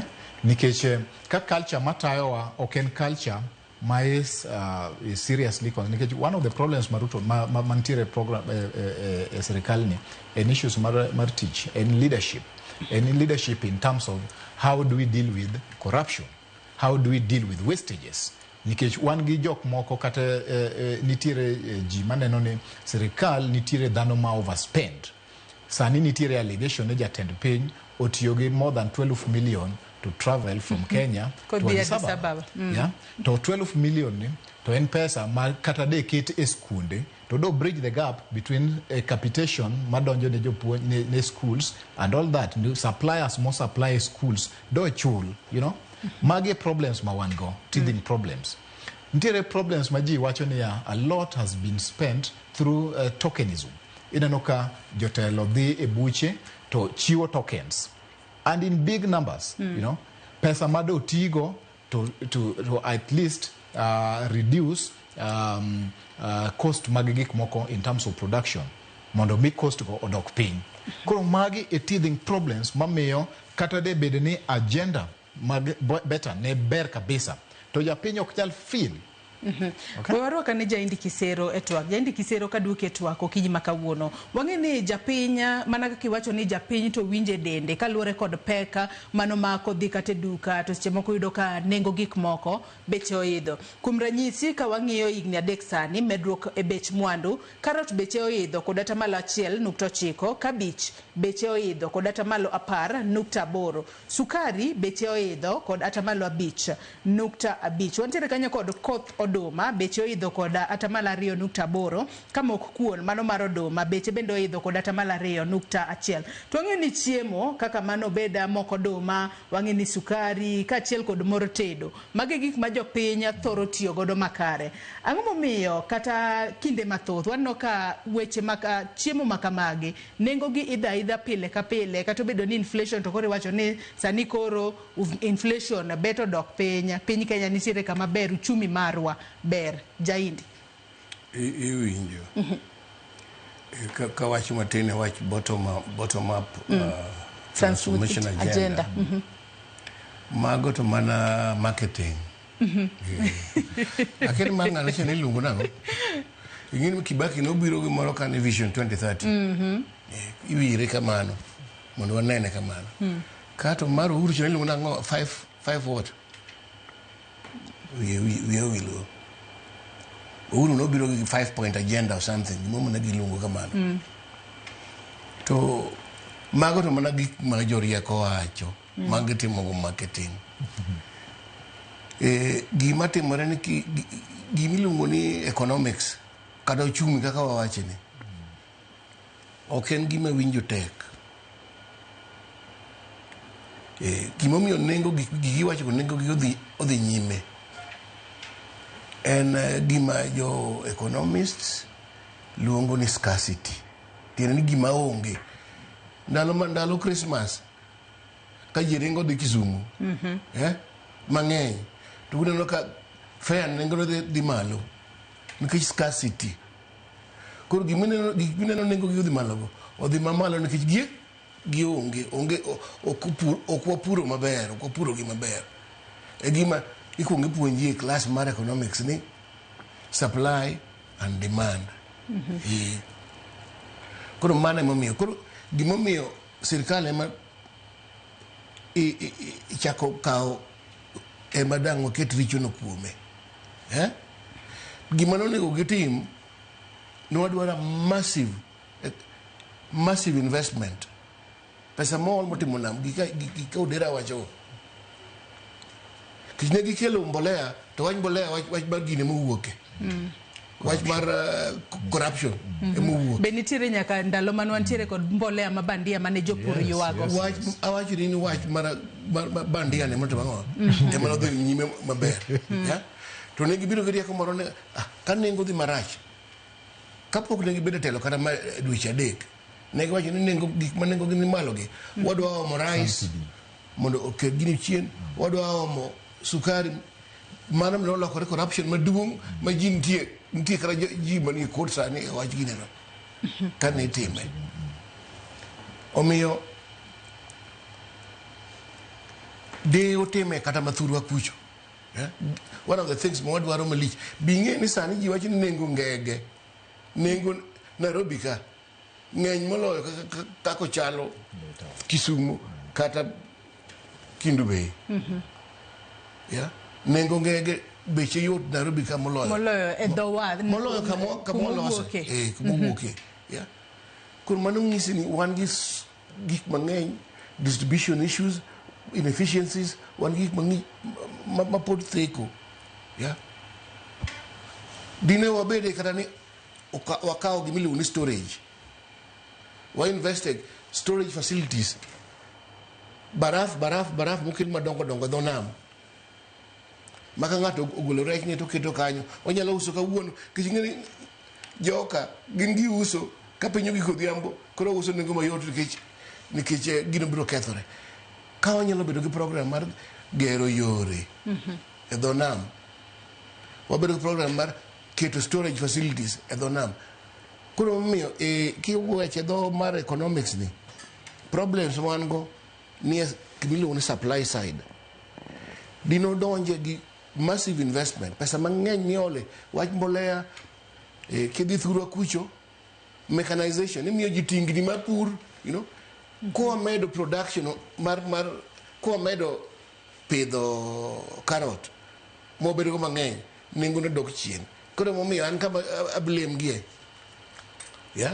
ni nok gitimo ok gitimo matek ahinya e loso supply side issues go mar ariyo gimiluongo ni social safety net wawuoyine ma odera wachono ndalo mane itimo campaign jaduong' Raila Odinga nobiro gi wach moro mondo mi ji siling 6,000 dwe ka dwe iluongo ni cash transfer program sani kidhi nitiere gimoni pesa jodongo di penja ne jodongo no be gitime nade be giyude kaka ne to kata jodongo kende kata nyithi kiye kachiel kod mod liete gin bende pesa go gin pesa timango ok donjne gimomiyo an gimiluongo ni bottom up transformation agenda no ok aneno berne e higni 3 mokalo mano kaka nene Eric Odera in korka kori kopogore kata kod nengo mag chiemo wantiere kod nengo mag modhi mani wacho kanyo kod dongere ni energy cost wang'e ni wantiere kanyo kod sitima ma itiyo godo wantiere kanyo kod modhi mopogore opogore obed fuel kerosene diesel kinde mathoth wasebedo kwaneno ka nengo makamagi gisebedo stable gisebedo ka gifluctuate ndalo moko medo gi ndalo moko bende koro gidwar piny matin kata kamano mage moko kuom gigo ma bende jopiny tiyo godo kendo japiny kipenjo to moko gwenge moko kata bedo ni sani koro itemo mar mondo mi oket sitima e gwenge mopogore opogore kata kamano jopiny moko podi wacho ni ok giyuda sitima no makare kalure kod mauta mar taya bende nitiere udi mathoth ma podi tiyo godo kata kamano ere kaka nengo makamago komedore kinde ka kinde kelo pek mar ngima obed ne japiny matiyo kode kata ne johala mopogore opogore. Okay, Joyce, we achak kama. Ago picha gima ne timore 2022 to gi gima timore nyaka sani. Abro chako gi wach mar stima. Samane 2022 mane Ruto kawo telo, ni yudo ka ng'at mane dwa ng'iewo token ka ochiwo siling 100 to ne nyalo yudo units 8. To sani kin gi siling 100 dino to kiyudo units mang'eny tiyudo units 5. Achiel kuom gik ma osebedo ka defy the rule mar inflation mage wacho ni en electricity. Mar ariyo en rent. Rent. Gik moko ariyogo gin gi balo gi trend ma mitemo the Bureau of Statistics miyo wani from 2022 nyaka sani inflation was a drop from 9.6 to 3.8 those two to gimomiyo gini nigi a lot of effect nikech stima is an essential commodity. Idwaro stima for domestic use. Ok nyali ikori kata ot kata ka in gi nyithindo kata security ka ionge stima. Nyaka ibed kode. Chuno ni ng'ato ka ng'ato nyaka bed kode. Mar ariyo stima bende offer a lot of employment opportunities. Ja kinyosi ok nyal liedo ka onge stima. Mine makado wich ok ginyal tiyo ka gionge stima. Koro nengo mar stima kodhi malo mang'eny to nigi a lot of impact ne bottom, jok mantiere bottom of the pyramid. Winje mang'eny moingo jok ma lokruok kata mar siling 100 have no effect on their income situation. Achiel kuom gik makelo medruok mar nengo stima en ni there is poor distribution. Gwenge wa mang'eny kata stima no kende onge. Gwenge mantiere it is so unreliable. Ntiere a lot of disruptions. Koro gimade serikal temo majahidi otemo wacho en investment. Mano I agree, mano ayie kode kabisa. Gima serikal nyalo temo to address this achiel owinjo give invest massively mondo every home should be connected. Okunjo beda ni na political statement ma iwacho to whip up emotions and gain votes. To winjo bed ni wache mondo bed implemented mondo ng'ato ka ng'ato obed kode. Koro kosebedo kode jaindi otemo wacho gimiluongo ne the law of demand. The law of demand en ni ka supply ng'eny to of course price will go down nikech ji mang'eny bro bedo ni supply the same commodity and therefore nyaka gi reduce price. Mano is true. Kopo ne wanyalo bedo gi production maber kabisa to mano ok kata electricity kende kata the energy to mano affect nyaka chiemo. Now, energy, makore wacho mabedo regulated gi IPRA, kane Ruto donje telo, LPG gas 6 kg, nen 1,500. Sani en 1,000. Matene no dok piny. Odok piny. To achiel kuom gima ne gitimo, en ni ne gigolo from the standard rate, no tere to zero rated. Of course, mano to ne negi effect, mano konyo jo piny. Okay? Man mago e gik mano wadwaro. But ni nitiere again a 16% on fuel. Okay? Koro LPG gas odok piny but fuel price ne odok piny. Koro nikech subsidy of course mane uru nego kato no golo no reduce super petrol work from 217 to the current 180. Okay? But again kata 180 nikech king'iyo the gimiluongo ne pesa ma japiny ka japiny nyalo yudo mondo mi cross the poverty line. Sani e Kenya ka kwano en siling 3,252. Tiende ni ya ng'ato ka ng'ato winjo bed ni yudo katin kabisa e dwe e odiochieng' kodiochieng' siling 108. Siling 108. Kok yudo siling 108 odiochieng' achiel to in e poverty line.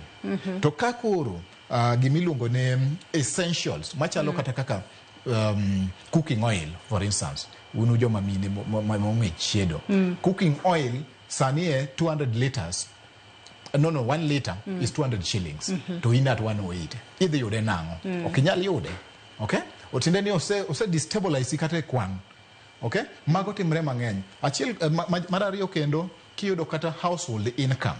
The household income masani e Kenya ka is 20,000, the same mane entiere in 2022. Ot ka ot tiende ni in a month yudo 20,000 to mane wasebedo gi miluongo ni stagnation a household income. Ji mane nitiere poverty line or increase. Stagnation no nyalo bedo nango makele makato bedo ni higni loko to eto podo bet makani. Cost of production. Cost of production. Nikech kambi katiyo to ng'eyo to wadhi timo nango. Wadhi yudo profit koso nango. Sasa ama kambi oneno ni profit ok yude kata wadhi yudo loss. Ng'ama nyalo midi mishahara onge. Okay? Mane momiyo wan gi cost stagnation. Again, gimanyaka wang'eni within the period mar 2022 nyaka sani we have Kenya the economy has lost around 100 plus manufacturing firms. 100 plus. Mowuok e Kenya ka, one, due to high cost of energy, and number two, taxes. Two main reasons. High cost of energy and taxes. High cost of energy, stima. Mi penjani. Okay? Mano. Koro gigiete gin a lot of things makelonwa issues e economy mamiyo koro gigi ok nyal dhi maber mana kaka wanyalo gombo. Emomiyo I agree ni achiel investment should be taken seriously. Sirikal owinjo invest to kendo invest in productive units. Kendo owinjo gi ensure ni manufacturing ok owinjo bed ni nitiere kata chiel manufacturing firms mawuok e Kenya ka productive units ok owinjo bed ni wuok e Kenya ka kata chiel. Kenya economy mar Kenya 52% is agriculture. 52%. Mano is a percentage ma you can't ignore. More than 50% mar ji modak in rural areas in Kenya are actively in agriculture. So what do? Abi the point mar Jahindi. Investment. Invest. At one point, kana wacho issues mag subsidy fertilizer. Now wacho it is a good idea, but it is not. It's not complete. It's not the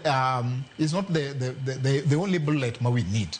Nikech anakatake di thurwa ayajambita Jahindi. To thurwa kuchacha, we don't need fertilizer.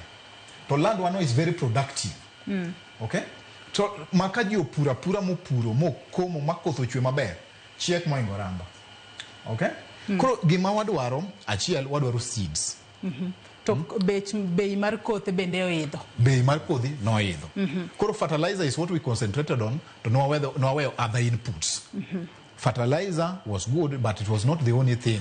No winjo be no achiwo kata seeds. Kata sani people are planting. Kada ber kabisa ji mang'eny no winjo be ni imiyo seeds ma is afforded. Get seed is very expensive. Okay? A fertilizer program ni ji mo benefit kata ji mo yude are only 5 million. But I watch ni out of the population mar Kenya ma concentrated agriculture is around 52. Okay? 52% mar 50 million is not 5 million. Matinde ni weche go mago maga subsidize fertilizer mabende ne okele. Wanyalo wacho ni ne owasen kose otemo bero nengo mar ngima. Otemo o nikijanyisi ni maize production or increase from 3 million tons to 5 million tons currently. Number two, coffee production, yudo ka jok mantiere coffee, yudo ka gin bende yudo nwengo nikech coffee a unit, a kg of coffee or price new or medre from 65 to around 150. Okay? Jok ma uso chai bende obedo gi exports mang'eny nikech chai omedre returns mag chai work from 138 billion to around 215. Koro yudo ka fertilizer initiatives gi are good, but wanyalo timo gi mondo gi reach ji mang'eny, be wanyalo timo gi mondo gi chop ne ji te. Okay? Mondo wayud ji mang'eny ma engage. Okay? Koro a lot of investment needs still to be done mondo target the people at the lower pyramid mondo gi produce. Weche mag keto mwandu Jendi Kisero kapok wadhi yweyo machielo. Kopogore koda weche go mago mag keto mwandu mowinjo bed ni seche moko ing'iyo kaka inyalo ting' malo kata weche go mag investment minyalo tigodo. Ok wanyal wuoyo kotudore koda nengo mar ngima e pacho kae kok wang'iyo kata wanyalo wacho gino miluongo kanyo kod dho ngere ni global factors kaachiel kod weche mago mag siasa mosebedo katimore e pacho kae. Nikech adira wang'eyo ni nyaka ne jatend piny Kenya William Ruto donje telo higa mar 2022 nobedo kod liet matin mar siasa e pacho kae, pinje maoko bende moko kuom pinje mache moko konye kelo mwandu e pacho kae bende ne nitiere kaka lweny ne gore kata Ukraine kocha gino mani wacho ni ne affect. Kata kamano global factors kaachiel koda political factors bende nitiere kaka gi affect nengo mar ngima e pacho kae. Mana dieri to kapok aduoki Joyce nitiere muindi moro muindi kana Jahindi nitiere muindi moro en yo piny ma America ko town miluongo ni New York. New York no ng'ini en capital mar the world e yore mag pesa. Koro muindi ni wuon mare ja Uganda ka, en muindi manonyuol Uganda ka to nolokore ja America mana ko Obama. Koro sani ochung' mar mayor. Gimomiyo everybody jite wacho no dhi win iluongo ne Zoran Mamdani no odonje campaign ne okete gima iluongo ni affordability mondo ji otim ang'o odak maber to biro gi gik moko ma jok moko Amerika kucho to wacho ni gik moko nyal tiyo kicho wacho ni odwa keto nengo mar gik ming'iewo supermarket odok piny odwa keto nengo mar bus miringo go odok piny campaign ni nosiko ma wacho ang'o doko nengo mar ngima piny temo miyo make a big impact. Part of the problem achiel ma wan go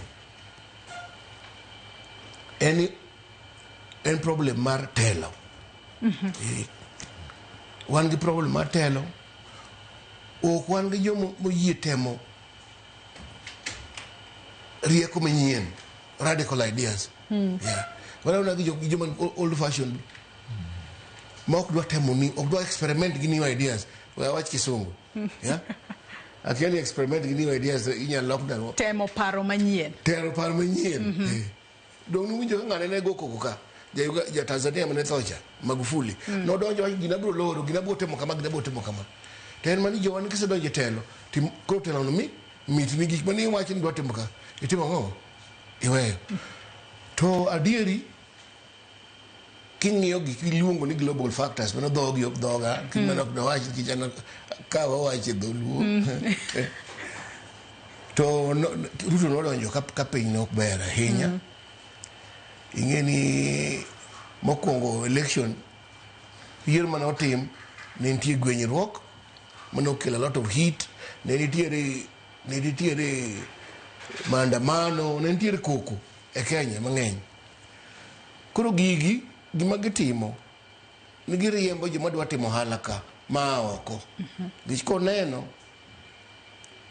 ni kacha kama kuda donje kacha kuko ng'enye kendo ne gidonje sirkal ka lweny maduong' owuok Eastern Europe between lweny mane jo Urusi gi jo Ukraine to ng'eni kuro ema kuro joge man gi wheat moloyo ma produce wheat moloyo in the whole world. Kuro gino no affect a lot of markets. Maradek gino beno tabu manotimore Middle East beno otero nengo mag gine malo. Takuni nia kipenjo gitiyo maber cause ok gitiyo maber. Ka wawacho ni nitie gik magitimo maber kendo motiyo to en gima Odera wacho ni gimoro ne gisiko ka ni ji to ji ne gisiko ka ng'eni nengo kineno Rubis oil companies man ka gite dwe ka dwe gidwaro $500,000 mondo ging'iew go oil gi kelka kuro dollars no rume e market waka Kenya ka dollars no rume eme dollars ne odhi malo kucho koro kane gibiro gi gini gidhi jo Warabu gikone gini kar chulo dwe ka dwe wachulu dweche chiko bas koro jitu jino ji ochae to kaka madieri en mono okela ng'owa piny nwachomo kuma ne ok wadhi yude kata mo nikech pesa ne onge dollars watieko koro jitu jino ema nogologi e wach global factors miwachogi in terms of kako donje wach mar mo kendo donje wach mar nengo dola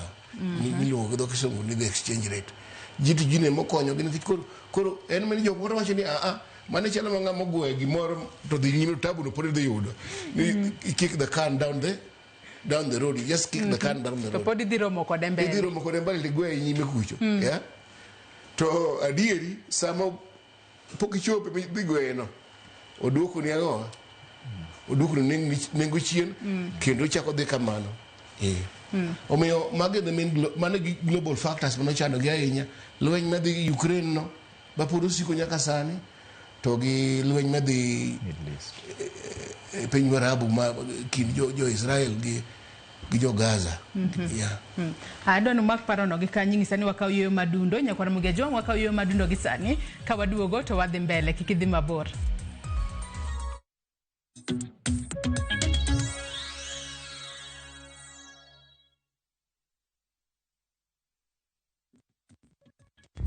Saa zingine mambo kupata bila plan. Gas ndio imeisha, landlord akuache upumue, mtoto ni mgonjwa na bado ni mid-month. Usijibox kwa noma. Piga *531# and sort your emergencies with my Mobi Civil Servant Loan, iwe usiku au mchana. Kama wewe ni civil servant, sasa uko sorted. Dial *531# and get up to 20,000 shillings and pay from your next payslip. No paperwork, no guarantors, no drama. Ni wewe tu na simu yako. Register now and see your limit in seconds. Built for Kenyan civil servants. My Mobi, iko sorted.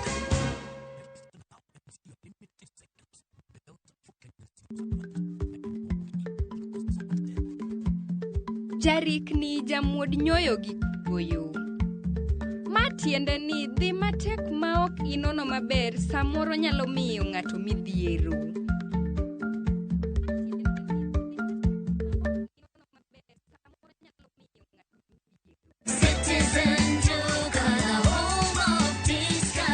No queues, no heavy bags, no stress. Just shop on citizenduka.com and get everything delivered at your door. We deliver across Nairobi, Kiambu, Thika Road, and beyond. Shop now on www.citizenduka.com or on the View Sasa app.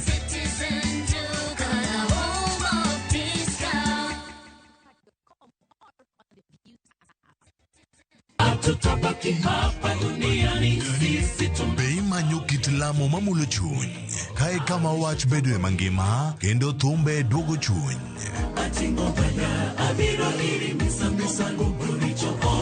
Wariure kanyakla, mondo wakelne adiera, geno, kod ote mar kinde ma wadakiegi.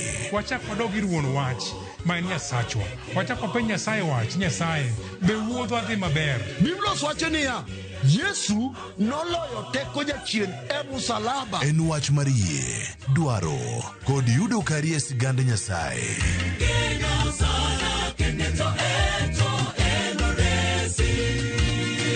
Injili ngima, sabato ka sabato, sari okinyi, kik bai.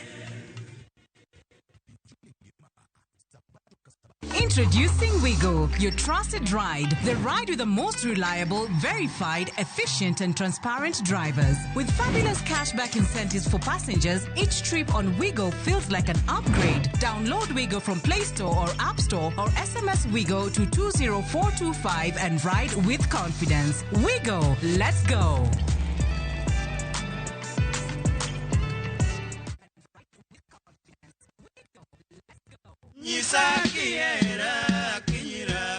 Ne en chuny benga endalone, kendo wende nene kelo mor, mit gilo e chuny johera mag thumbene. Kona nyola ng'ama ong'e mang'eny mohero weche moko mag mon.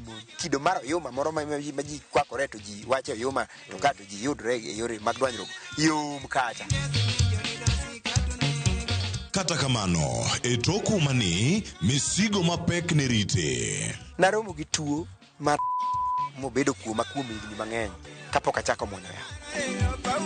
To mana kaka e muma, Saulo noyudo lokruok mobedo Paulo. Oyier Simba J ne oyudo nying manyien mar brother Haron Peter Oyier Simba J Mowar. Ma tok yudo lokruok mar chuny kendo nyuol manyien.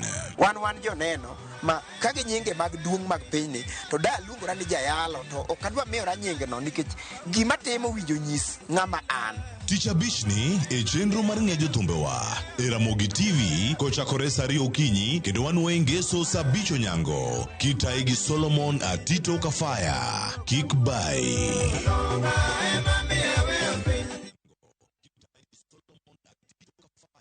The ocean breeze carries laughter. The streets of Old Town tell stories. And Mombasa welcomes you with open arms. Wander through winding alleys, sip cocktails by the beach, and let the night stretch endlessly under the stars. This low season, Mombasa is vibrant yet unhurried. The perfect escape with friends, a romantic getaway with your partner, or time just for you. From only 25,900 shillings for 3 nights via SGR, View Travel makes your coastal story easy and affordable. Book today and spread the cost with Lipa Pole Pole. Visit viewtravel.com or call 0703 254 254. View Travel. Dream, explore, discover.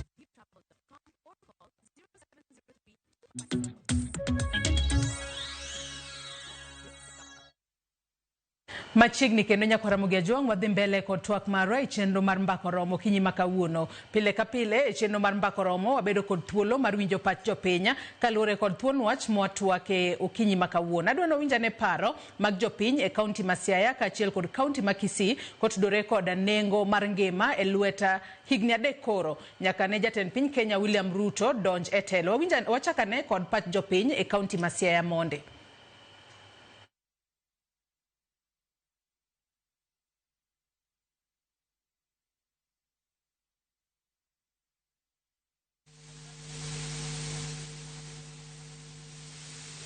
En mana daraja ma pesa kale.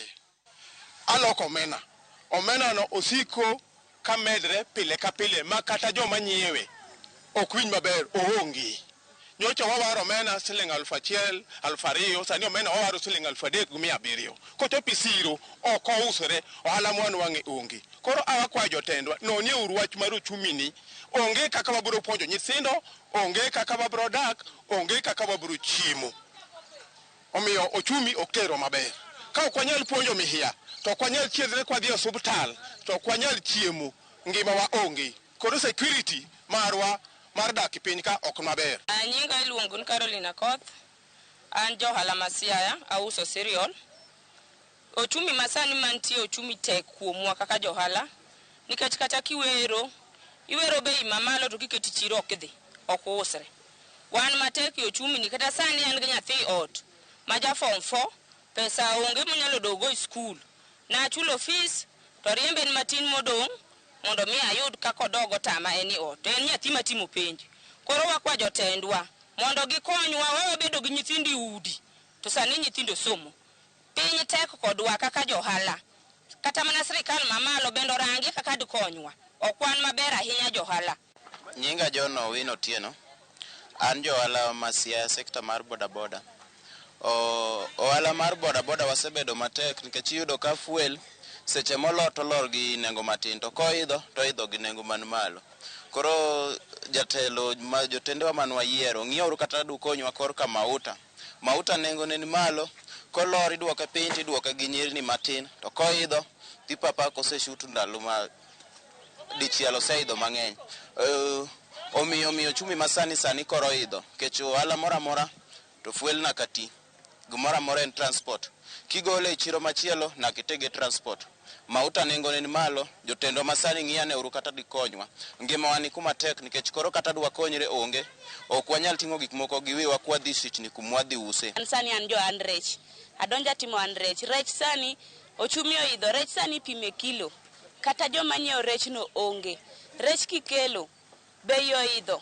Inuang'o ka rech mani uso 100 sani use 150.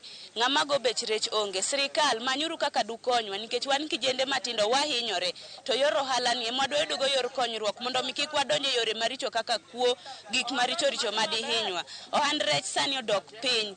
Nikech gik moko inuang'o bech mafuta idho kaka waom rech e dho nam kwa kelo kumwa use bei tek. Jonyiepo bende onge, pesa bende onge, sirikal wahinyre. Many kaka dwa yud yor konyruok. Wan kaka jenzis. Mago pach jopiny e kaunti ma Siaya kotudore kod nengo mar ngima. Kuwuok e kaunti ma Siaya, dago mar mondo mi wawinjane kendo pach jopiny e kaunti ma Kisii eka wadhi mbele kod twak marwa. Bei haijapungua, ingepungua ifike kama kitu kama 100 ingekuwa afadhali. Sasa kama mtu wa chini hata uwezane na hiyo bei. Unaweza ona mtu ameamka asubuhi lakini hata chakula kitu. Sababu kwa nyumba hata maelewano ni shida. Mzee na watoto. Douglas Majuki. Unga ilikuwa 85 ile kubwa, lakini saizi iko 1 something. Na mafuta ya mboga na sabuni tulikuwa tunanunua ile kipande 20 bob, leo ni 50 bob, 60 bob. Sasa naona kama vitu vinaenda juu kiasi. Ungependa nini exactly unataka ipungue? Hii vitu yani hii chini kali ya kutumia kwa nyumba ndio ipungue. Kama nguo nini hiyo achana nayo. Lakini hii ya nyumba hii kama mafuta, sabuni nini ipungue. Ni Divina Nyamoita kutoka Kisii County.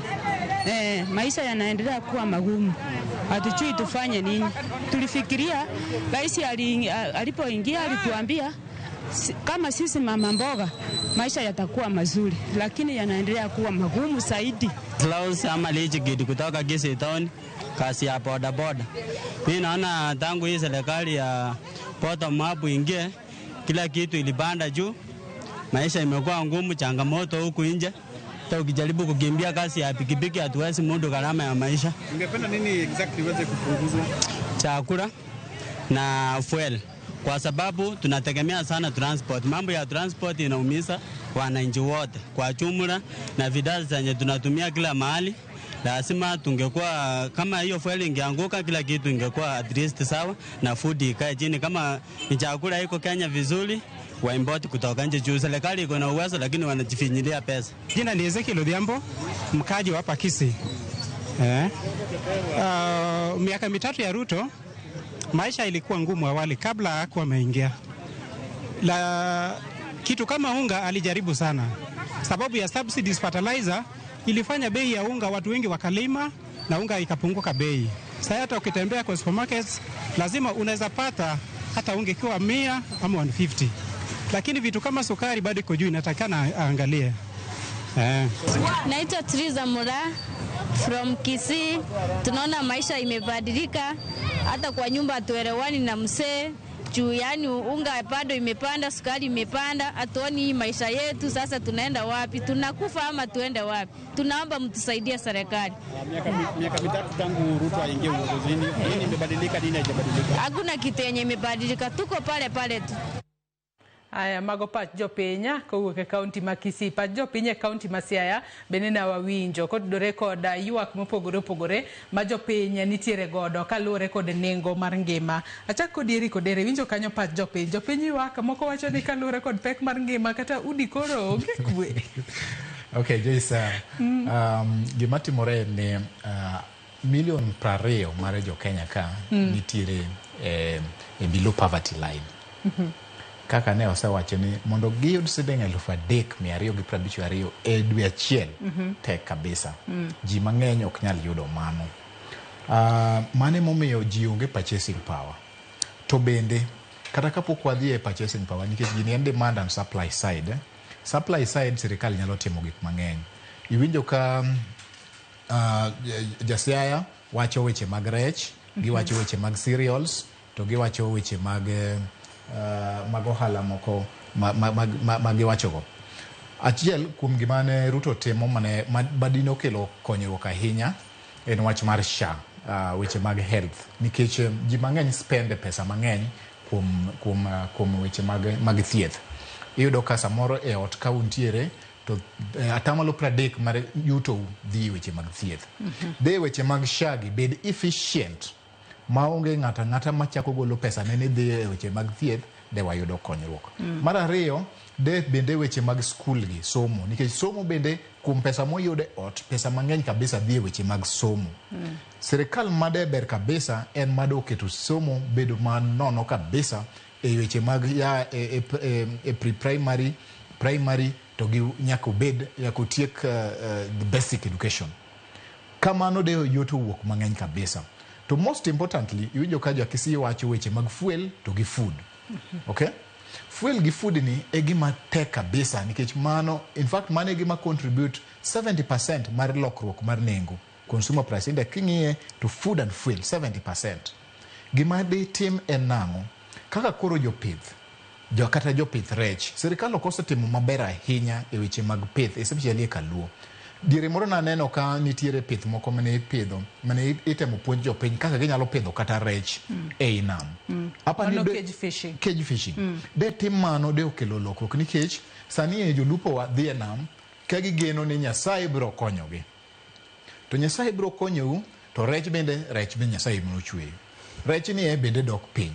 Tiende ni consumption of the mang'eny kabisa moingo the production. De watim ang'o? De nyaka wa produce rech no. Nyaka wabede gi programs moko manyalo produce rech no, mondo rech no bed mang'eny, nikech staple food gi, chiemo gi, to are in demand. Ji dwaro chiemo, tuyudo ka gionge. Kata e agriculture, de wabedo gi programs moko mabeyo kabisa ma ensure ni ji produce. And in my view, aneno ni gima timore makelo lokruok, makelo tabu kabisa, any production is below average. In all aspects. de wanyalo bedo gi sirikal ma boost production mar jopiny, to de wayudo konyruok kabisa. To mano is possible nikech pesa nitiere e Kenya ka mang'eny kabisa. Ineno kata gima jahindi ne wacho ni wan gi ji mang'eny yudo kata losses nikech onge kama gi store weche kaka rechgo. Investments ailago de watimo maber kabisa, weche mag omena kaka mama Mayasia mawacho ni omena koro dhi malo, kaka ouso onge, wanyalo yudo yo moko mag kata koko ouso to store maber, kata wanyalo yudo markets, you know, ka gisebedo storage go, they can be packaged, then wanyalo export gi. Okay? Weche mag waneno agriculture ka nitiere weche, the main two crops makelo tabu kendo manyalo kelo lokruok e pinywani kaka koro wan kaka joluo en oduma to gi niang'. Ang'o momiyo sirikendewa kata county government ok nyal chiwo massive investment e oduma to gi niang', nikech magi gik manyalo employ ji mang'eny, to kendo production gi nyalo boost surplus. Wanyalo bedo gi a lot ma is not just for consumption, to wanyalo nyaka export. Koro production ka ema sirikendewa gi ok winji.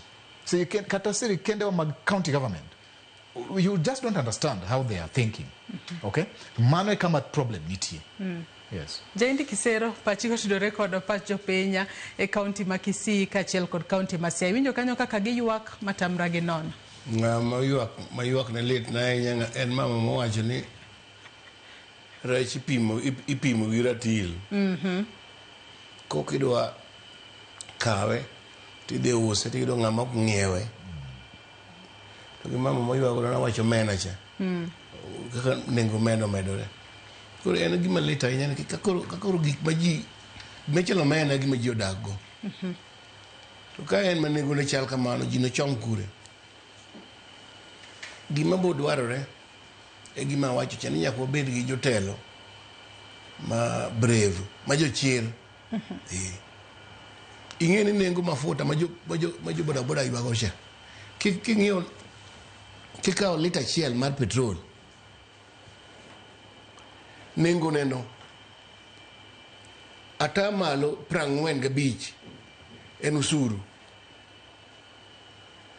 Aparo ni wasechopo kamoro ma sirkal onego obed gi jok ma jochir ma wacho ni aloko nengo, agolo usuru mar ginene, atero kama.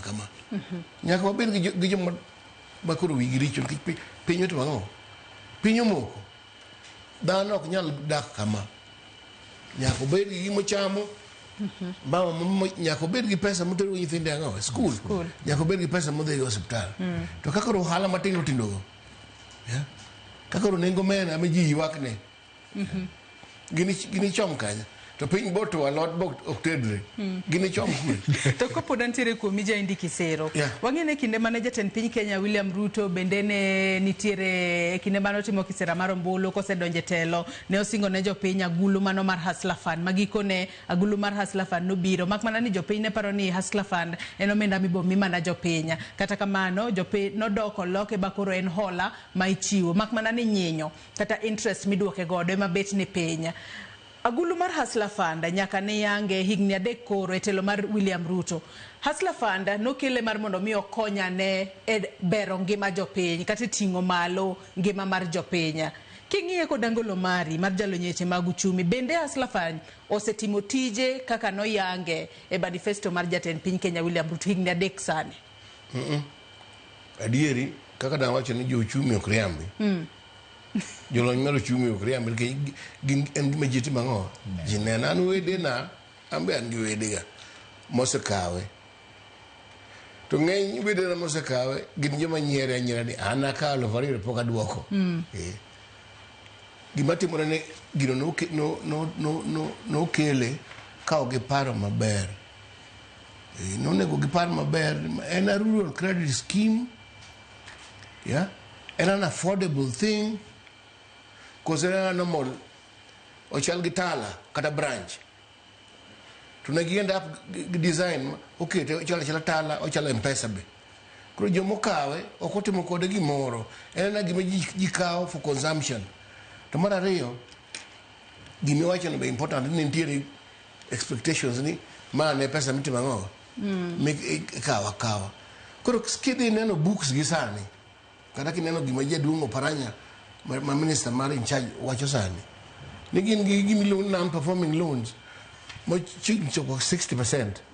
Pesa no jikawo to ok tim ang'o? Ok duoki. Maka gibed joma brave to dina an waran sirikal ta ng'ado tijuga gima to ang'o? Ok make an impact in my view. Korka kori Eric Odera. Penjo maber. Hustler Fund kano okel nitiere expectations mang'eny. Performance kiwacho kaka nyaka sani wacho ne ji milion 26 nitiere e Hustler Fund ni kendo sirikal wacho ni gise disburse around 72 billion mosedhi e Hustler Fund ni. Hustler Fund ni kane ikele to ne owinjo bed ni create gimiluongo ni micro jobs. No owinjo bed ni o target ji matindo tindo mane a lower of the pyramid, lower the bottom, mondo megi kaw pesa ni mondo gitigo. To kaka jasero jaindi wacho implementation kaka no kele ne okokele maber nikech no kele gi political mindset kasto no kele ka okopuonj ji. Koro ji mang'eny no kawe to mana kaka githiano ni wana kawe to pok aduoke be gima osetima onge. Gima nowinjo gitim en ni nowinjo bed ni gikawe with a view to boost production. Tiende ni kani ine gi garage ni moro iuso spare parts to ni ikawo details ni tipuonje ni to gigri ni ber kabisa to ipani kwa mi wa boost capital ni ipani nyalo dhi maber. Mano with that view kadwa kawo statistics go kaito wapuonjo ji ma already were in some business mano do boost production. Aparo ni mano e view mane gi miss. Koro Hustler Fund has not met its target. Okose chopo kama no winjo be ni ochope. Okose okelo impact mora. Ji mnoka mang'eny are having more of problems nikech giwacho ni they are defaulters, you know, gin gi issues mag losses. The fund itself is incurring losses. Koro the Hustler Fund itself okose bedo maber. Sirikal kendo ne nitiere gi other programs machalo kaka affordable housing manegi target ni mondo gikel around 1,000 units in 5 years. Mano tiende ni gi create 200,000 units every year. Mano nyalo konyo nikech gimane odhi konyo we ni cost mar rent moingo ji mang'eny in the long run mano nyalo bedo gi impact. To again magete pod nigi a lot of issues because the public still put view with a lot of skepticism. Magete mondo megi achieve magi ntiere gik manyaka gitim. Aparo ni gima pach jo piny ma wawinjogi en ni ji mang'eny pod ni matek. Ji mang'eny ni matek, ji mang'eny ok nyal chiemo maber, ji mang'eny ok nyal puonjo nyithindgi, ji mang'eny ok nyal yudo ngima maber. Tiende ni ngima pod ohingo ji mang'eny. Mane gima sirikal owinjo bed ni winjo kabisa mondo megi kony. Fuel mane Jakisicha wacho nigi a lot of impact. Jahindi osetemo wacho gima kimiyo fuel dhi mamalo. Achiel kuomgi weche mag global ang'ogo to gi tax mowacho ni adier kopo ni wanyalo bedo gi program maber mar golo taxes e weche wa mag fuel gi to nyalo kelo a ripple effect nikech fuel okiti kode gi jo boda kende, ok en transport kende kata e household to kata e production nikech kipuro kata kitinga nyaka ikaw fuel. To sama fuel osedhi malo mondo ipur kata an acre of land itiyo gi a lot of money. Makata sani jok mapuro iyudo ka sani koro bei omedre kabisa. Makoro kaka ipur acres manage kata chunyi gombo nyaka koro idok piny. Koro fuel owinjo bed ni sirikal ng'iyo maber kabisa kopo ni gidwaro cost impact cost mar living. Adwa na kaw yo moro madundo nyakwara muge jwanga kata kamano kapok wakaw yo maduna soma ne moko kuom ote manyakwara muge jwanga chwalo no kinyi makawuono kokalo yoro duto te mag tudruok ote makamago abo bedo ka somo gi achiel kachiel kata kamano ng'isa ni wakaw yo madundo mondi eka waduoga wasom ote kikidhi mabor.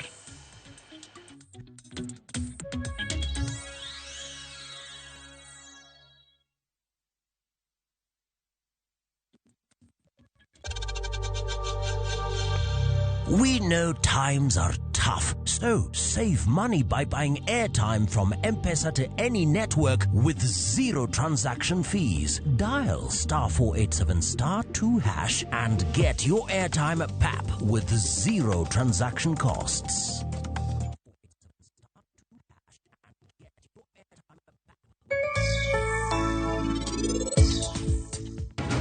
Bende ning'eyo gimoro amora wi Sanju? Dawi, an akia gimoro amora. Koro in ida wacho ni ikia gimoro amora wi wuoyi madhi kendo osiepni. Wachna, ere kaka mano nyalore? In ikia gimoro amora wi wuoyi ma Sanjo no? Winja, awacho adier.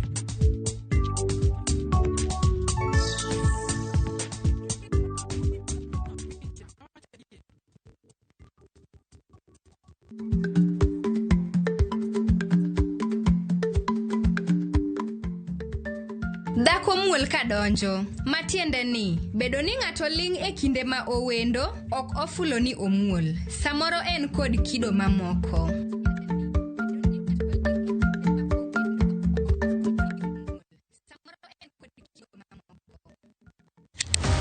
Tich ang'wen ka tich ang'wen, wafwenyo teko mar pok mari. Ochalo like gima nasomo.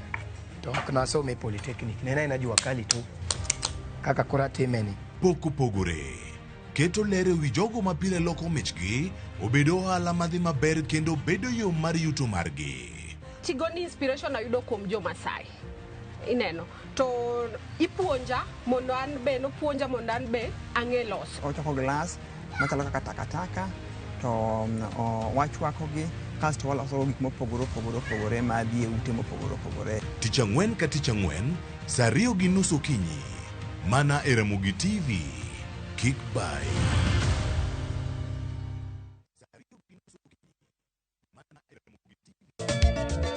Machiegni nyakoro monga jwange chenro mar Ngoma Owake. Wuok tich akelo ni mix bokwe. Kaito tich ariyo. Reggae Owake, yani tunaongea na Majar Rastafara. Alafu tich adek nyakoro monga jwange akelo ni mana yani ngeni baka gi wasanii. Tich ang'wen is kama nene, yani kitambo zama za kale. Alafu Friday, si unajua tu Friday tunafanya namna hii, nyakora magojong Friday supu zo wake.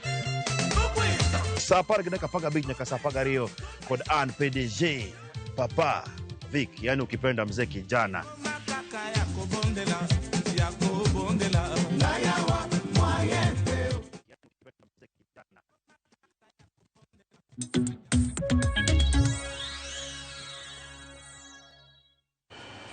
Machiegni kendo nyakora Mugia Jwang e tielo mogik e twak marwa e chenro mar mbako romo okinyi makawuona nyisi nabo bedo kasomo moko kuom ote ma ochwalonwa kokalo yore waduto te mag tudruok. Ote makamago asomogi achiel kachiel man ka joneno magwa oronwa chakod ote mano mar Engineer Lazaro Kanyamboko ng'isa kae ni an gima nyalo wacho kaka local analyst wacho ni Ruto lack good economic advisors.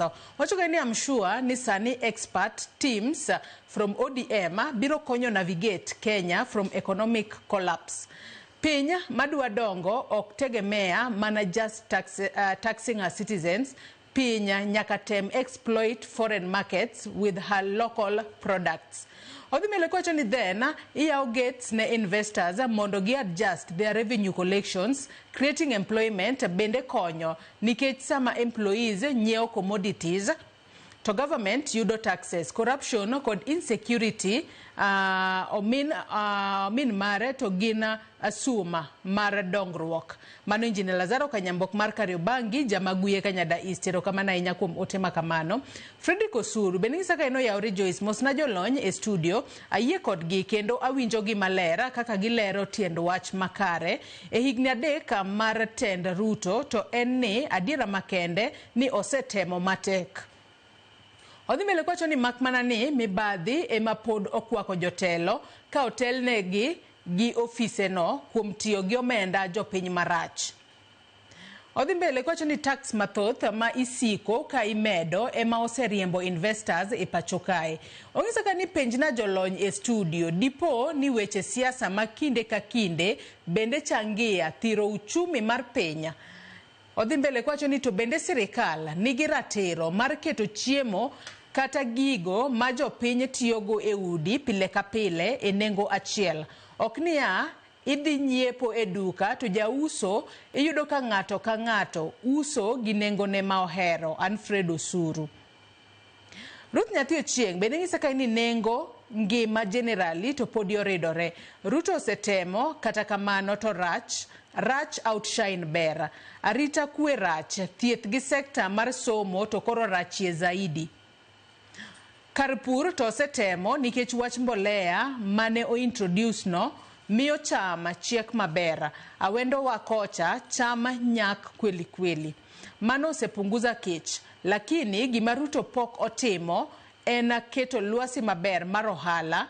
Jopur ywak ni mar gin gi farm products to chiro onge. Podi gik mawuok oko kaka sukari donjo e pachoka, mae ketho chiro ma pachoka. Omanya kaka onyalo tieko mago. Ruto nosingo ne jopiny polo kodonjo telo to sani chala mawanie hela. Geno onge, itabidi tumezoea kila mtu atie bidii. Aluo twak kanu moja enako. Mago mana moko kuom ote manyakwara Mugiajwang chwalonwa okinyi makawuono mano kokalo yore wadito te mag tudruok okinyi makawuono. Jopiny to ng'e Kiswahili kata kamano an bende atemo kar nyalona. Nitiere ote moro mane ochwal kanyo penjo mane Fred Osuru penjo kanyo ka bed ni nyalo bedo ni weche mag siasa ema koro miyo chal mar ngima tek matin. Kaachiel kod penjo mabedo penjo kanyo jaendiki zero. Bende nitiere kaka sirikal nyalo gayo bech mwandu ma jopiny tiyo godo pile ka pile. Mar mondo mi kidhi nyiepo to kidhi e dukani koket katiyo kod ranyisi ni seche moko sukari en 200 to en aina 200 e dukni te. Ok ni ng'ato ka ng'ato nitiere kod beche. Mano penjo ma Fred Osuru penjo jaindi. Ing'eyo kane an awuok e skul ndalo mana chako tich mar ndiko weche mag uchumi. Ne wan gi ng'ato moro treasury ka niluongo ni mama mone nitiere niluongo ni nyingero kalana matin to ofise niluongo ni the price controller. Yeah? Mama no ne mama mateko ne ng'eny kichen no nyalo dhi e duka to timaki kikawo nengo iketo nengo malo kendo ne gi set prices. Koro igni jok moko wagunda mariek moko iluongo ni World Bank, moko iluongo ni IMF gi ema nobiro gi rieko ni chiko nengo sirikal onego aye. Mano wagolo mama no tijne norumo.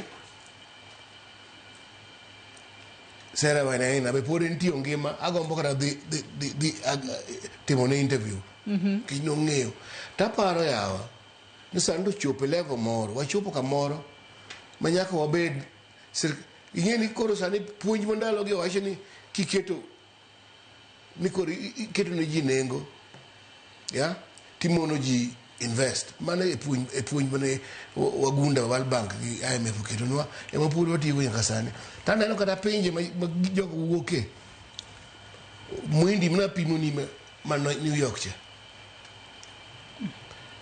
gigo everybody is thinking about them ni nyaka time gimoro kunyalo weya balabal kamano.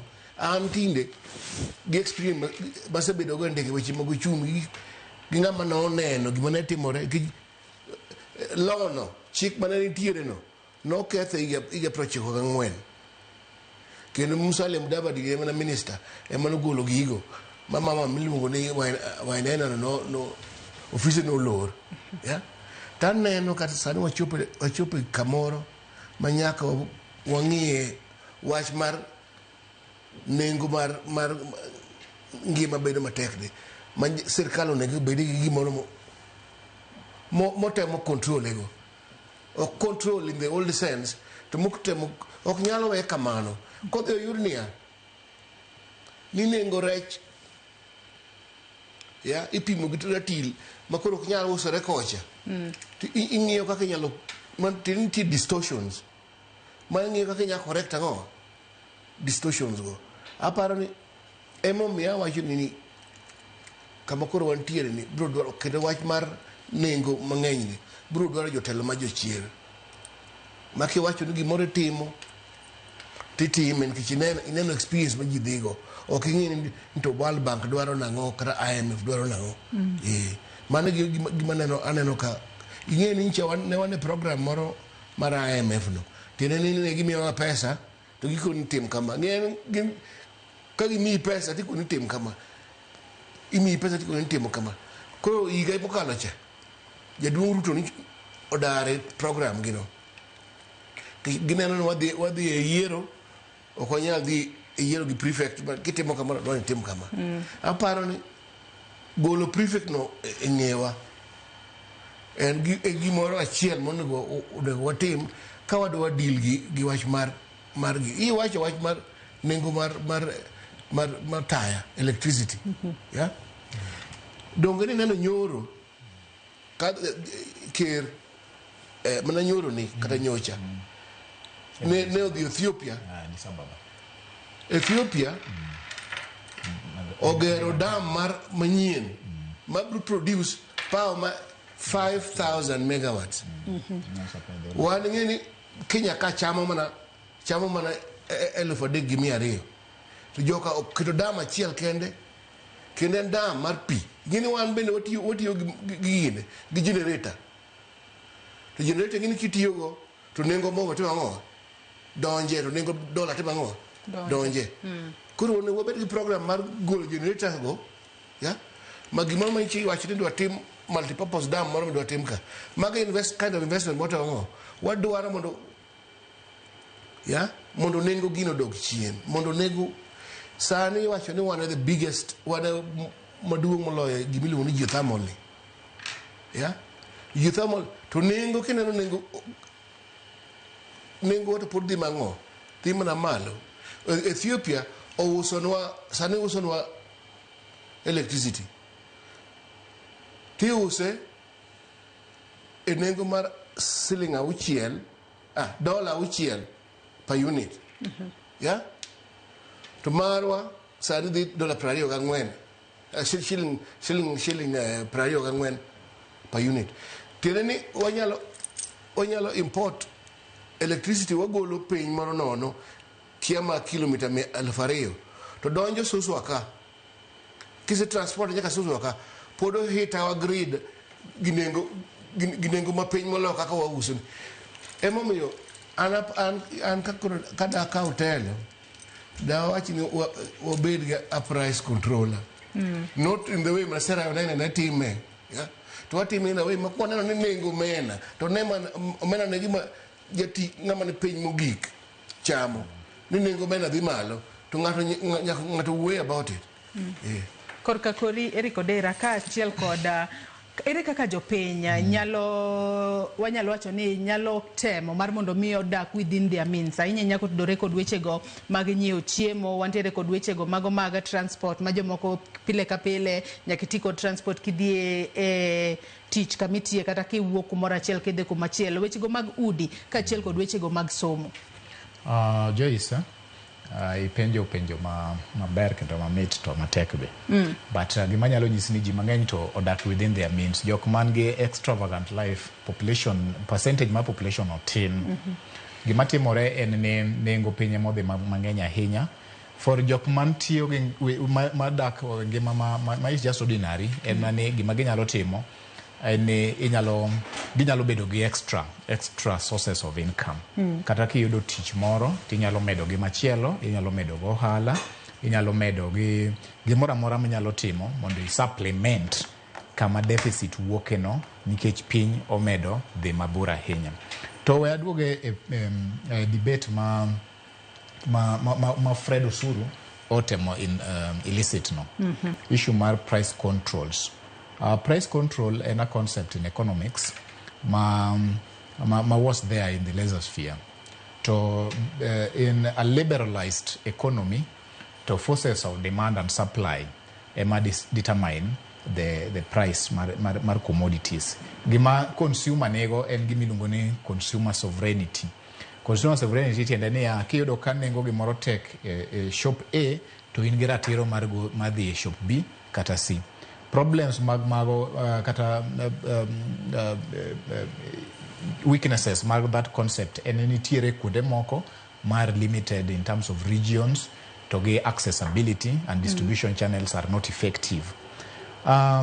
Gimoro bende nitiere ma jopiny otemo wacho.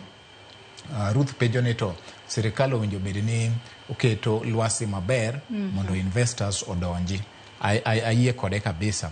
Adieri kabisa gima sirikal owinjo bed ni timo en duoko piny weche mag usuru kaito mar ariyo o handle issues mag insecurity. Ruth otemo identify gi. Sani nitiere gik mang'eny achiel kuom gima duong' kabisa makelo tabu Kenya ka en issues mag price mar energy.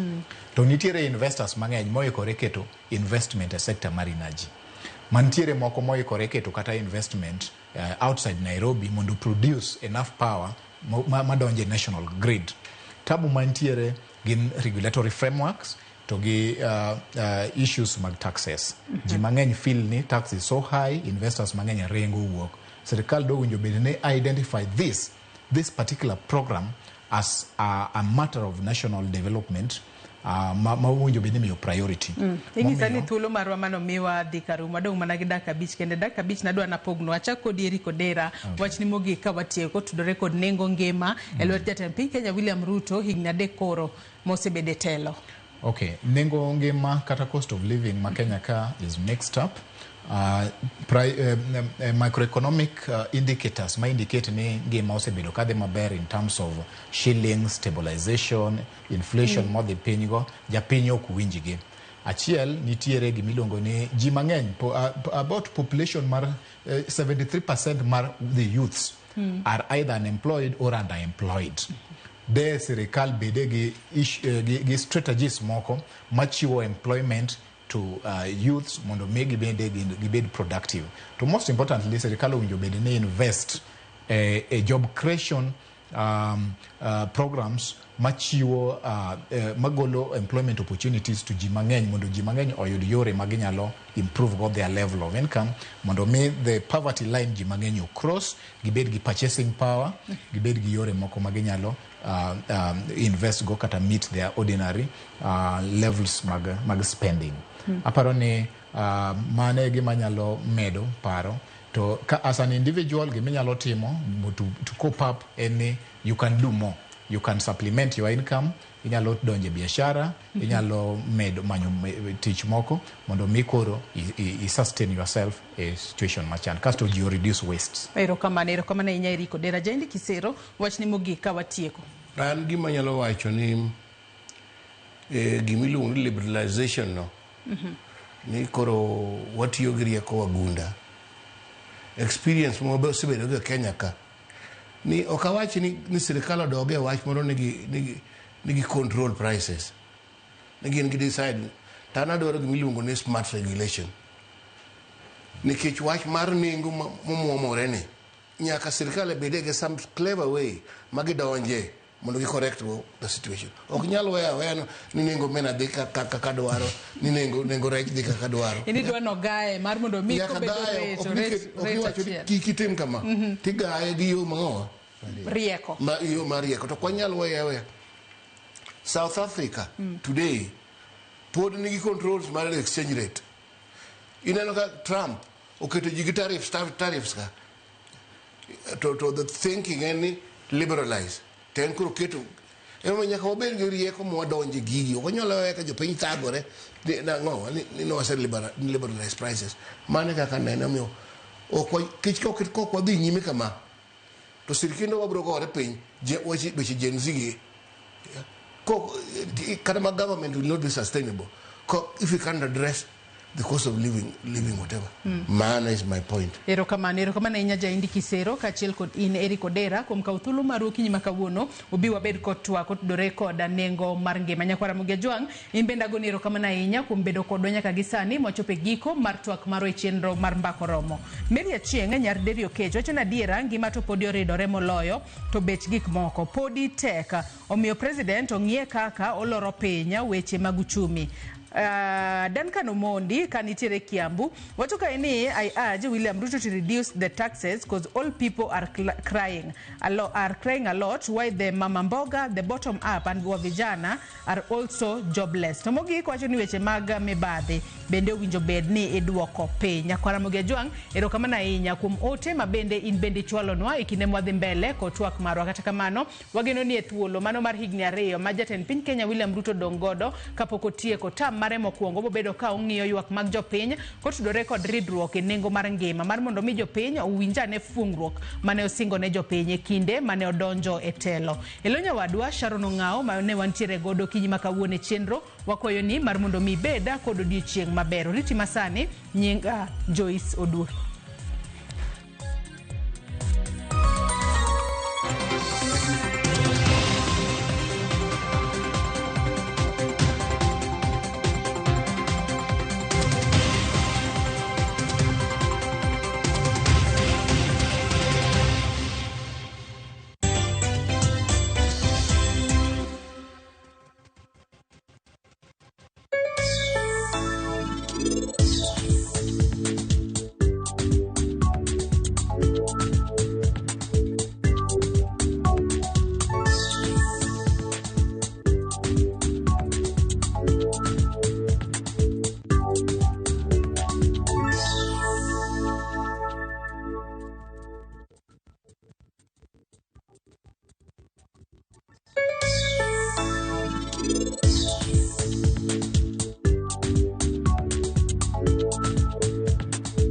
Yudo mo madajre kod kit ohala ma itimo, pesa ma ichako ohala kata capital, hola mar ng'iyo gige ohala kaka nyamburko, omenda mar okumba, hola mar iwuon e kind mamoko. Yud ber mar omenda ma ichiwo nyaka 10 million ma onge gima itweyo kaka lambun ma ipuodho e yo mapiyo.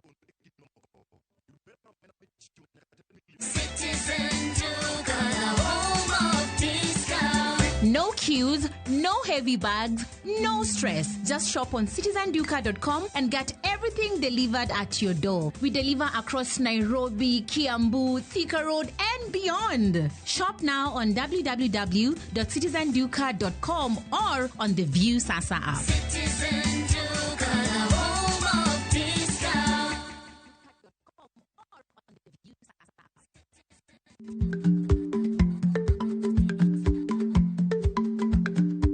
Ich lach nonego okal tako. Ma tiende ni bedo gi miluma mar yako mang'eny nyalo kelo rach.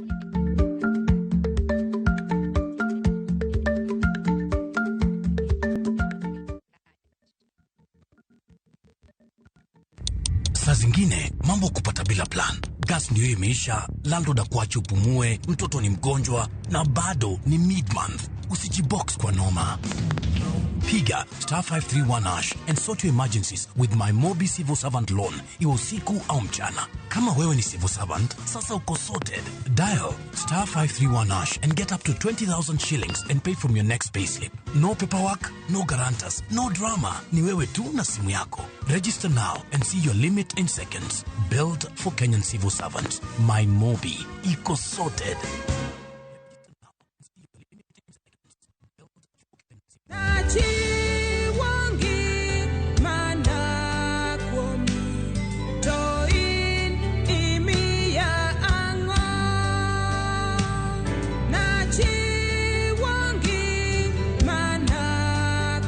Mondi yud skiza tune mar wendni di mana star 812 star 784# to ise mana yude. Ramogi TV ene od joweri duto te.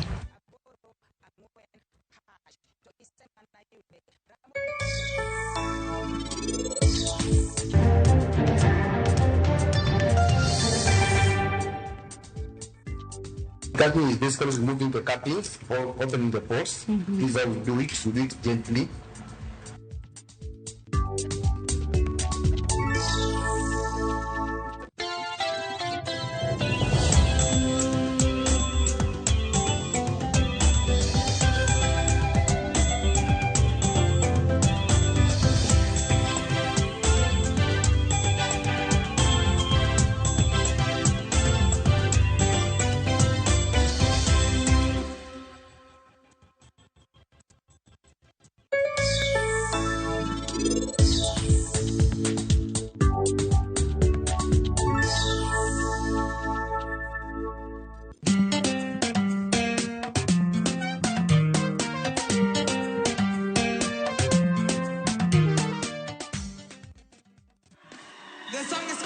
ajabu.